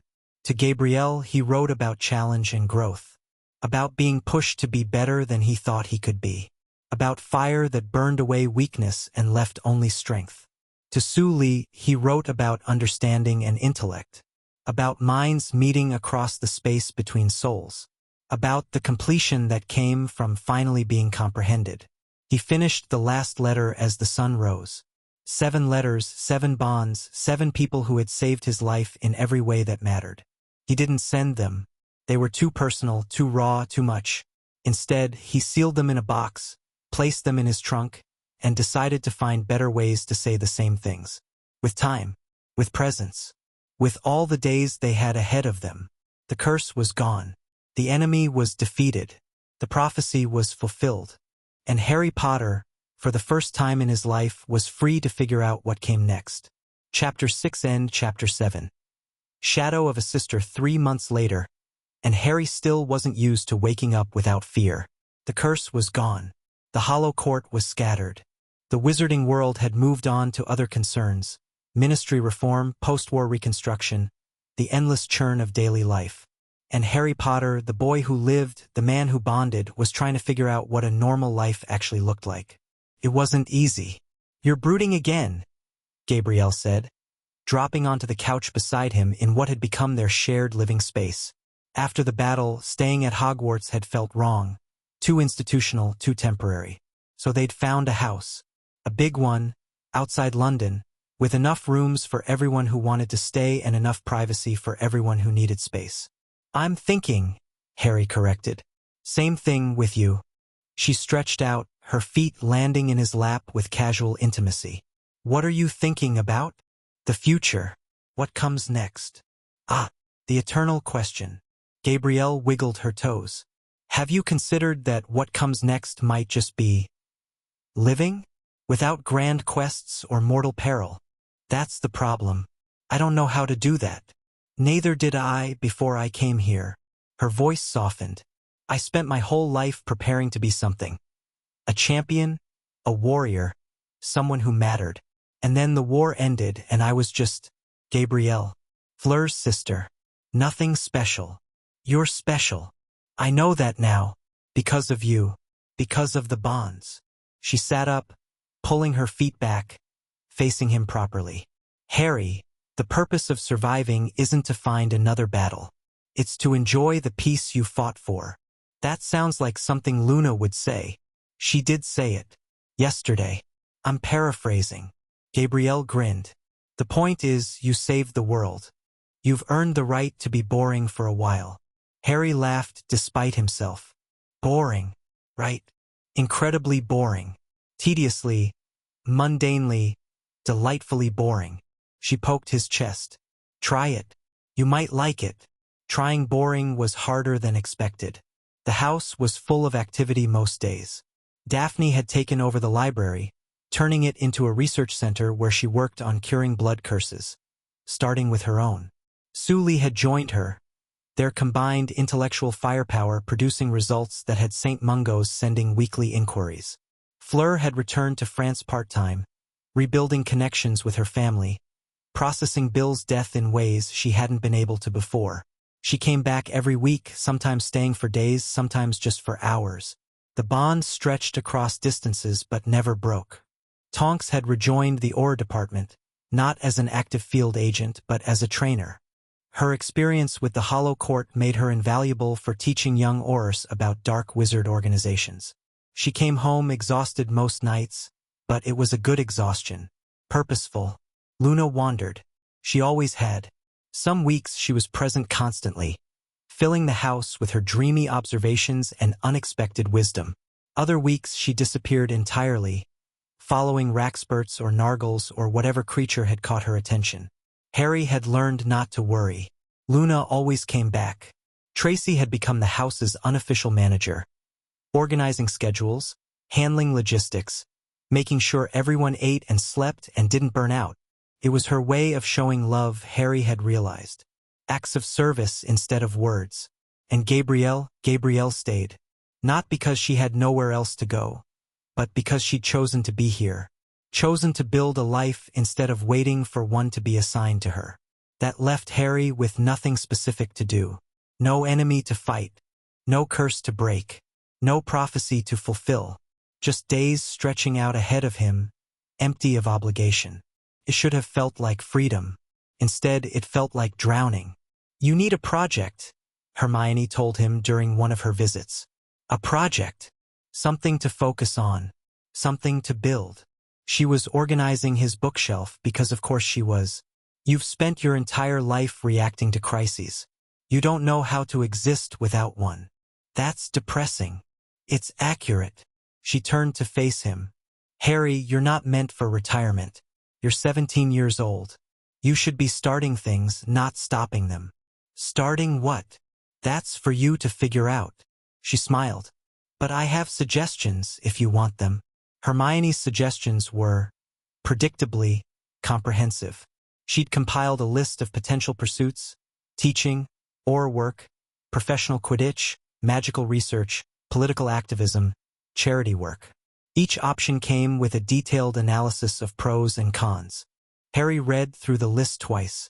None of it felt right. Teaching reminded him too much of Dumbledore. Aura work felt like choosing more violence. Quidditch was appealing but shallow. Research was Sully's domain. Politics made him want to vomit. And charity work, while worthy, felt like a way of hiding instead of living. What do you actually want? Daphne asked that night when Harry showed her the list. Not what makes sense. Not what you think you should want. What do you actually want? I don't know. Then that's your project. She set the list aside. Figure out what you want. Take the time to discover who Harry Potter is when he's not saving the world. That could take a while. We have time. She kissed his cheek. That's the whole point, remember? We won. We have time. So Harry started exploring. He tried cooking. Luna had suggested it, claiming that creating nourishment was a form of magic. He wasn't terrible at it, but he wasn't passionate either. Tracy took over the kitchen most nights anyway, and Harry was relieved to let her. He tried gardening. The house had extensive grounds, mostly overgrown. Harry spent a week clearing brush, planting seeds, trying to find satisfaction in growing things. The work was good, physical, grounding, simple, but it wasn't calling. He tried writing. Fleur had suggested journaling, processing everything that had happened through words. Harry filled 3 notebooks with memories and reflections and half-formed thoughts. The writing helped, but it wasn't a purpose. He tried flying. This was better, the freedom of the air, the rush of speed, the pure physical joy of movement. He flew every day, sometimes for hours, rediscovering the thing that had once been his greatest love. But even flying wasn't enough. "You're searching," Sully observed, watching him land one afternoon. "For something specific. I don't know what." "That's because you're approaching it wrong." She fell into step beside him as he walked toward the house. "You're trying activities, testing them like variables in an experiment. But purpose doesn't work that way." "How does it work?" "Purpose finds you, usually when you're not looking." She paused. "What made you happiest before the curse? Before the war? When you were just a boy at school?" Harry thought about it. Quidditch, being with friends, learning magic for the first time, when it was all new and wonderful. What was wonderful about it? The possibility, the sense that anything could happen. That magic made the impossible possible. And now magic is just normal, a tool, something I use to accomplish things. Maybe that's what you've lost. Not purpose, wonder. Sully's voice was thoughtful. "You've seen so much darkness that you've forgotten magic can be beautiful." Harry considered that. Felt true. Somewhere along the way, in the Horcruxes and the battles and the endless parade of death, he'd stopped seeing magic as miraculous. It had become mundane, practical, joyless. "How do I get that back?" "I don't know. But maybe that's your project." She smiled. "Find the wonder again." Finding wonder was easier said than done. Harry started paying attention to small magics, the way enchanted lights flickered, the way house elves operate, the way portraits moved and spoke. Things he'd taken for granted for years. He tried to see them fresh, through the eyes of his 11-year-old self. It helped. A little. The world was beautiful when you looked at it right. But the real breakthrough came from an unexpected source. "There's a magical school in Kenya," Luna mentioned one day, apropos of nothing. "They teach magic completely differently than Hogwarts. Everything is based on communal casting and shared intention." Communal casting?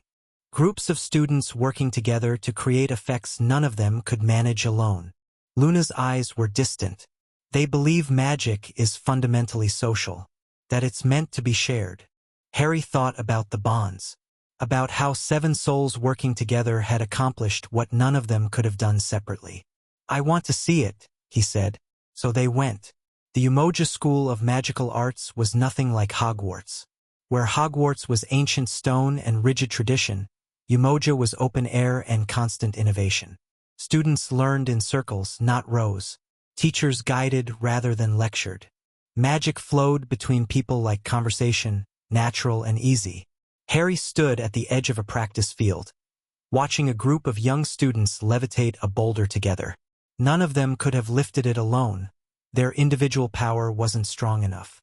But combined, channeled through their linked hands and shared intention, they raised it effortlessly.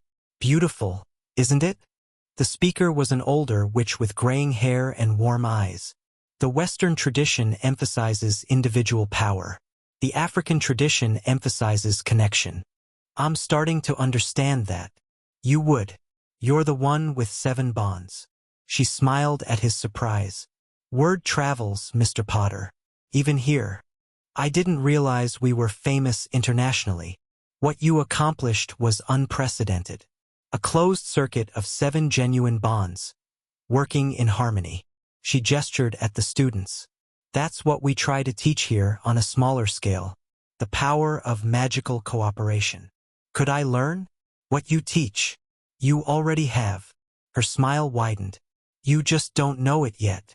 They stayed in Kenya for 2 weeks.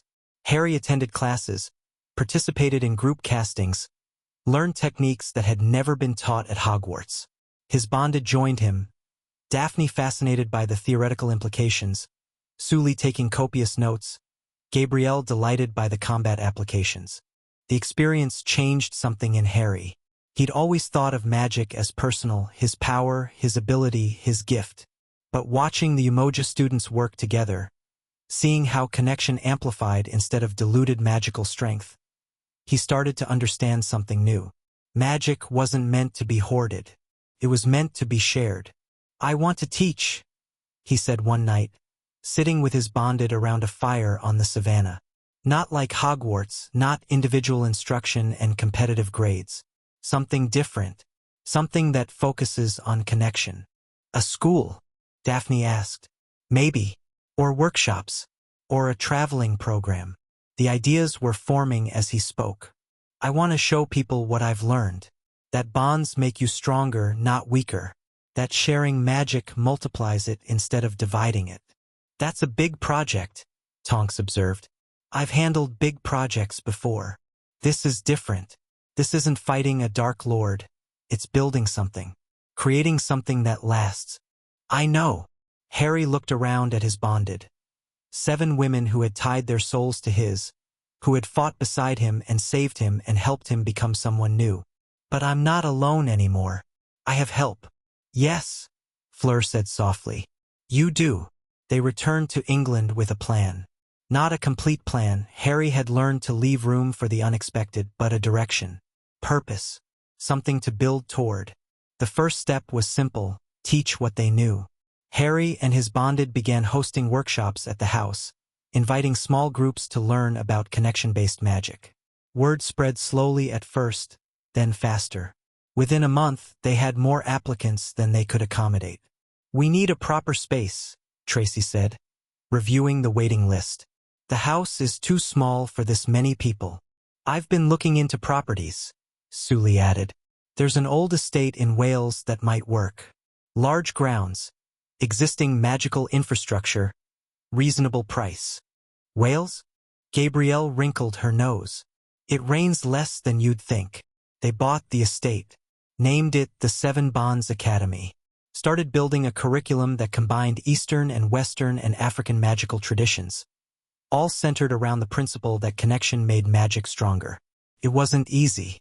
There were bureaucratic hurdles, skeptical officials, traditionalists who thought the whole approach was dangerous nonsense. But Harry had faced worse obstacles. And this time, he was building something instead of destroying something. That made all the difference. The academy opened 6 months after the Hollow King's defeat. The first class was small, 20 students, carefully selected, eager to learn something different. Harry taught the introductory sessions himself, explaining the theory of bond magic and the practice of connected casting. "Magic isn't about power," he told them. "It's about connection. Your strength doesn't come from what you can do alone. It comes from what you can do together." "But individual power is still important," a student protested. "Some wizards are stronger than others." "True. But the strongest individual wizard can still be overwhelmed by a group working in harmony." Harry smiled. "I know. I've seen it happen." He shared the story of the Hollow King, how 1,000 years of accumulated individual power had been defeated by 7 people who chose to trust each other completely. The students listened, rapt. It wasn't the heroic narrative they'd expected. It was something better, something they could learn from. After the session, Daphne found him in the staff room. "That was good," she said. "You're good at this. I had good teachers." He pulled her close. "And good partners." Flattery. But she was smiling. "The students are excited. I heard them talking about forming practice groups, trying the connected casting techniques. That's the idea. Harry." She pulled back slightly, looking at him seriously. "I'm proud of you. Not for defeating the Hollow King, for finding something to build. Something that matters. I couldn't have done it without you. Any of you." "I know." She kissed him. "That's rather the point, isn't it?" The academy grew. Within a year, they had 50 students. Within 2 years, over 100. The curriculum expanded, Daphne teaching bond theory, Sully teaching magical analysis, Fleur teaching Vela techniques, Tonks teaching practical defense. Even Luna taught, in her way, unconventional classes about seeing past illusions and accepting what you found. Gabrielle became the combat instructor. Her fierce energy translated perfectly into teaching, pushing students beyond their perceived limits, while showing them that challenge was a form of care. Tracy managed everything else. Administration, logistics, the 1,000 small decisions that kept an institution running. She was brilliant at it, her protective nature channeled into nurturing a community instead of defending a person. And Harry taught the core philosophy: connection over isolation, cooperation over competition, trust over power. "You've created something remarkable," McGonagall told him during a visit. She'd come to observe, to see what her former student had built. "This is not what I expected from you, Mr. Potter." "What did you expect?" "Honestly, that you'd become an Auror. Hunt dark wizards until one of them got lucky." She shook her head. "Instead, you're changing how magic is taught, how it's understood. I had good inspiration. You had good partners." McGonagall looked out the window at the grounds, where students were practicing in connected groups. "This bond magic, it's unprecedented. The implications for magical society are complicated." "I know." Harry stood beside her. "Some people think it's dangerous, that we're teaching people to depend on each other too much." "What do you think?" "I think people already depend on each other. They just pretend they don't." He watched a group of students successfully levitate a fallen tree. "We're not creating dependence, we're acknowledging it. Making it conscious and chosen instead of hidden and shameful. A radical philosophy. Is it? Muggles figured it out ages ago. They call it community." McGonagall laughed. A rare sound. "You've grown, Mr. Potter. More than I would have believed possible. I had help. So you keep saying." She turned to face him. "Perhaps that's the most important lesson you're teaching. That asking for help isn't weakness. It's the only way I survived. And now you're teaching others to do the same." She smiled. "Dumbledore would be proud." Harry thought about Dumbledore. About the man who had kept so many secrets, who had planned alone, who had carried burdens he refused to share. The man who had ultimately trusted Harry but had taken so long to show it. "I hope so," he said. "But I'm trying to do better than he did." "I think you are." 5 years after the curse first struck him, Harry stood at the center of the Academy's main hall, addressing the largest graduating class they'd ever produced. 200 students from 12 different countries. 200 people who had learned to trust each other, to combine their magic, to see connection as strength instead of weakness. "When I was hit with the mortis vinculum," he said, "I thought my life was over. I was dying, and the cure seemed impossible. 7 genuine soul bonds in 7 months? I'd spent my whole life pushing people away. I didn't know how to connect." The hall was silent. Everyone knew the story, but hearing it from Harry directly still carried weight. "I learned. With help. With patience. With people who were willing to take a chance on me despite my walls." He looked at his bonded, seated in the front row. 7 women who tied their souls to mine. Not because they had to, because they chose to. That choice is what saved me. Not the magic, the willingness to be vulnerable. To trust. To let someone else see the parts of yourself you're most afraid of showing. That's what we've tried to teach you here. Not just connected casting, not just bond theory, the fundamental truth that magic is better shared. That you are stronger together than alone. That the walls you build to protect yourself are often the same walls that keep you from growing. He paused, looking out at the faces in the crowd. Young and old, every ethnicity and background, all of them carrying the mark of the Academy's teaching. Go out into the world. Practice what you've learned. Build connections. Trust people. And when you find others who are ready to learn, teach them what you know. The Hollow Court believed in power through isolation. Stealing bonds, hoarding life force, standing alone at the top of a mountain of corpses. We believe in power through connection. Sharing bonds, nurturing life force, standing together in a community of equals. They fell. We rose. And as long as we remember why, as long as we keep choosing connection over isolation, we will continue to rise. He stepped back from the podium. The hall erupted in applause. Later that night, after the ceremony and the celebrations and the farewells, Harry sat with his bonded in their private quarters at the academy. The room was warm, comfortable, filled with the accumulated presence of 7 people who had shared their lives for half a decade. Books on every surface, Daphne's and Sully's collections merging into an intellectual avalanche. Photographs on the walls, moments captured, memories preserved, a fire crackling in the hearth, because some traditions were worth maintaining. 5 years, Tracy said, settling into her favorite chair. Doesn't feel like that long. Feels longer to me, Tonks countered. In a good way, like we've lived a lot. We have.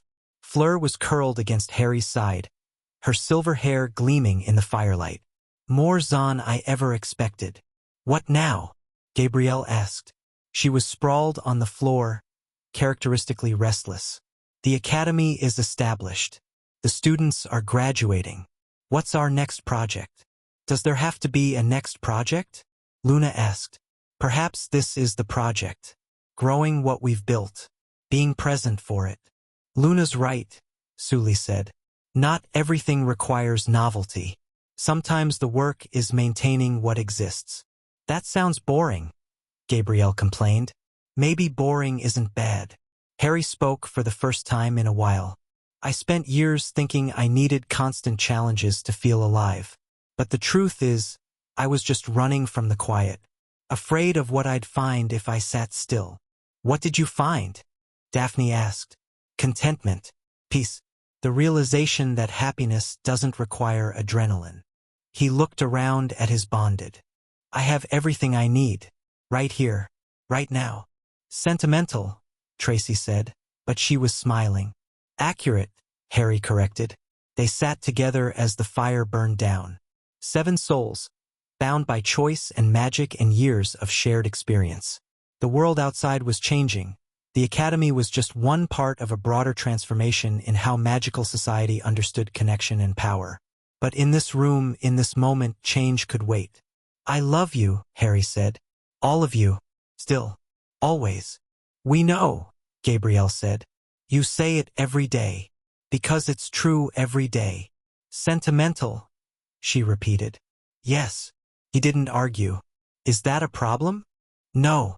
Her smile softened. It's perfect. They stayed there until the fire became embers. 7 bonds still holding. 7 souls still connected. The world could wait until morning. Chapter 7 and Chapter 8. What Luna sees. Luna had been acting strange for 3 days. That was saying something, given that Luna's baseline behavior was what most people would call unusual. But Harry knew her rhythms now. After 5 years of soul-deep connection, he could feel when something was off. She'd been disappearing more than usual, spending hours in the Academy's astronomy tower, staring at nothing. Her dreamy expression had sharpened into something that looked almost like worry, an emotion Harry had rarely seen on her face. Something's coming, she said on the 4th day, finding Harry in his office between classes. I've been trying to see it clearly, but it keeps shifting. Something dangerous? Something transformative. She sat down across from him, her pale eyes distant. The bonds are going to change, Harry. All of us are going to change. Change how? I don't know yet. That's what frightens me. Luna admitting fear was alarming enough to make Harry set aside everything else. He reached across the desk and took her hand. Tell me what you've seen. Fragments. Images that don't connect. She closed her eyes. A child crying. A door opening. Something old waking up. And all of us standing in a circle, but the circle is different. Larger. Larger. More than 7. Her eyes opened. I think new bonds are forming, Harry. Bonds we didn't expect. Harry called a meeting that night. All 7 bonded gathered in the main sitting room of their quarters, their connection humming with shared concern. Luna repeated what she'd told Harry, her usually serene voice carrying an undercurrent of uncertainty. New bonds, Daphne said slowly. That shouldn't be possible. The circuit is closed. 7 souls, complete and whole. The circuit was created to counter the curse, Suli said, her analytical mind already working. But the curse is gone. The bonds persist, but their original purpose is fulfilled. You're saying they might evolve? I'm saying magical structures adapt. They're not static. Suli pulled out her ever-present journal. The bonds we formed were unprecedented. We have no historical reference for what happens next. Could new bonds be a threat? Tracy asked. Her protective instincts were clearly activated. Unknown. Luna's visions suggest transformation, not destruction. Suli looked at Luna. Can you see anything about the nature of these potential new bonds? Who they might involve? Luna shook her head. The future is cloudy. Too many possibilities overlapping. She paused. But I feel something. A pull. Someone reaching toward us. Reaching from where? I don't know. Luna's frustration was palpable through the bond. I'm sorry. I'm usually better at seeing, but this is different. Fleur leaned forward. Perhaps we are approaching this wrong. Instead of trying to see the future, we should prepare for it. Whatever comes, we face it together. Agreed, Gabrielle said. We've handled the unexpected before. This feels bigger than the unexpected. Harry had been quiet, processing. Luna said the circle might expand. That's not just adaptation, that's growth. Our bonds potentially connecting to new people. Is that bad? Tonks asked. We've spent 5 years teaching connection. If our bonds can extend to others, it could be revolutionary, Suli finished, or catastrophic. The stability of our circuit depends on the harmony of all members. Adding new elements would change the entire dynamic. Then we need more information. Harry stood. Luna, I want you to keep watching. Tell me immediately if anything becomes clearer. Suli, research, look for any precedents, any historical hints about bond evolution. The rest of us stay alert. If someone is reaching toward us, we need to know who and why. The answer came 3 days later in the form of a letter. Not an ordinary letter. This one appeared directly on Harry's desk, bypassing all the Academy's protective wards.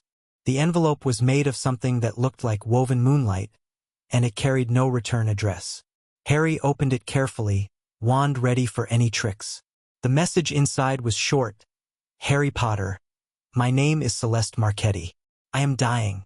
Your bonds are the only thing that can save me. I know how this sounds. I know you have no reason to help a stranger. But what lives inside me cannot be allowed to die. It is older than the Hollow Court, older than the Founders, older than written magical history. I am coming to your academy. Please hear me before you decide. Time is running out for both of us. Harry read the letter 3 times. Then he called another meeting. It could be a trap, Tracy said immediately.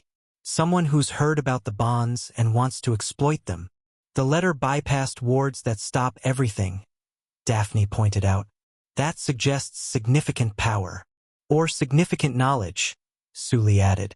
The wards here are based on the most advanced protective magic we know. Bypassing them would require understanding we don't have. She says something lives inside her, Luna said softly. Something old. I think that's what I've been seeing. Not a person, a presence. Something ancient that needs our help. Or something ancient that wants to use us. Gabrielle's eyes were narrowed. The Hollow King was ancient too. Age doesn't equal benevolence. No, but neither does it equal malevolence. Fleur's voice was measured. We should at least hear what this woman has to say. And if it's a trap, then we spring it on our terms, in our territory, with all our bonds ready. Fleur looked at Harry. What do you think?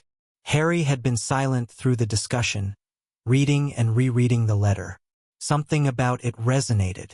Not just the words, the feeling behind them. Desperation. Hope. The same emotions he'd felt when the curse was killing him and he'd reached out for connection. We hear her out, he decided. But carefully. Full precautions. And if anything feels wrong, we shut it down immediately. When is she coming? As if in answer, there was a knock at the Academy's main door. Celeste Marchetti was not what Harry expected. She was young, maybe 19 or 20, with dark hair that fell past her shoulders and olive skin that had a faintly luminescent quality. She was beautiful, but in an unsettling way, like a painting that kept changing when you looked away. And her eyes were ancient. Harry felt it the moment their gazes met.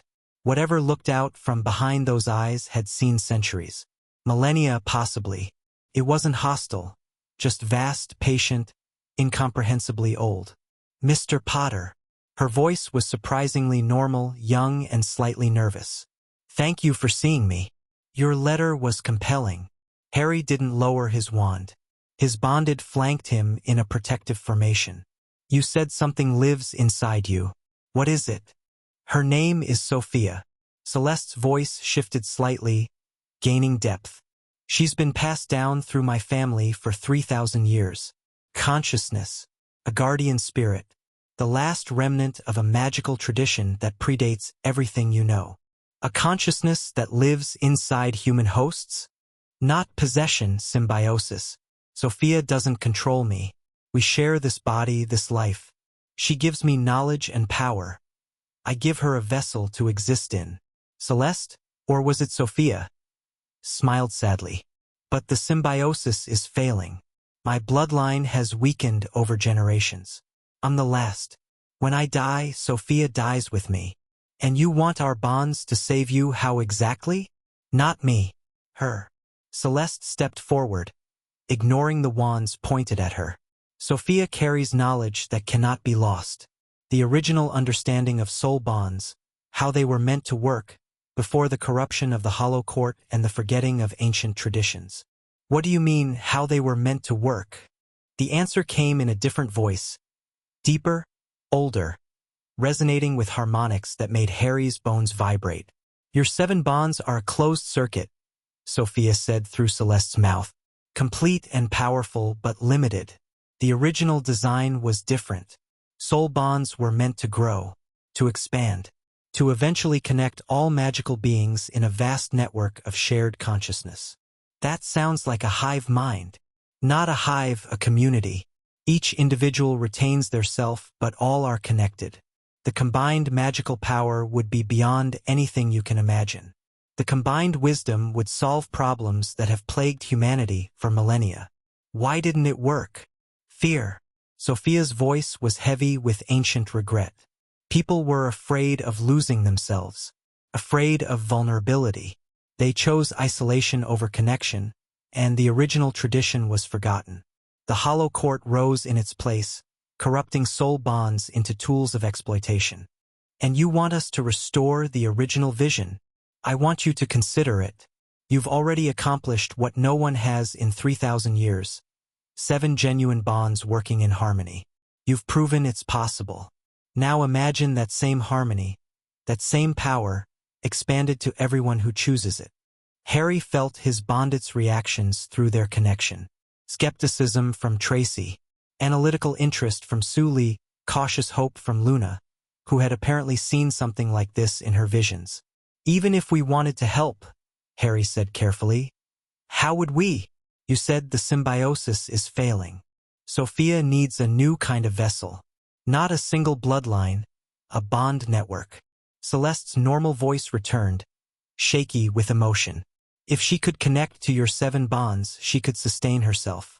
And in return, she could teach you everything, how to grow the bonds, how to extend them, how to create the network that was always meant to exist. You're asking us to bond with a 3,000-year-old consciousness. I'm asking you to expand your understanding of what bonds can be. Celeste's eyes were wet. Please, Sophia has so much to give. So much knowledge that would be lost forever if she dies. Don't let 3,000 years of wisdom disappear because you're afraid. They deliberated for hours after Celeste left to wait in a guest room. It's too convenient, Tracy argued. Someone shows up with ancient knowledge, says only we can save them, asks us to connect with something we don't understand? The Hollow Court trap was convenient too, Gabrielle countered. But we handled it. By nearly dying. And then winning. Gabrielle shrugged. Risk is part of connection. We knew that from the beginning. This is different. We're talking about integrating something alien into our bond network. Is it alien? Luna asked. I've been feeling Sophia since she entered the building. She doesn't feel hostile. She feels lonely, ancient and lonely and desperate to connect. You can feel her? Through the bonds. The same way I felt the Hollow King's victims. Luna's voice was certain. She's genuine, Harry. Whatever else she might be, her need is real. Need isn't the same as trustworthy, Sully said, but her voice was thoughtful. However, the information she's offering, if it's genuine, it could transform everything we understand about magical connection. And if it's not genuine, then we've lost nothing by learning more. Sully looked at Harry. I propose we conduct tests. Verify what we can about Sophia's nature before making any decisions about integration. Agreed, Daphne said. We research, we verify, we proceed cautiously. If at any point something feels wrong, we stop. Harry looked around at his bonded. 7 women who had tied their souls to his, who had fought beside him, built beside him, lived beside him for 5 years. Their opinions varied, but their unity was clear. Whatever they decided, they'd decide together. We test, he said. We learn, and then we choose. The testing took 2 weeks. Sully designed protocols to measure magical resonance, bond compatibility, and consciousness integrity. Daphne contributed theoretical frameworks for understanding symbiotic magical relationships. Tonks used her aura training to assess threat potential. They learned that Sophia was telling the truth about her age. Magical dating confirmed at least 3 millennia of existence. They learned that the symbiosis with Celeste was genuinely failing. The host's magical core was deteriorating rapidly. They learned that Sophia's knowledge was vast and consistent with obscure historical references that no one should have been able to access. They also learned that integration would change them. The bond network would expand, Sully explained during a briefing. Not by adding another person exactly, by adding another dimension. Sophia would become a shared connection point, accessible to all of us simultaneously. Like a hub, Harry said. More like a library. Her knowledge would become available through the bonds. We'd be able to access 3,000 years of accumulated wisdom about soul magic. What would we lose? Sully hesitated. Privacy, potentially. Sophia would be able to perceive what we perceive, at least regarding magical matters. She couldn't read our thoughts, but she could feel our magical states. That's invasive. It's symbiotic. We'd be able to feel her too. Complete mutual transparency in the magical domain. And the benefits? Beyond the knowledge? Power. Integration would strengthen all our existing bonds. The network would become more resilient, more flexible, more capable of growth. Sully's eyes were bright. If her claims are accurate, we could eventually extend bonds to others. Create the network she described. Or we could be opening ourselves to something we don't understand, Tracy said flatly. Something that could corrupt or control us. The tests show no indication of hostile intent. Tests can be fooled. The debate continued for days. They examined every angle, considered every possibility, argued and analyzed and worried. But eventually they came to the same conclusion they always came to. The only way to know was to try. They gathered in the Academy's main ritual chamber on a night with no moon. Celeste stood in the center of the room, pale and exhausted. The failing symbiosis was taking its toll. She'd visibly weakened over the past 2 weeks. If they didn't act soon, the choice would be made for them. Harry and his 7 bonded formed a circle around her. The bonds hummed with combined purpose, 7 souls preparing to expand into something unknown. Are you ready?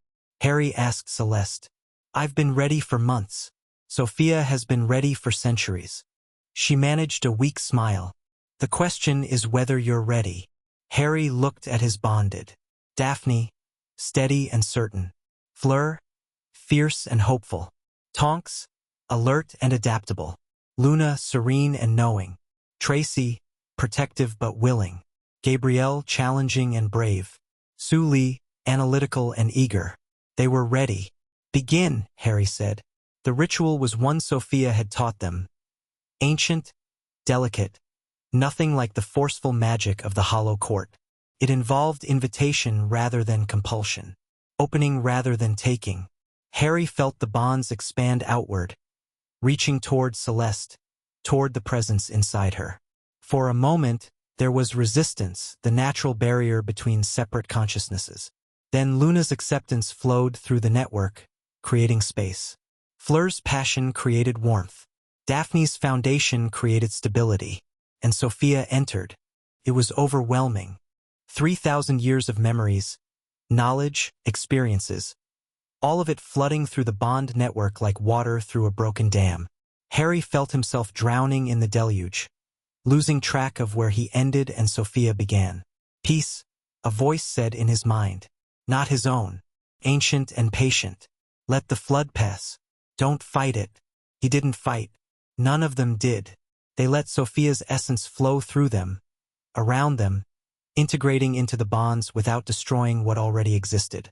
Gradually, the flood subsided. The overwhelming pressure became a sustainable presence. Sophia was there, inside the network, connected to all of them, but she wasn't controlling or consuming. She was simply present. Remarkable, Sophia said. And this time Harry heard her through the bonds rather than through Celeste's mouth. Your network is stronger than I hoped. More harmonious than any I've encountered. Is the integration complete? Harry asked, also through the bonds. It felt natural now, speaking this way. Complete and stable. I can sustain myself through your connections indefinitely. Sophia's presence radiated gratitude. You've saved something that was nearly lost forever. Now what? Tracy's mental voice was cautious. Now we begin the real work. Sophia's presence expanded slightly, sharing images. Vast networks of connected souls, magic flowing freely between willing participants, a world transformed by cooperation rather than competition. The network was always meant to grow. You seven were the seed. Now we plant it. The changes came gradually. At first, Sophia's presence was barely noticeable, just another thread in the weave of their bonds. But as weeks passed, her knowledge became more accessible. Harry found himself understanding things he'd never studied, making connections he'd never considered. The original bond traditions viewed magic as fundamentally social. Sophia explained during one of their learning sessions. Individual magic was considered incomplete, powerful, yes, but limited. The real potential of magic could only be unlocked through connection. Why did that change? Sully asked. She'd become Sophia's most eager student, spending hours in communion with the ancient consciousness. Fear, competition, the desire for individual power over collective strength. Sophia's presence carried ancient regret. The Hollow Court was the inevitable result, the corruption of bond magic into a tool for exploitation. But they weren't the cause. They were the symptom of a deeper disease. And the cure? What you've been teaching at this academy. Trust, vulnerability, the willingness to share power instead of hoarding it. Sophia's presence brightened. You've already begun the healing. Now we accelerate it. The acceleration took the form of new teachings. Sophia guided them in techniques for extending bonds beyond the immediate circle. Not the deep soul bonds they shared, but lighter connections that allowed magical cooperation without full integration. They tested the techniques on willing academy students. The results were remarkable. Groups of 5 or 6 could accomplish magical feats that would have challenged any single wizard. The power of connection was even greater than they'd realized. This is what magic is supposed to be, Harry said, watching a group of students levitate the academy's entire central building. A feat that should have been impossible. Community, cooperation, together. You understand. Sophia's approval flowed through the bonds. Now help others understand. They spread the teachings. Harry traveled to other magical schools, to ministry gatherings, to international conferences. He demonstrated connected magic, explained the principles, invited people to try it for themselves. Some responded with enthusiasm. The African schools were particularly receptive. Their tradition had always been closer to the original understanding. Asian magical communities found resonance with their own concepts of collective harmony. Others responded with fear. "You're creating a cult," a British ministry official accused.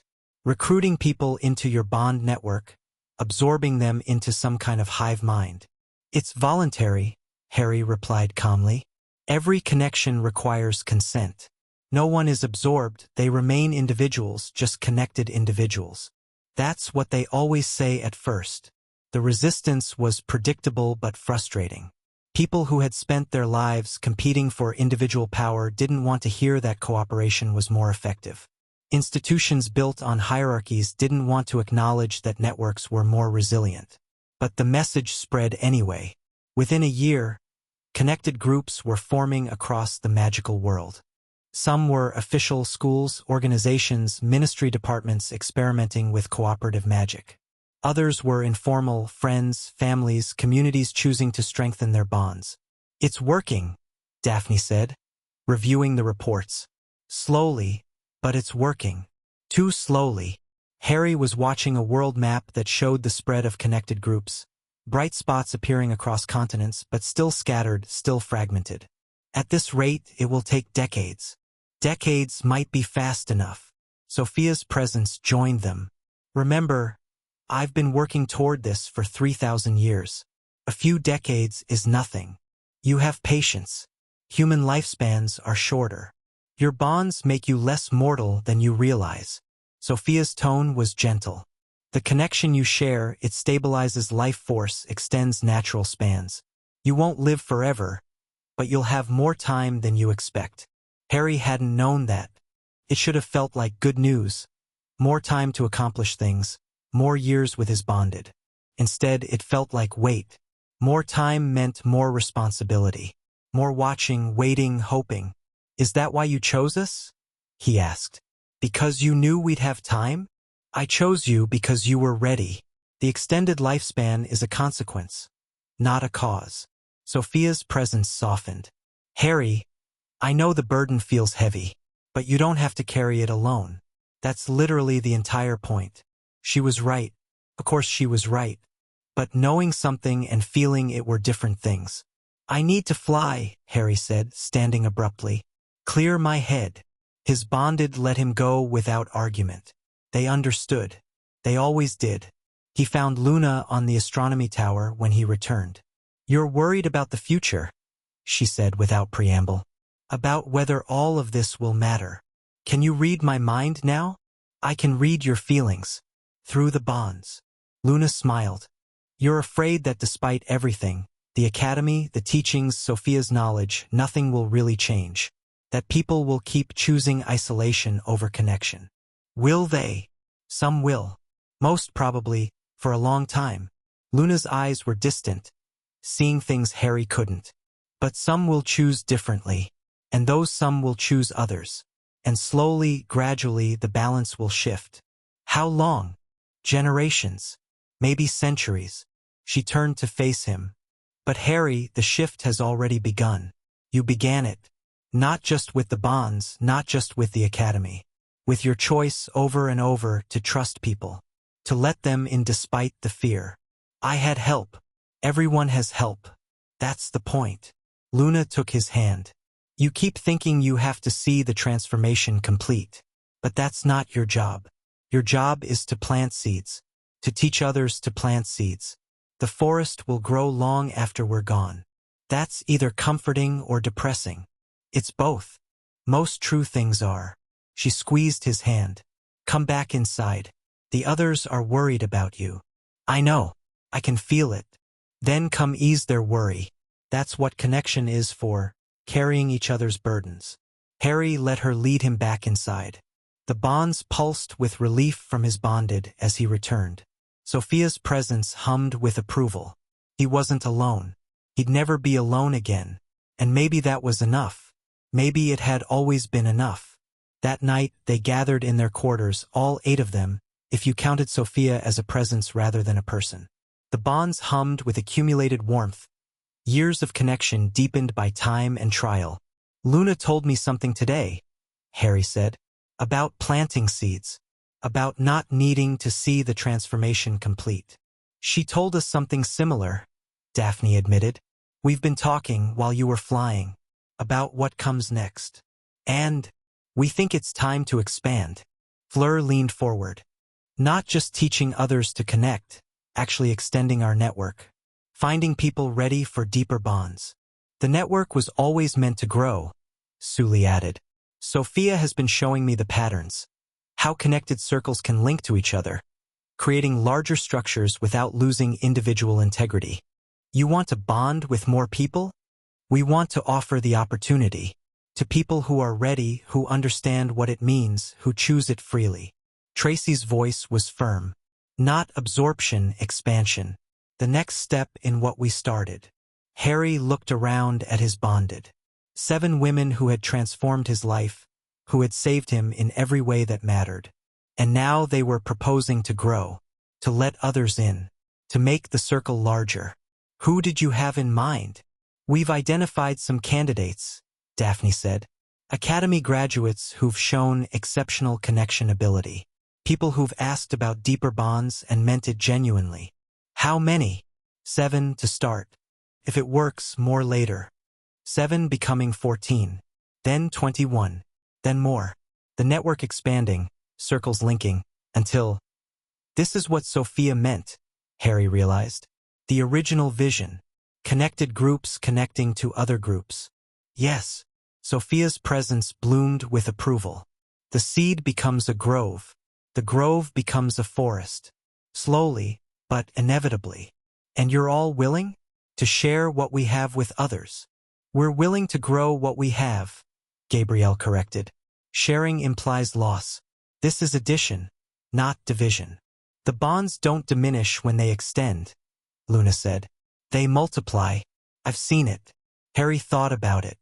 The fear was there, the instinctive resistance to change, to opening up, to letting strangers into something precious. But the bonds carried reassurance, trust, the combined certainty of 7 souls who had chosen this path. Okay, he said. Let's grow. The expansion began the next month.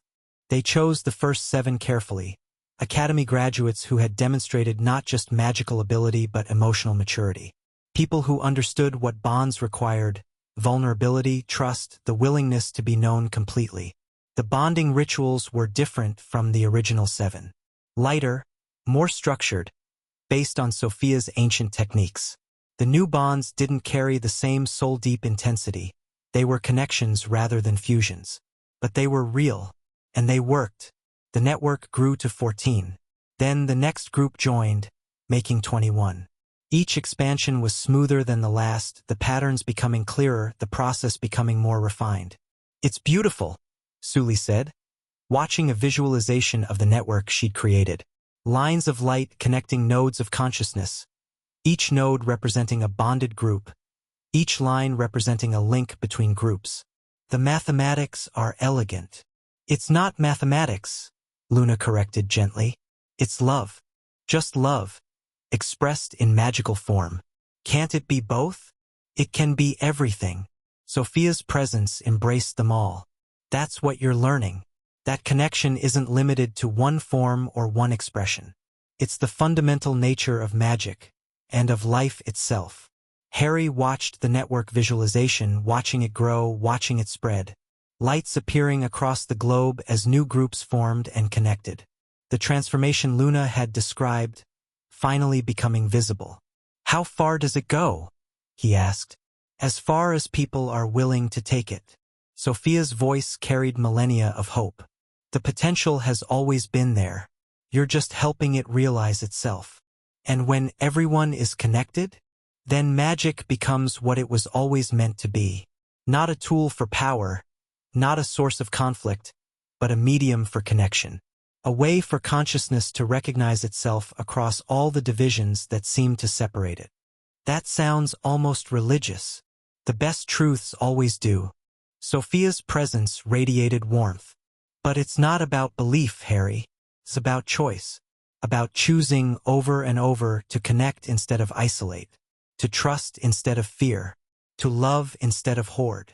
Harry looked at his bonded, the original 7, still the core of everything, still the foundation that made all the rest possible. They looked back at him with expressions that ranged from amused, Tracy, to serene Luna, to eager, Gabrielle. Well, he said, I guess we keep choosing. We always have, Daphne said. We always will. The network pulsed with combined agreement. 7 voices, becoming dozens, becoming hundreds, eventually becoming thousands and more. The forest was growing.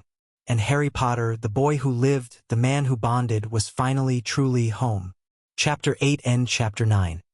The Hollow Throne. 10 years after the curse first struck him, Harry Potter stood at the edge of everything changing. The network had grown beyond anything they'd imagined. Thousands of connected souls across 6 continents, linked in circles that linked to other circles, creating a web of magical consciousness that spanned the globe. The Academy had become a movement. The movement had become a transformation. But not everyone welcomed transformation. They're calling themselves the Purists, Tonks reported during the morning briefing. Her Auror contacts still fed her information, even though she'd officially retired years ago. Organized opposition to the network. They believe connected magic is an abomination, a threat to individual sovereignty. How organized? Harry asked. Very. They've got funding, leadership, political connections. The British ministry has 3 Purist sympathizers on the Wizengamot. The French ministry has more. Tonks's expression was grim. They're not just complaining, Harry. They're planning something. What kind of something? We don't know yet, but my contacts are worried. The rhetoric has shifted from opposition to something that sounds like preparation. Harry felt the concern ripple through the bonds. Not just his original 7, but the extended network, thousands of consciousnesses registering the threat and responding with shared unease. We knew this would happen eventually, Daphne said. Change always creates resistance. The bigger the change, the bigger the resistance. This feels bigger than resistance. Tracy's protective instincts were humming. This feels like war. The first attack came 3 days later. A connected circle in Germany, 12 people who had bonded through the Academy's outreach program, was targeted by unknown assailants. The attack was surgical, precise, designed not to kill but to sever. Dark magic specifically crafted to break soul bonds. 3 of the 12 were permanently disconnected. The trauma rippled through the entire network, felt by everyone, a wound in the collective consciousness. They're experimenting, Sully said, analyzing the magical signatures left behind, testing techniques, figuring out how to attack the network itself. Can they succeed? Harry asked. The individual bonds can be severed, with enough force and the right magic. But the network as a whole, she shook her head, is too distributed, too resilient. You can't destroy a forest by cutting down individual trees. But you can burn it. Sully didn't answer. She didn't need to. They increased security across the network. Training in defensive techniques. Protocols for identifying and responding to attacks. But the Purists were careful, patient, striking unpredictably at isolated circles before disappearing. 6 more attacks over the next month. 18 people forcibly severed from their bonds. The network reeled with each assault, the collective trauma compounding. We need to go on the offensive, Gabrielle argued during one of their strategy sessions. Stop waiting for them to attack. Find them. End them. We're not killers, Harry said. We're protectors. Sometimes protection requires aggression. She's not wrong, Tonks admitted. Defensive postures only work if you can outlast your enemy. The Purists aren't going to stop. They believe they're fighting for the soul of magic itself. Then we need to change their minds. You can't reason with zealots. You can show them they're wrong. Harry stood, pacing. Every attack they make proves our point. They're using violence and coercion, exactly what they claim to oppose. If we respond with more violence, we become what they fear. And if we don't respond, they keep severing our people. There has to be a middle path. Sophia's presence flowed through the bonds, ancient and thoughtful. In my experience, the middle path is rarely found through strategy. It emerges through crisis, through moments when both sides are forced to confront what they really believe. You're saying we need a confrontation, I'm saying confrontation is coming whether you want it or not. The question is whether you'll be ready when it arrives. The confrontation came 2 months later. Harry was in the Academy's main hall, teaching an advanced class on network harmonics, when the Bonds screamed. Not a warning, an assault. Magic slamming into the network itself, targeting the connections between circles, trying to tear the entire structure apart. He dropped to his knees, overwhelmed by the pain of thousands of souls crying out simultaneously. Through the chaos, he felt his original 7. Daphne, Fleur, Tonks, Luna, Tracy, Gabrielle, Sully, anchoring him, keeping him stable while the network convulsed around them. "What's happening?" he gasped. "Coordinated attack." Sully's mental voice was strained. "Multiple locations. They're hitting every major node simultaneously." "How is that possible?" "I don't know. The power required would be—" The answer came before she could finish. A presence, vast and dark, pressing against the network from outside. Not the purists, something older, something Harry recognized with sick certainty. The Hollow Court. "They're not dead," he breathed. "They survived." "Some of them," Sophia confirmed. "The Hollow King was destroyed, but the court was more than one wizard. The survivors have been rebuilding. Waiting. For what? For this. For the network to grow large enough to be worth stealing." The attack intensified.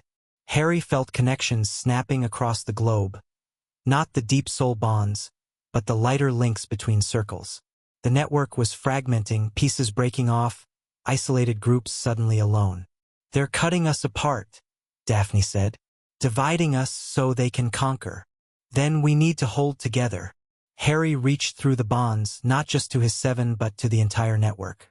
"Everyone, focus on the connections. Don't let them break us apart." Thousands of voices answered, not in words, in will.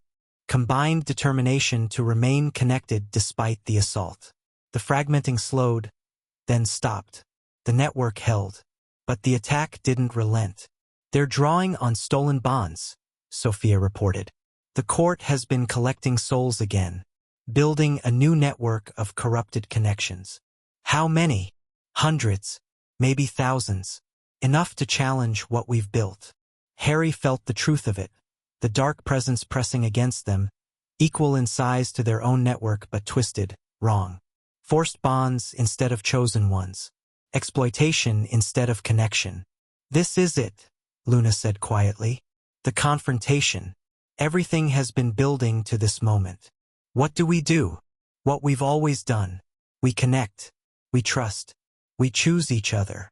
Harry looked at his original 7, the bonds that had started everything, that had saved his life and given him purpose. They looked back at him with expressions ranging from fierce, Gabrielle, to serene, Luna, to grimly determined, Tracy. "Together," he said. "Together," they echoed. The battle that followed was unlike anything Harry had experienced. It wasn't fought with wands and spells, not primarily. It was fought with bonds. Connection against corruption. Genuine trust against forced loyalty. The two networks clashed in a realm beyond physical space, consciousnesses warring for dominance. The Hollow Court's network was powerful, thousands of stolen souls, their life force channeled through corrupted connections. But it was also brittle. Forced bonds lacked the flexibility of genuine ones. When pressure was applied, they cracked instead of bending. Harry's network bent. It absorbed the assault, distributed the pressure, channeled the attack energy into the connections themselves. Every blow the court landed made the genuine bonds stronger. "They can't beat us," Daphne realized. "Their power comes from stealing. Ours comes from sharing. The more they attack, the more we grow.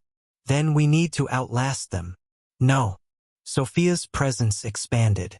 "We need to free them." "Free who?" "The stolen souls. The court's network isn't just corruption. It's imprisonment. Every bond they've forced is a soul in chains. If we can reach them, offer them a choice, we can turn their weapon against them. We can free thousands of prisoners and dissolve their power base at the same time." Harry understood. It was the same thing they'd done with the Hollow King. reaching past the corruption to the souls trapped within. But this time, the scale was massive. Thousands of souls, each needing to be touched, offered the choice to break free. It would take everything we have, Sully warned. The entire network, focused on one purpose. Then that's what we do. Harry reached through the bonds, gathering consensus. Everyone, we're going to free the court's prisoners. Focus on the choice, offering it, not forcing it. Let them decide. The network responded. Thousands of connected souls, directing their combined will toward the dark network pressing against them. Not attacking, offering.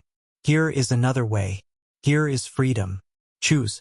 The choice rippled through the hollow court's stolen bonds. Harry felt souls awakening. Consciousnesses that had been trapped for years, sometimes decades, suddenly aware that escape was possible. Some resisted, too broken or too loyal to accept freedom. But most reached for it. Most chose. The court's network began to collapse. Stolen bonds shattered as the souls within them exercised their first genuine choice in years. The dark presence fractured, screamed, tried to hold itself together.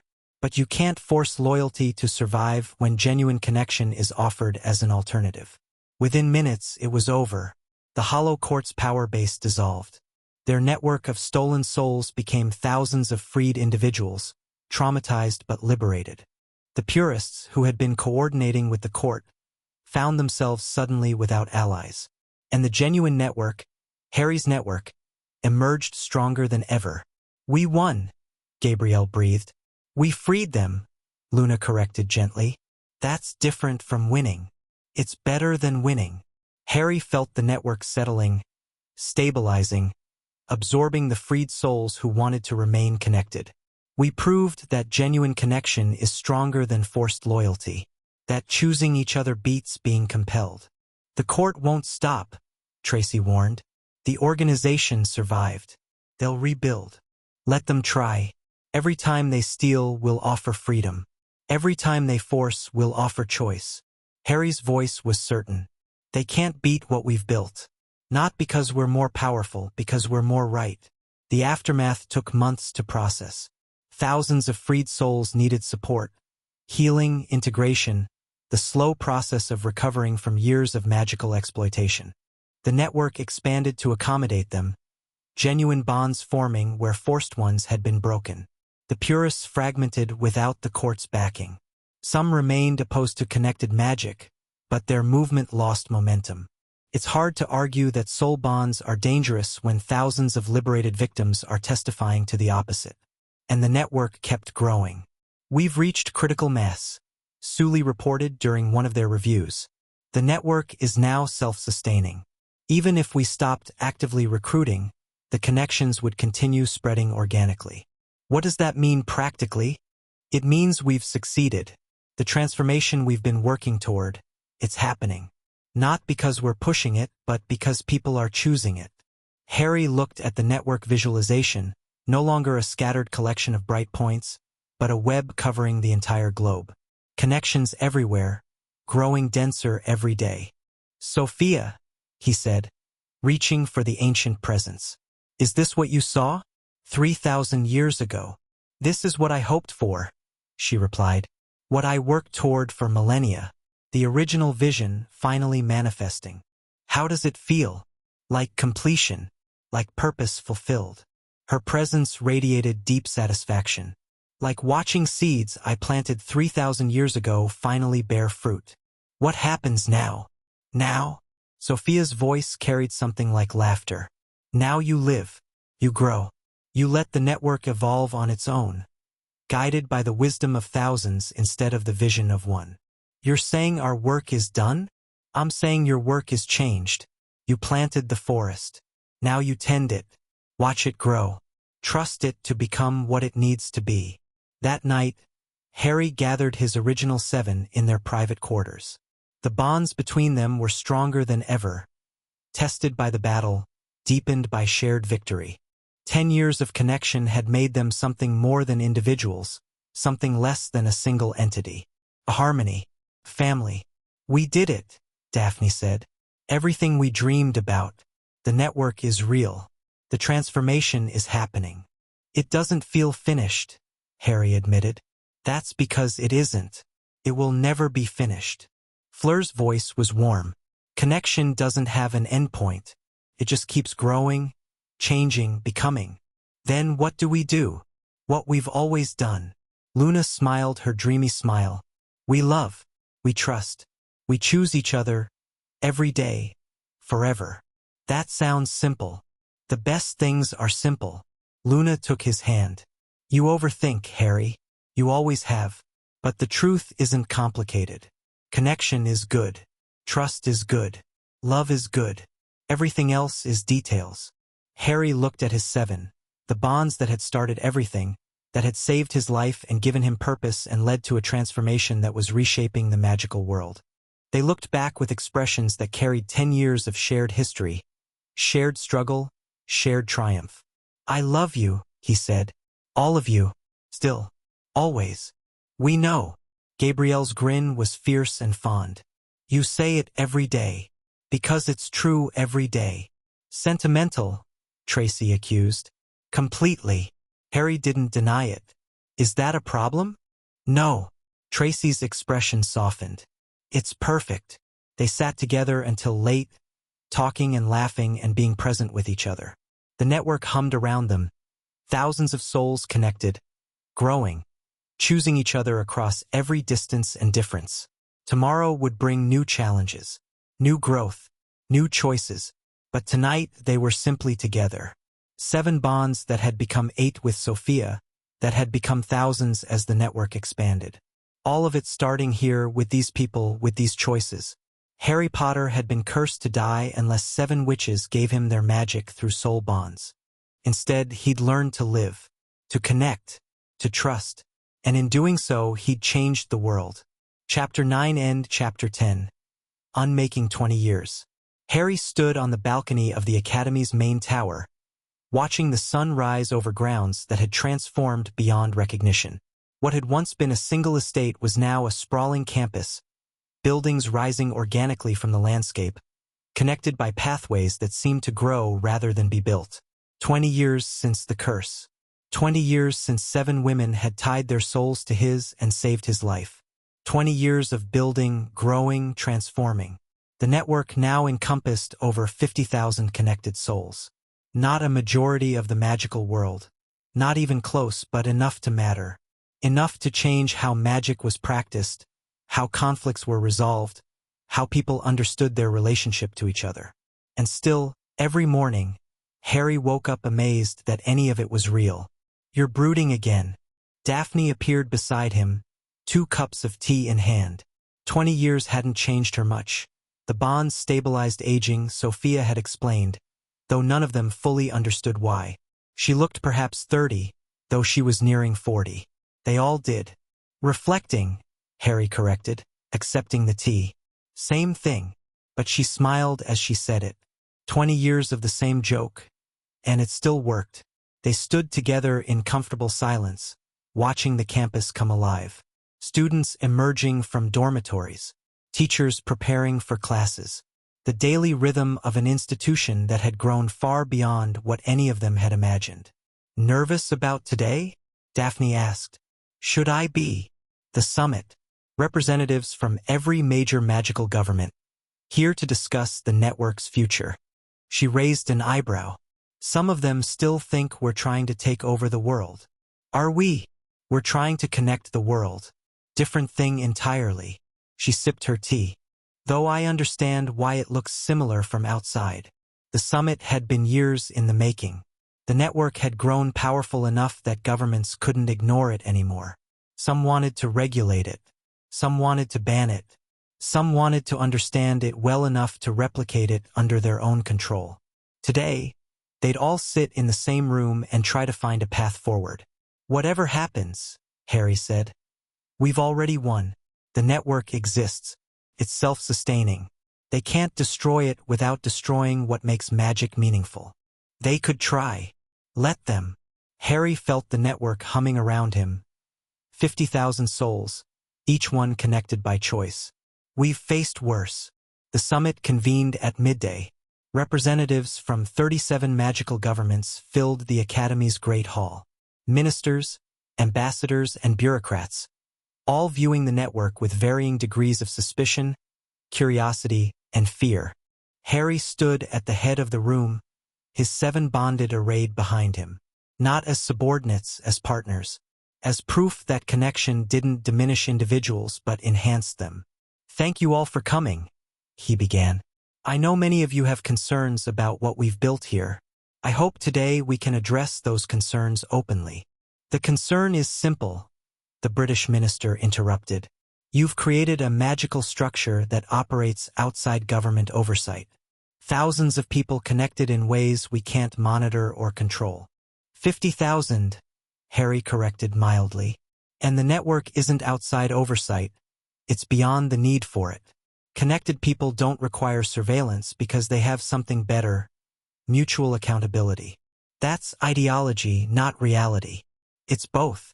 In 20 years, the network has had 0 violent conflicts between members, 0 crimes of exploitation, 0 instances of magical abuse." Harry let that sink in. Can any government here claim the same? Uncomfortable silence. "We're not asking for control," Harry continued. "We're not asking for special treatment. We're simply asking to exist, to continue helping people connect who want to connect, to keep building what we've started. And if we refuse, then we'll continue anyway." Harry's voice was calm but certain. The network doesn't require government permission. It exists because people choose it. You can't legislate away choice. The French representative leaned forward. "You speak of choice, but your network grows by absorbing others. How long before everyone is expected to join? Before connection becomes compulsion?" "Never." Fleur spoke up, her voice carrying generations of authority.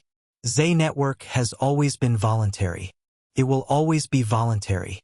Compulsion is the opposite of what we teach. Easy to say now while you're still expanding. What happens when you've grown large enough to dominate? Then we stop growing."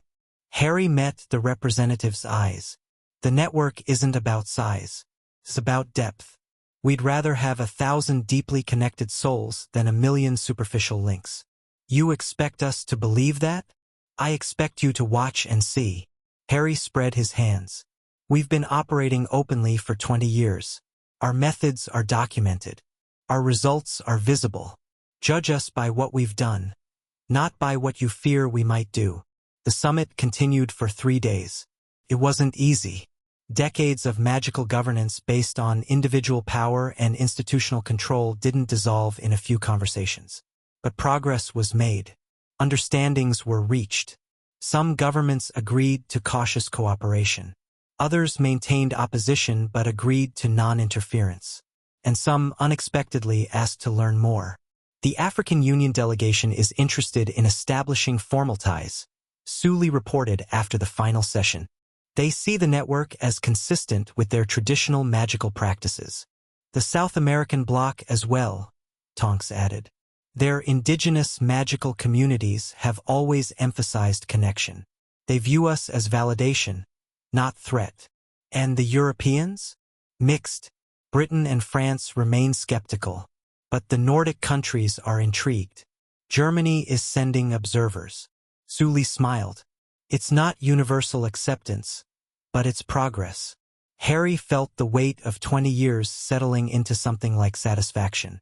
Not completion, nothing was ever complete, but forward motion. The sense that the world was actually slowly changing. "What now?" Gabrielle asked. She'd been uncharacteristically quiet during the summit, her fierce energy channeled into watchful protection. "Now we keep going, keep teaching, keep connecting." Harry looked at his 7, his partners, his family, his bonds. "Same as always." "That sounds almost boring." "After 20 years, boring sounds wonderful." Gabrielle laughed. "You don't mean that." "No, but I'm learning to appreciate stability." That night, they gathered in their private quarters one last time. Not the last gathering ever. They met every night, had for 20 years, would for 20 more. But the last gathering of this particular chapter. Tomorrow would begin something new, as every tomorrow did. I've been thinking about the future, Luna said, her dreamy voice carrying unusual weight. About what comes next. What have you seen? Not seen. Felt.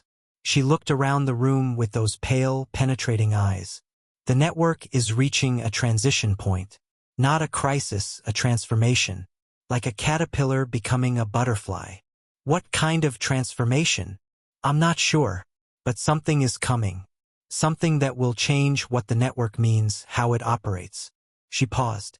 Something that starts with us. Starts how? I think. Luna hesitated, which was unusual. She rarely hesitated. I think our bonds are about to evolve again, the way they evolved when Sophia joined us.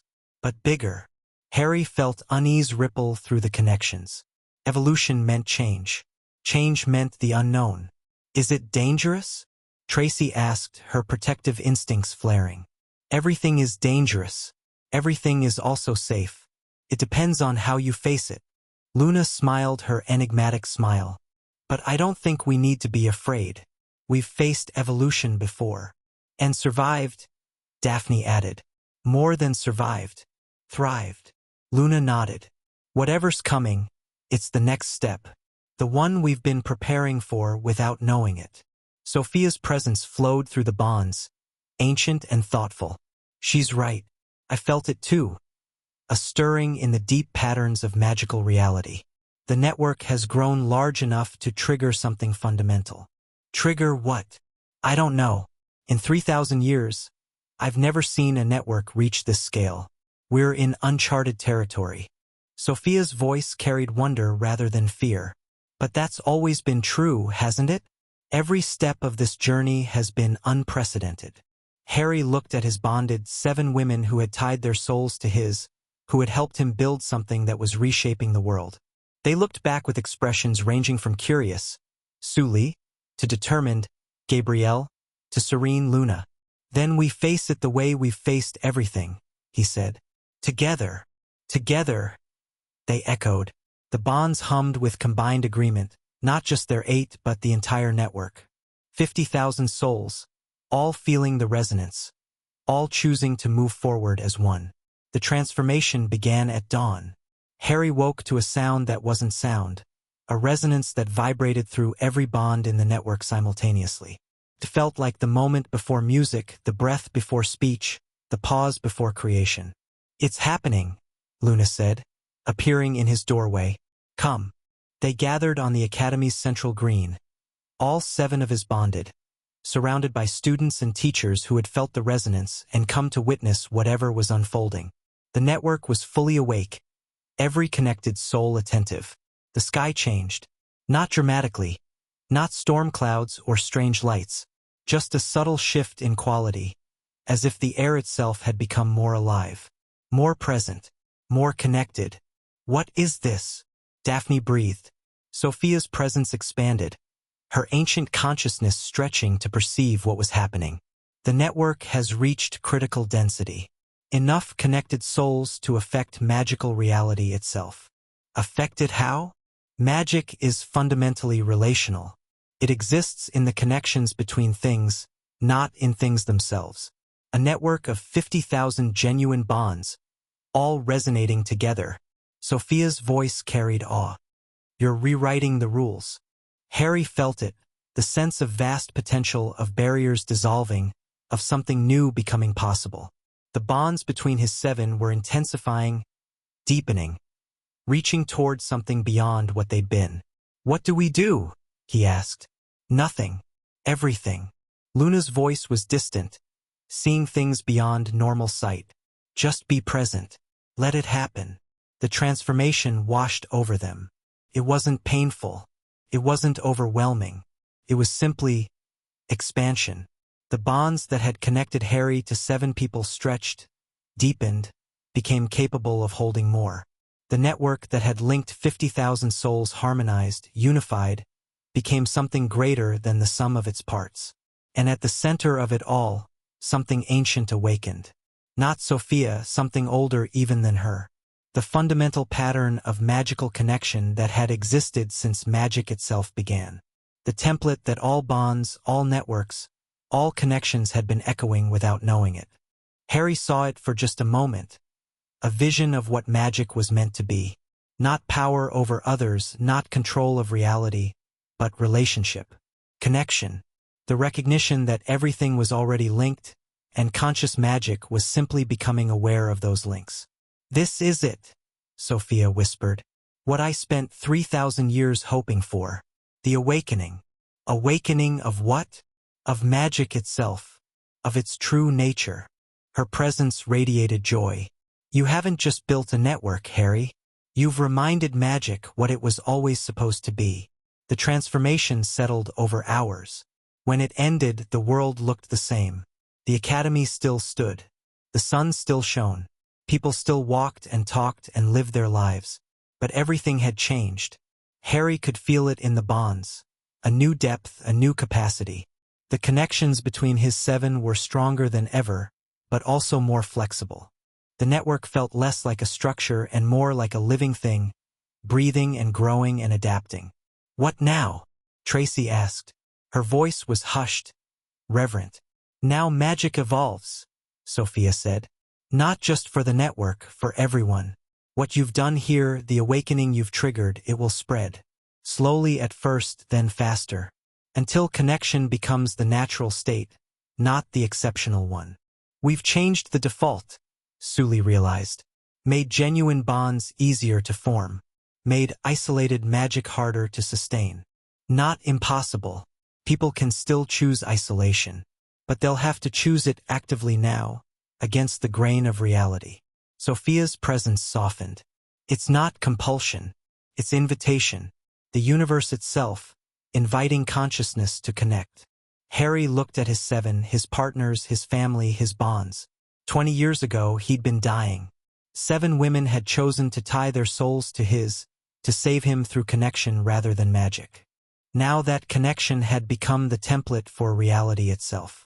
"I don't know what to say," he admitted. "Then don't say anything." Luna took his hand. "Just be present. Let the moment be what it is." Harry let the moment be what it was. The dawn of something new.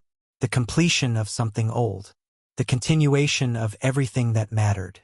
Epilogue. 50 years later, the world was unrecognizable. Not in its physical form. Cities still stood. Schools still taught. People still lived and loved and struggled. But the nature of magic had fundamentally shifted. Connection was no longer rare. It was expected. Normal. The way things were supposed to be. The network had grown beyond counting. Not because it recruited aggressively, but because connection had become the path of least resistance. Isolated magic still existed, but it felt wrong now. Incomplete. Like trying to have a conversation with yourself. Harry stood on the same balcony where he'd watched so many sunrises. Watching another. He was old now, genuinely old, despite the bond's stabilizing effects. 70 years on a body that had been through more than most could imagine. But he wasn't alone. He'd never been alone. Not since 7 women had chosen him. "You're brooding," Daphne said, appearing beside him. She looked old too. Gracefully, beautifully old. They all did. "Reflecting," Harry corrected. "Same thing. Same joke. 50 years of the same joke. It still worked." They stood together watching the world they'd helped create. A world where magic meant connection. Where power came from sharing. Where the fundamental unit of reality was relationship rather than isolation. "Do you regret anything?" Daphne asked. Harry thought about it. The struggles. The losses. The times he'd been sure they would fail. The times they nearly had. "No," he said finally. "I'd do it all again. Even the curse? Especially the curse." He turned to face her. "Without it, I'd never have learned to connect. I'd have spent my whole life pushing people away, never knowing what I was missing. The curse taught you to love? You taught me to love. The curse just made me desperate enough to learn." Daphne smiled. The same smile she'd given him 50 years ago, when she'd first seen through his walls. Sentimental. Completely. They watched the sunrise together. Behind them, in the quarters they'd shared for half a century, the others were stirring. Fleur and Gabrielle, still bickering in French. Tonks and Tracy, still debating strategy over tea. Luna, still seeing things no one else could see. Su Li, still analyzing everything. 7 bonds. 8 with Sophia. 50,000 with the network. Billions of connections, spreading across reality itself. And at the center of it all, Harry Potter. The boy who lived. The man who connected. The one who'd learned, finally and forever, that love was stronger than death. Ready for another day? Daphne asked. Always. They went inside together, to join the others, to continue what they'd started, to live the life they'd built. The curse had been meant to kill him. Instead, it had taught him how to live. And that, in the end, was the only magic that mattered.